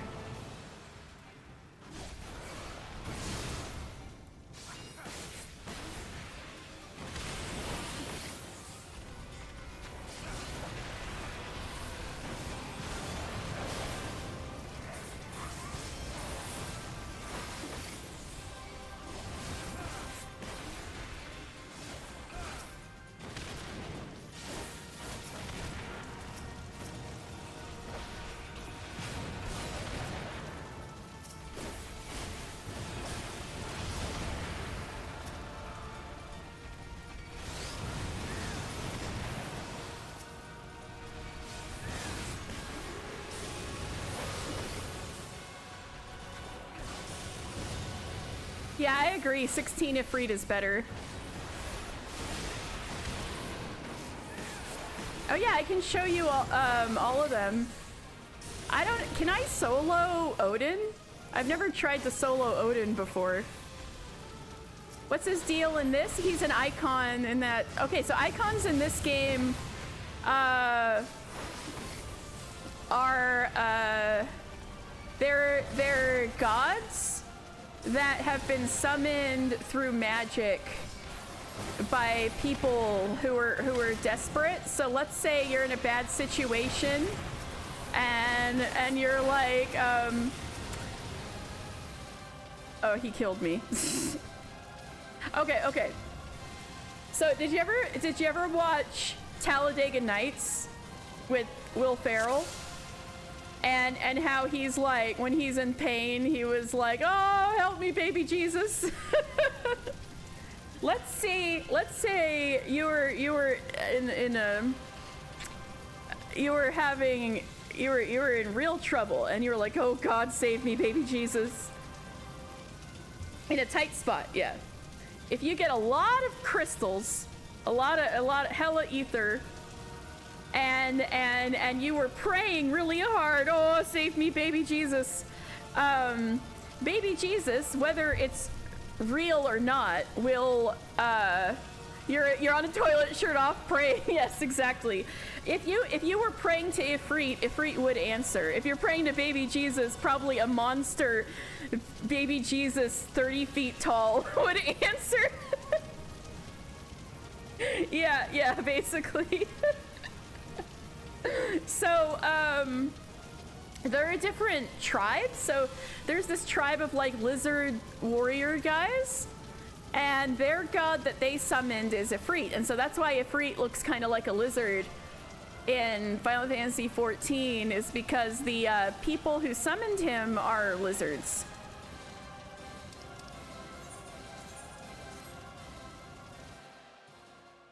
They can, oh yeah, they're bad. So they're horrible for the environment. Kinda. I can show you what they look like.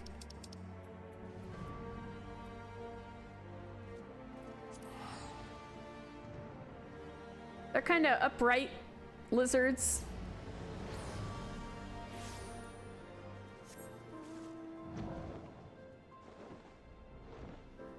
There's gonna be some out here. Hey, 2 Midgard Stormers.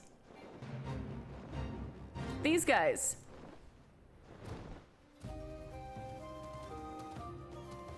These are the Ifrit guys. And, you know, some of them have weapons and stuff.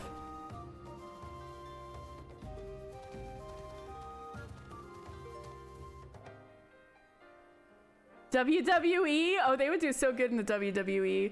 Look at the spiked knuckles on that guy. But yeah, they're very polite when you get to know them. This is true. This is true. Let's go see Garuda. So the people who summoned Garuda are like flightless bird people. Actually, there's 2 flightless bird people. So Garuda looks a little closer to how she looks in 16. There she is.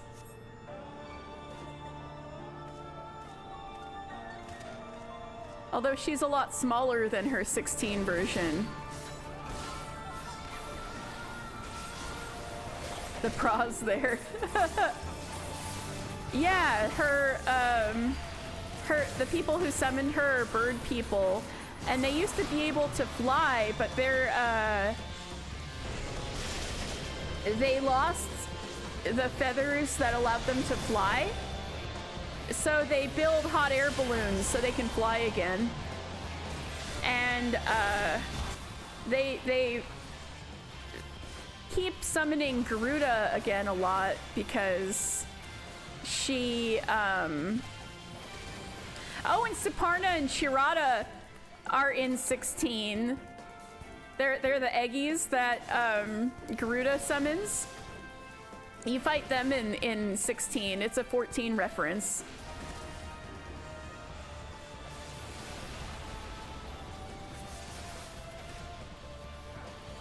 The same way sailors make tributes to Poseidon. Makes sense? Yeah, kinda, yeah. But yeah, they use her magic to run their hot air balloons, so they have reasons that they keep summoning her. But the reason why they have to summon them over and over is that your character ends up getting allied with a group that kills all of these gods because they're terrible for the environment. They suck up ether from the land in order to sustain themselves. And of course, there's all the wanton destruction and stuff like that too, and they're hard to control. Even by most of them are pretty hard to control, even if they were summoned for a specific reason. Some of them are, depending on the god, they can also be pretty cruel to their subjects. Like Garuda is an absolute bitch to the bird people, even though they keep summoning her because they need her magic for their hot air balloons and stuff. Shiva, yes, Shiva rules. I love Shiva's fight so much. You know, I don't want Shiva to kill me because her song is so cool. So let me just do hard, and then I'll hit her lightly.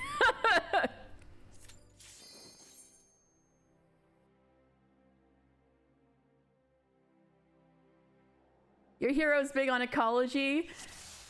Yeah, she's definitely, he's definitely allied with those people. So here's Shiva. So this was Jill's icon, right? This is what she looks like in 14.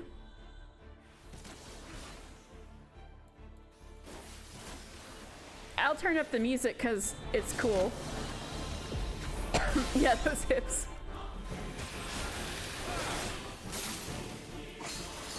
She's got ice weapons.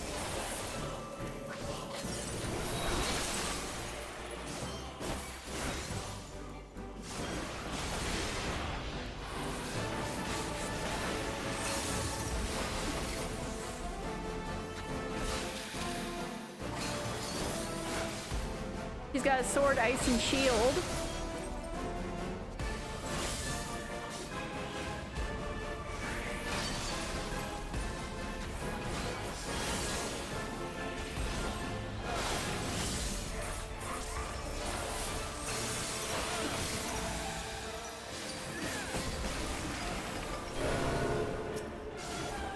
I gotta kill these things.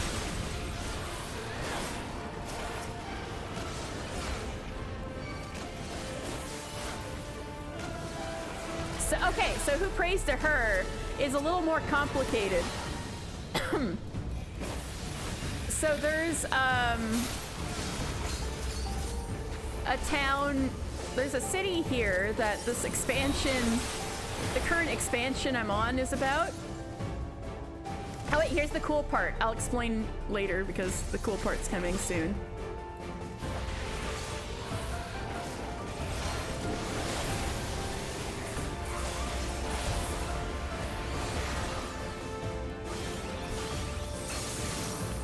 Here we go. Embrace the serenity, renounce the hatreds that consume you. Everything freezes.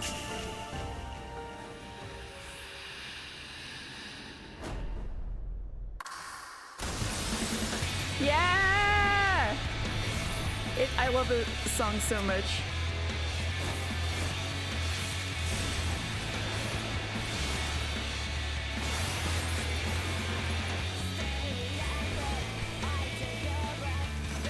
Oh god, it hit me, shit. I failed the Shiva mechanic. Oops. I'll drink water after this. Oh god, she's gonna kill me.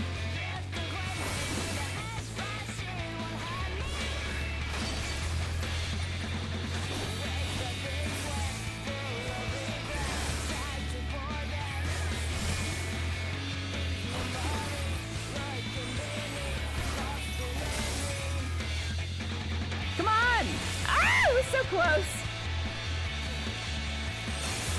Oh. Well, you get the idea.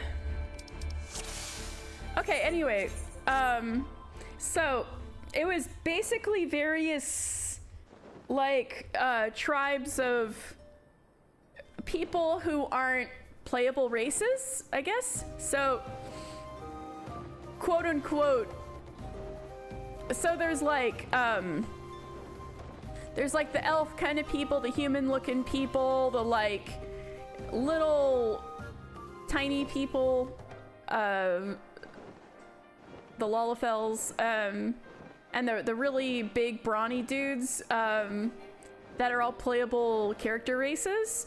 Those are kind of considered kind of like the quote-unquote civilized people. And so everybody kind of lumped them together and kind of lumped the people summoning the icons as, you know, different. It's just kind of like how everybody thought of everything.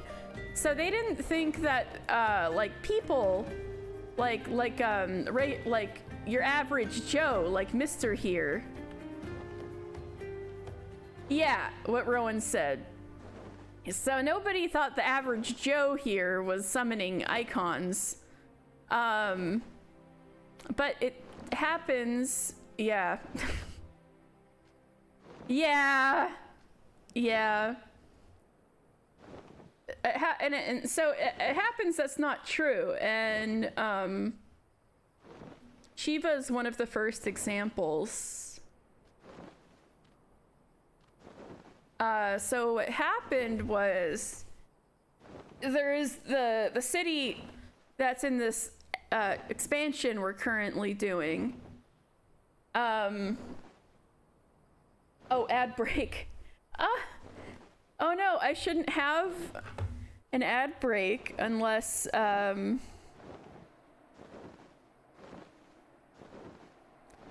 unless it got restarted or something. Damn.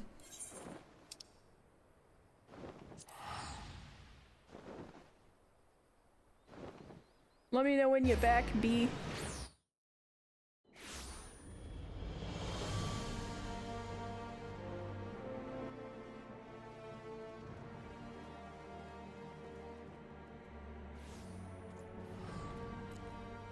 How you doing today, Gondolimbo?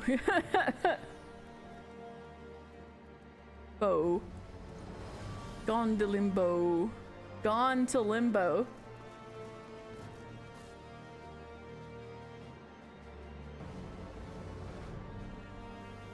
Are you back? Oh, no problem. No problem. I'm surprised you got an ad break, but, anyway, this city is called Ishgard, and the people of this city were in a war with dragons for 1,000 years, and I just put an end to the war. That's what the whole first expansion is about, putting an end to the city's 1,000-year war with dragons. And the people of this city are extremely religious. It's like very Catholic vibes kind of religion. And so according to their religion, like the dragons are their enemies, right? So anybody who's possibly on the dragon's side is branded a heretic, and which is punishable by death. So, but obviously everything sucks. Save a Private Ryan, except for dragons on the other side, I suppose. And so since everything sucks, there's actually a sizable amount of heretics. And so some of the heretics are assholes, but yeah, some of the heretics are seen as like dragon worshipping. Some of them drink dragon blood and then kind of turn into these half dragon, half person I guess you could say monstrosities, since it's pretty unnatural what's happening to them, but yeah, so there's heretics, right? So it's said that the patron saint of the heretics is Shiva, because 1,000 years ago, Shiva was one of these people, like elf-like person. It's kind of complicated. So they thought the dragons wanted to destroy Ishgard because they're evil. But it's more like, so 1,000 years ago, the dragons and the ancestors of the people here were actually friends. And then it was the king. There's no king anymore, but there's a bunch of archbishops that are kind of down the line using the king's name. But basically the king betrayed the dragons they were friends with.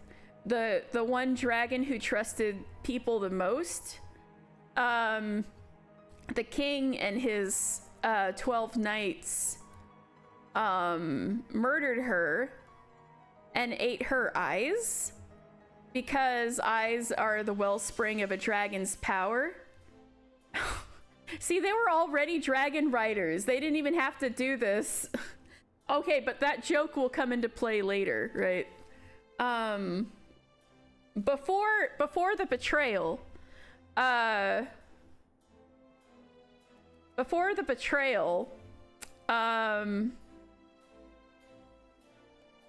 Shiva was one of these people. Yeah, see, it was a female dragon. But anyway, that they killed. No, it's not. That's not quite it. That's not quite it. I promise. So before the betrayal, before he murdered the dragon, right? There was Shiva, who was just a regular kind of elf girl. It's okay. It's okay. And she and one of the great dragons, one of the brothers of the dragon who got betrayed and murdered, one of her brothers ended up, he and Shiva fell in love with each other. You know, like an elf lady and a giant, like 40-foot long dragon. And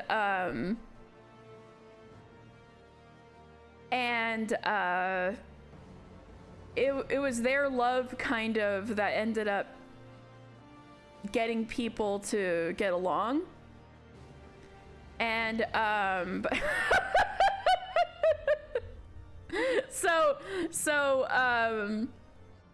but eventually she was so upset one day when Shiva was so upset one day when she realized, you know, her life is brief, his life is endless. They're gonna be apart. And so I don't know about her decision making. I don't think she was in her right mind, but she wanted a way for them to be together forever. And so her proposal was that he eat her, so that her ether would be with him forever. And she begged him to for her. And, you know, of course, because he loved her so much, he reluctantly agreed. So he ate her, and he's been super depressed ever since. But kind of the depth of their love, kind of that they would do something so extreme, was kind of like, whoa, you know, to her people, right? And kind of in her memory, And because she loved the dragons so much and wanted everyone to get along, it's also so romantic, also sickening. Yeah, it is. Yeah, it is.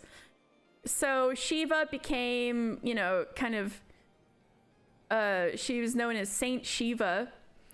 And so she was venerated by her people, and her people and the dragons lived together.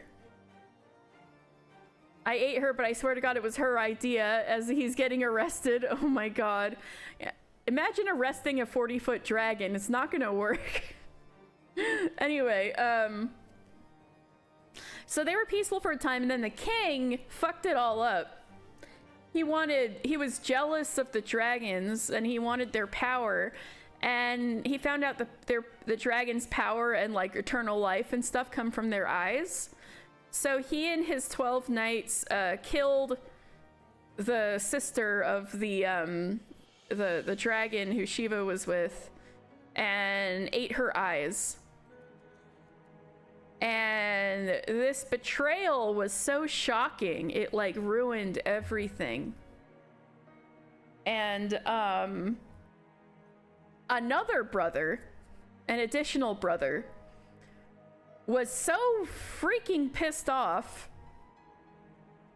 that the brother who was Shiva's lover was of course devastated, but out of love for Shiva he didn't want to harm people, so he was just bitter and depressed and just kind of was passively let his brother go on his rampage of revenge.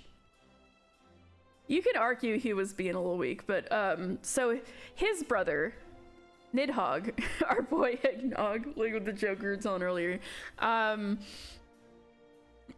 Nidhogg was so fucking pissed, and so he went, Midhogg.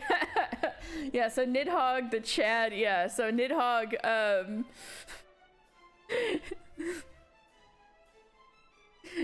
the Chad Nidhogg versus the virgin Hraesvelgr, even though Hraesvelgr was the only one who ever got any. Wait, that's not true. Nidhogg had his own girlfriend, so that's Vishap. No, not Vishap's the big dragon. Anyway, the Somal final boss. Anyway, Nidhogg went and killed the king and fucked him up, and so the 12 knights are what they were left. The 12 knights, including the king's son, had, oh, so you looked him up, type of villain, vengeful dragon, yeah. So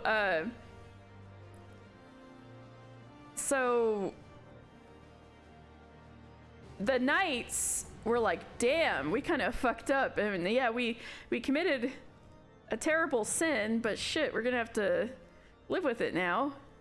And so the knights all had different ideas of what to do with the rest of their lives, and so they kind of split up. But 4 of them ended up founding this city and became the 4 most powerful noble houses in the city. Were descended from 4 of the knights. Damn, we fucked up, says the knight. Yeah, basically. And so so the people who founded the city, and so all of them at large, ended up being like, you know what, we're just gonna, instead of admitting we were wrong, we're just gonna go with it. So they wrote the scripture for their religion around saying Nidhogg is doing this because he's evil. Nidhogg, meanwhile, lives forever, but his emotions never get stale. He is always fucking pissed. So his punishment to the knights is to, and the king, is like their descendants for generations and generations are going to suffer in revenge for the killing of his sister. And so he's gonna send armies of dragons against them just to make them suffer, not to like have gains or like your regular military goals. He just wants an eternal war to make them suffer for killing his sister.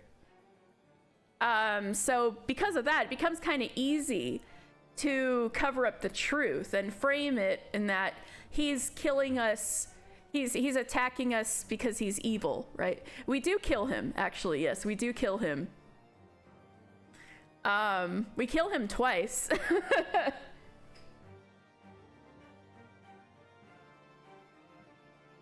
Yeah, you kill him twice, don't worry.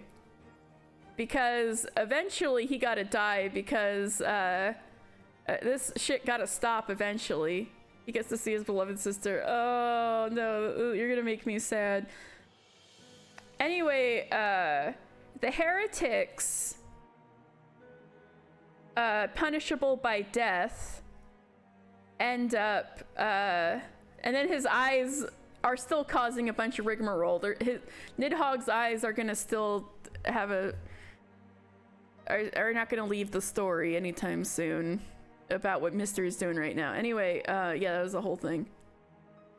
Is there a dragon heaven and hell? There is an underworld where souls go to when they die. Yeah, the ethereal sea and wherever Amon would do. Well, let's do the spoiler alert again.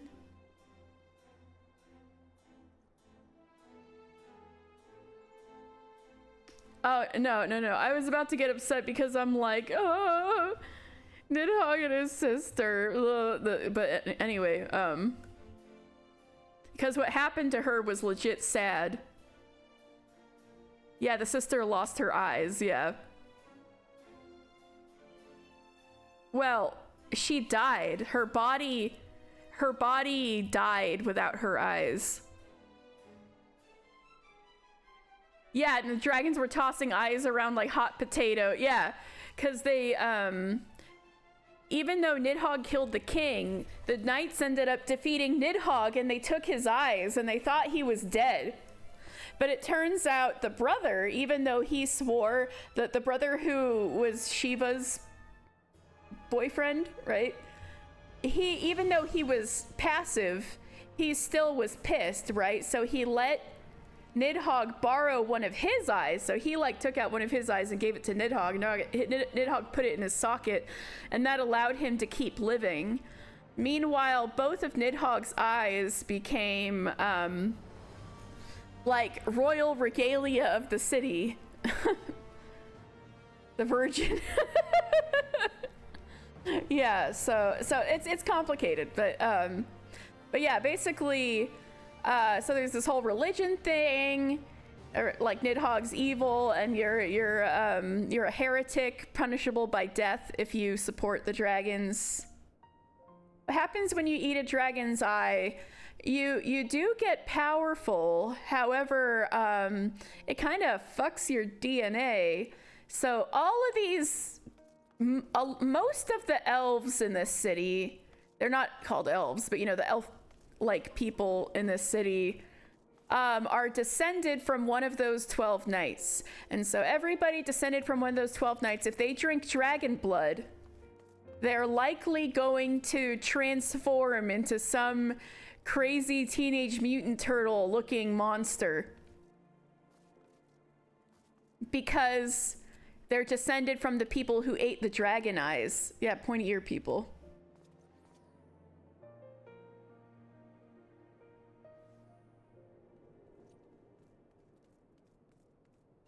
No, if Mr. drank dragon blood, that wouldn't happen to him. If Mr. ate a dragon eye, I don't know. But yeah, if Mr. drank dragon blood, he would not be in danger of turning into an Evis or one of those other dragons. Your granddad's a dragon, you on the other hand are a turtle. No, I mean,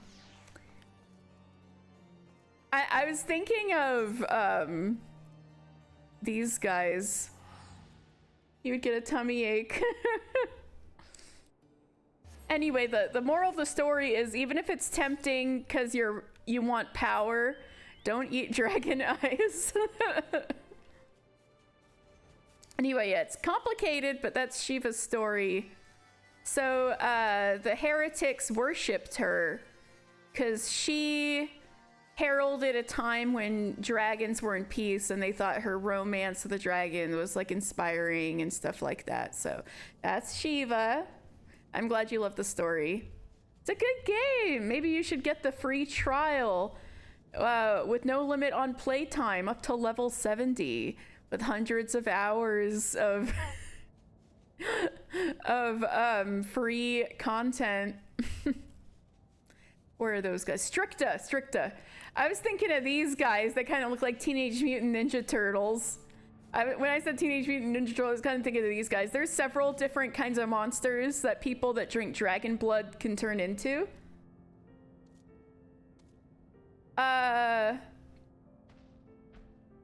What the fuck did Shiva do besides being eaten by her virgin boyfriend? They're like dragons except wrestlers. Yeah. Okay, what did Shiva do? The dragons obviously, like, okay, so we're literally in dragon territory now. This is kind of the same mountain range that city was on, that we were just in. And so the dragons kind of have this area as their turf, right? And so when like these elf people, like pointy-eared people, were kind of encroaching, of course there were like territorial disputes, right? And so Shiva was the one who ended up getting them to get along and create a society together. 1,000 years ago, Shiva, not much. Current Shiva, a lot of political activism and debatable terrorism. Yeah. Yeah, so the Shiva back then didn't do much except that both dragons and people were so moved by her story that they were like, okay, maybe we can make a society together. Like this castle, for instance. This is a huge, cool-ass castle with dragons on it, if I can get high enough. Look at this massive fucking castle. Look at these dragons on this castle. Dragons obviously could not build this. This was built by people. This was built by Shiva's people who got along, who had the dragons and her people get along. So this is a remnant of when the two peoples lived together 1,000 years ago. Look at this giant fucking dragon on top of this huge castle. Chocobos fly now? They didn't at first. So in Heavensward, which is the expansion I've been talking about, you could fly. You could start flying. And so they gave you a specific chocobo to fly with, which is the black chocobo. And in some of the old Final Fantasy games, like Final Fantasy IV, I think 5 too, black chocobos could fly. And so you get a black chocobo that can specially fly. But then, for gameplay reasons, it got really annoying to have only certain mounts that could fly, because everybody's going to want to fly. It's the fastest way to get around. So eventually, they just made, yeah, especially bred by your best friend. Yes. So nowadays, all mounts can fly, and sometimes they try to come up with bullshit reasons why, but mostly it's just for gameplay quality of life reasons. But I think the explanation for your regular chocobo was because it loves you so much, it transcended its usual capabilities and can fly just because it loves you so much, I think was the bullshit explanation they came up with. But these chocobos didn't used to fly, but now all mounts can fly.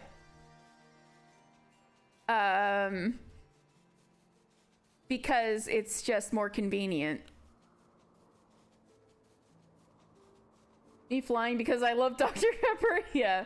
And so they had to, and so basically there's like, it's very hand wavy and nobody really cares. Just everything can fly. But once in a while, they try to come up with some cheeky or half-assed explanation as to why things can fly. And there's a quest in the latest expansion that where some scientists are trying to figure out why all these things that can't fly are suddenly flying, as like a tongue-in-cheek kind of thing. Was kind of hilarious. But basically it's literally just like that for gameplay quality of life reasons. Shiva is about the only one with a really cool backstory. Ifrit, I can look up in the encyclopedia.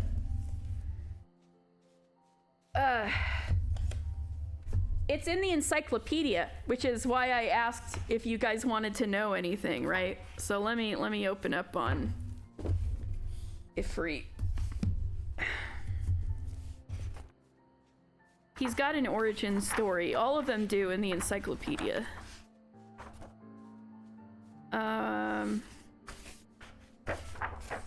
The Amalja in here.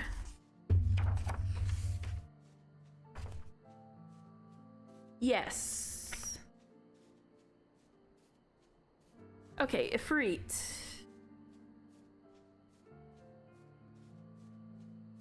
All right, the creation myth of the Amalja, who's those lizard guys, holds that in the beginning there was only Ifrit. The world he spawned was filled with beasts bereft of reason or intellect, each fighting an endless, mindless battle for survival. That there was one race of great lizards sorry, this font is kind of hard to read, but there was one race of great lizards whose ferocity so pleased the Lord of the Inferno, Ifrit, that he bequeathed unto them flickering motes shared from his own primordial flame. The sacred fire took purchase in the lizards' souls, burning away frailty and weakness, and from the aches of their transformation stepped forth warriors of the Amalja. 7 males and 7 females there were, and from their joining was 7 tribes. It is told that the tribes ranged far and wide and ruled all that walked or crawled upon the land. Well, I mean, this is a creation myth. This implies that each tribe is like incredibly inbred, but you know, most creation myths aren't the truth.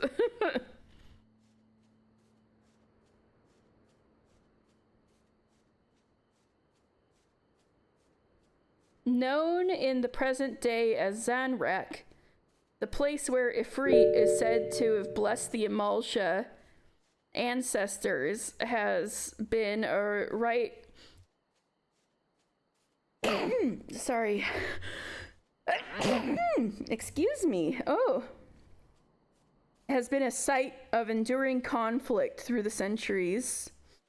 Once Belladia, and now Ul'dah, the lizard-like beastmen will make a foe of any who infringe upon the territory they believe kissed by the holy flames of their god. Okay. Thank you, Hydrate. So yeah, there's the Final Fantasy XIV Ifrit creation myth.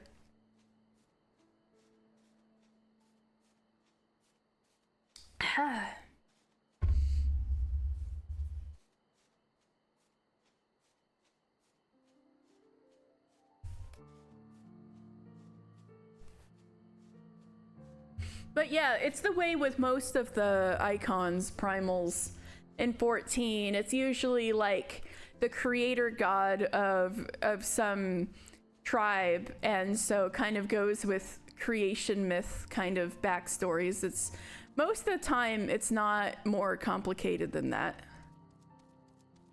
Basically Leatherface. Interesting that you took that away from that. Although he did make a bunch of creatures kill each other. I guess he's more like Jigsaw that way. I'm just kidding. Oh, the inbred? Fuck, you're right. No, you're right. Oh no. But again, that's the creation myth that might not reflect reality. Anyway,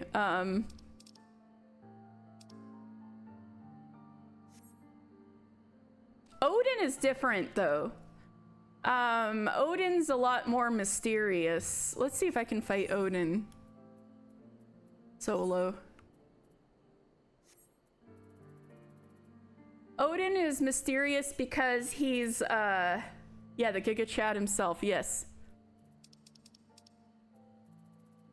Odin's mysterious because he just is kind of around. The primal itself isn't,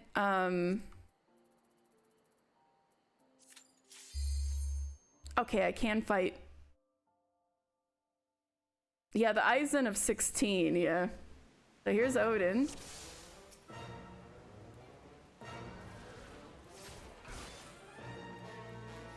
So basically,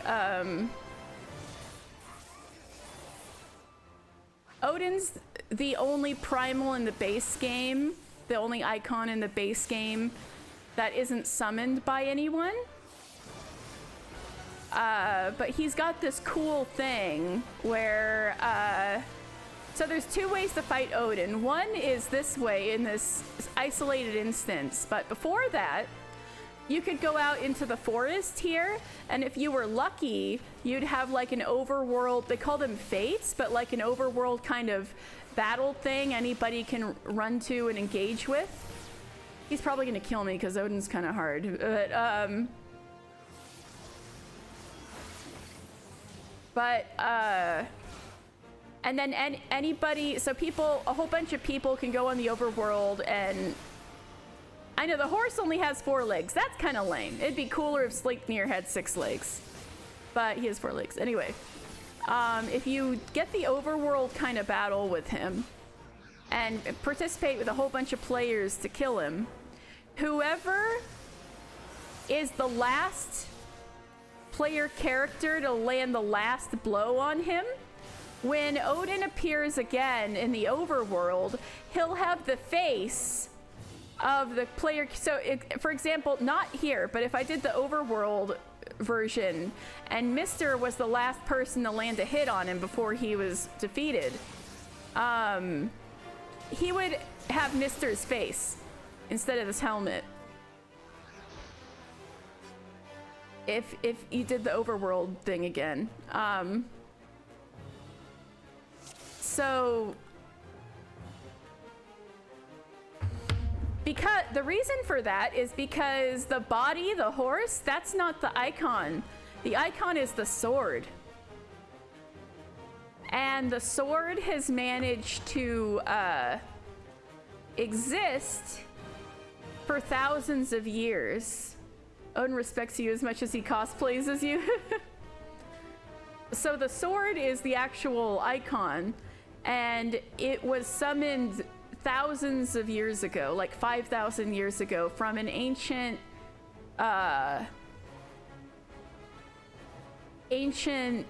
advanced civilization. It came from those times. And so you could see Odin is kind of sleeping because it's just the sword. And whenever somebody makes the mistake of picking up the sword, then the icon becomes active again because, you know, the sword takes over and turns you into Odin, right? And so then Odin rides again, and so Odin's become kind of a ghost story because, you know, sometimes people see him, sometimes people don't, sometimes they see a scary horseman in the trees, right? Very mysterious. The sword's like the One Ring, kinda, yeah. Except instead of trying to get to Mordor and back to its master, it's just causing chaos. But yeah, so Odin's a bit unique that way. And it's kind of cool and mysterious icon. Is the sword evil? I think so. Primal's icons in this game function much differently than in 16. So there's actually like shadowy evil people, like organization, kinda. They have their very good reasons for doing what they did, so that's why I didn't bring them up when you asked who's the big bad guy and are they really bad. The people who are doing it definitely have like very good reasons for doing so, but it's those people who are behind all icon summoning, and they do so just to create chaos, just to create conflict. So the very reason any of them exist is because of evil machinations trying to cause chaos.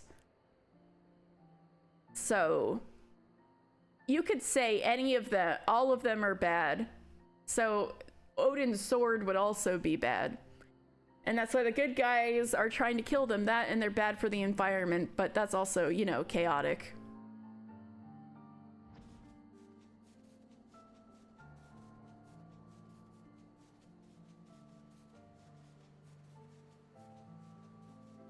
So, yeah, you could say all of them are bad.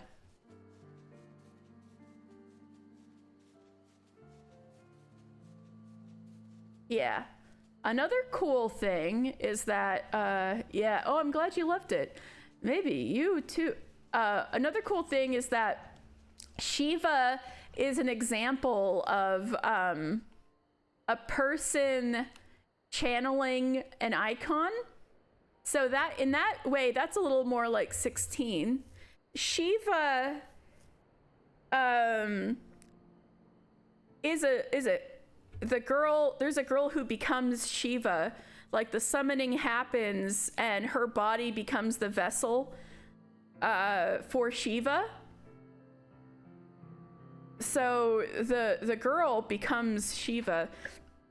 Her name's Azael, and unfortunately she died, but that's a cool thing. So there's a couple of more human-like icons that you fight who have a person as their vessel. So that's kind of a cool twist. And so those, yeah, so those are pretty sick. But even those are, you know, more bad than good. Not exactly the same, but it's a lot more similar. The girl who did Shiva, she could, yeah, the vessel's in control. Well, except I guess you could argue Dion wasn't really in control that one time. But, yeah, the vessel is usually, well, the vessel's somewhat in control and somewhat not, yeah. That one time, yeah. It's arguable how much the vessel is in control, I should say. I'll say most of the time, the person who's the vessel for the summoning and the icon that's summoned want the same thing. So it's a little ambiguous who's more in control. But there is one time where it happens where it's like this girl is out of it and would not be doing this if she was in control. Yeah, and Clive lost control and he thought he killed his brother and he was like, oh, I'm gonna like, I'm the worst person on earth, you know?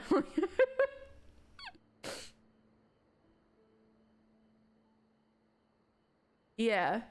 So in 14, it's pretty ambiguous who's in control, but your money's best put on the icon being more in control than the person being the vessel. Yeah.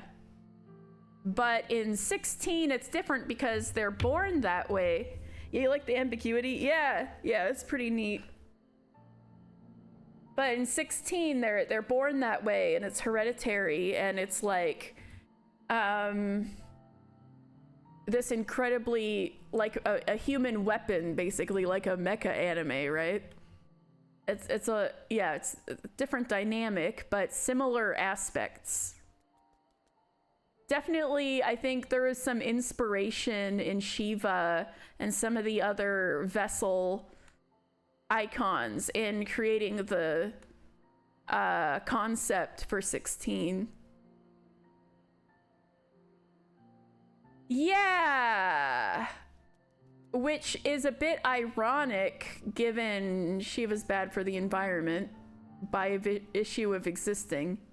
There is definitely some moral ambiguity with Shiva, and even though the girl who Shiva's the vessel for has good intentions, she definitely ends up having regrets about the way she went about it.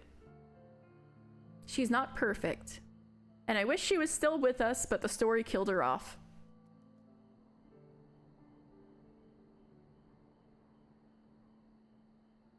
But yeah, Shiva as a person and like as a person to look up to is pretty positive. And she definitely had some points on the church that she was going against, right? Yes, she does. So if we go outside that city,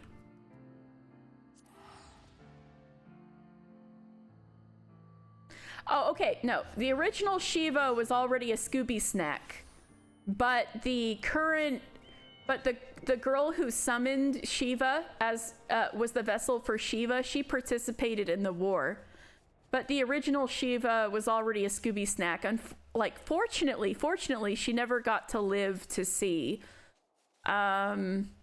this horrible stuff happening.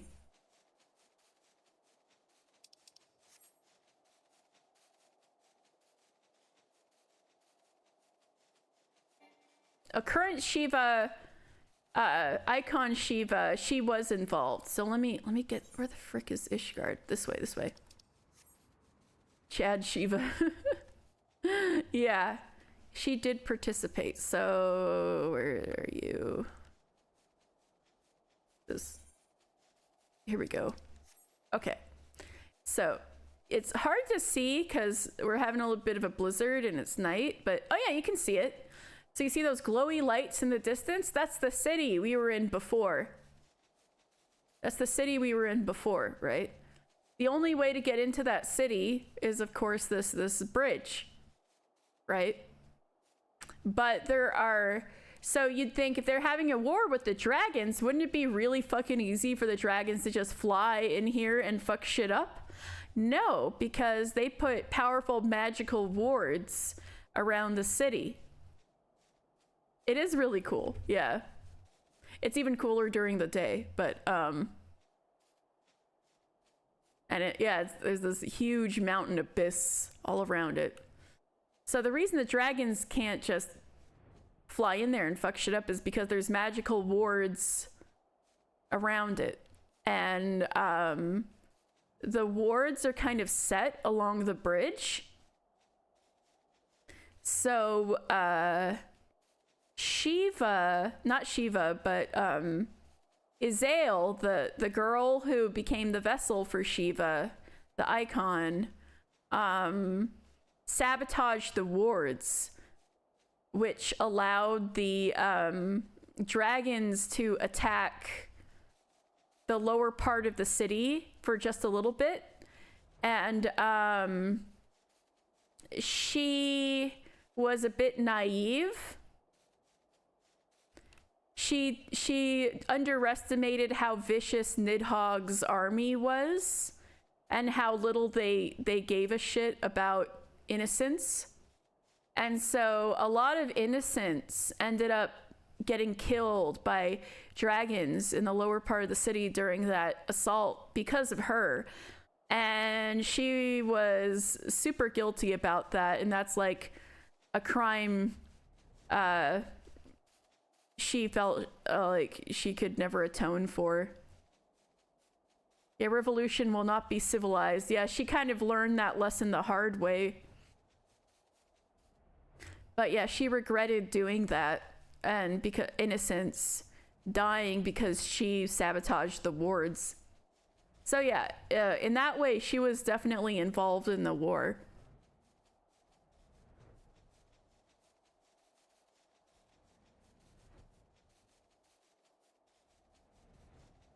Anyway. Oof, it's almost 11. Damn. How did she die? She actually died heroically. So, the archbishop for that city was a bit of a megalomaniac, and he actually became the vessel for another icon. He summoned the king that killed that dragon and ate her eyes as an icon because the people of the city, you know, worshipped him. And that worship was enough to summon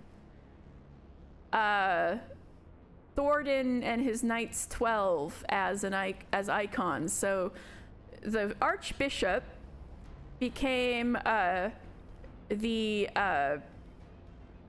so in order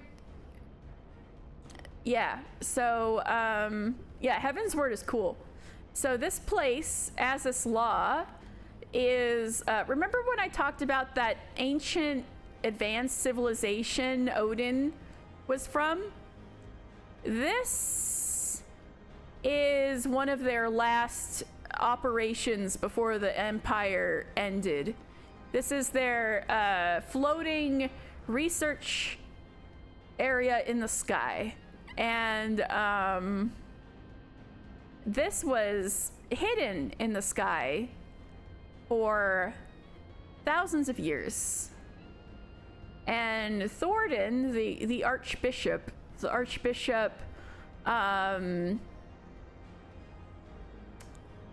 unlocked the way to get here and got here because he wanted the power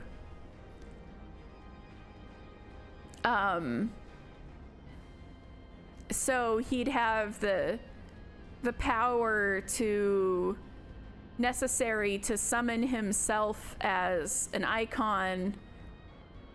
And so he did that, and so then he's the icon version of the King Thornton is the final boss. But anyway, about how the girl died.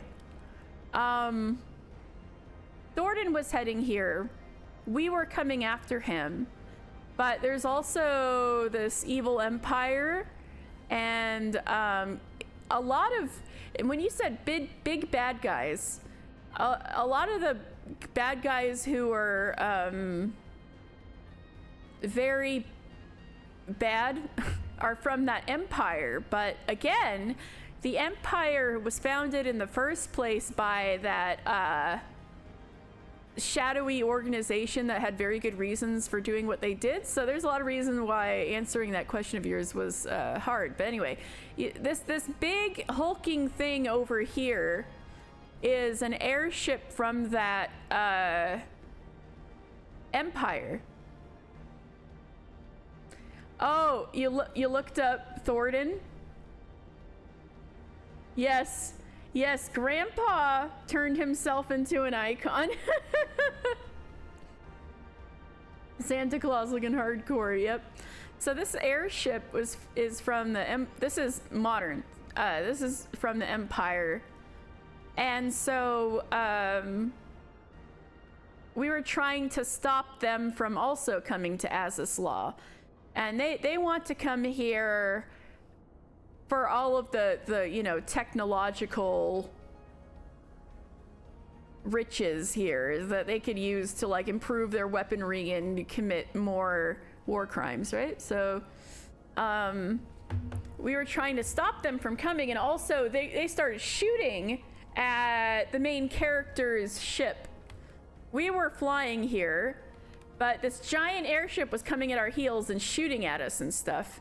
And so Izael, the Shiva's vessel, turned up, and she actually kind of was talking to and kind of made friends with the actual dragon who Shiva's true love was, right?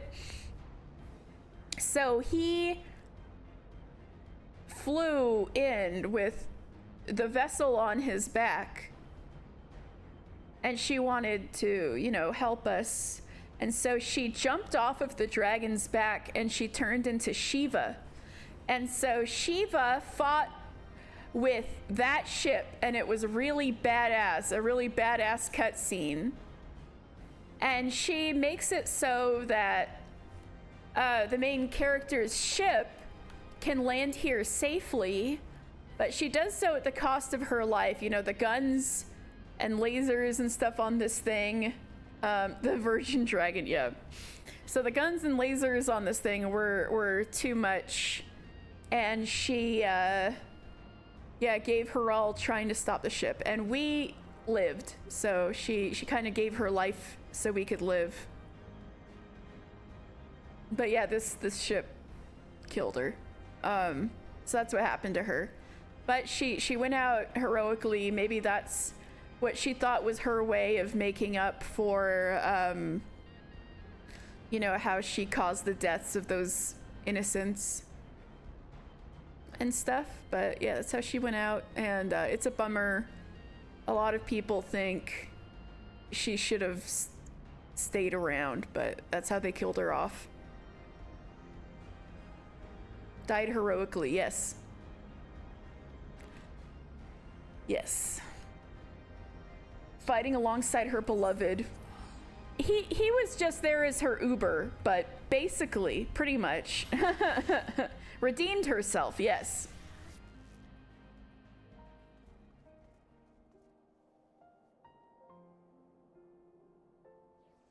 Redeemed herself, definitely. Oh, well, it's almost 11. So it's gonna be almost an hour till midnight. I think I'm gonna take a little break and switch over to Animal Crossing, so I can do the countdown to midnight and see if I can weed my freaking village before then. So I'll be right back. I'm gonna switch games over, and then Gumi's gonna be here. Yeah, of course he doesn't fight, right? Right? Oh, man.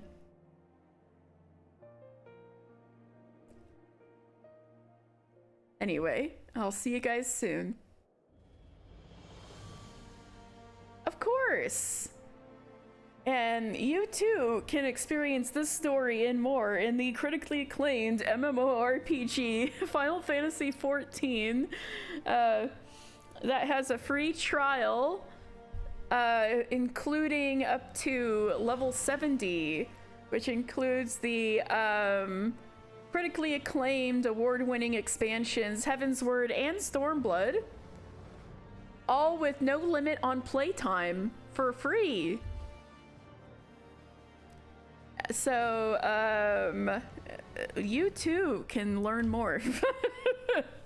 Anyway, if you enjoyed that, you'll probably enjoy the rest of the game. All right. Oh, B. Aww.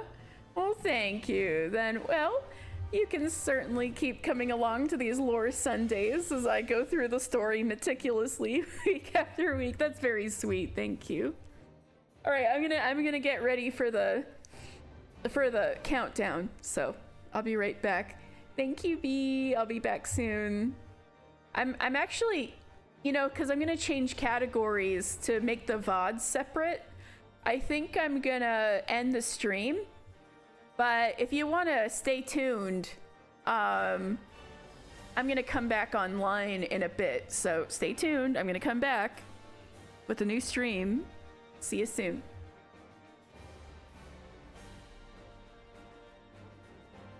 How's it not midnight over here yet? Oh, wait, shit. Because we're 3 hours apart, man. I've got one hour left, so I'm about to change over to Animal Crossing. I'll be right back. Stay tuned on this channel. I'm gonna go offline, but I'm gonna come back online. Okay, so stay tuned. All right, I'll be back.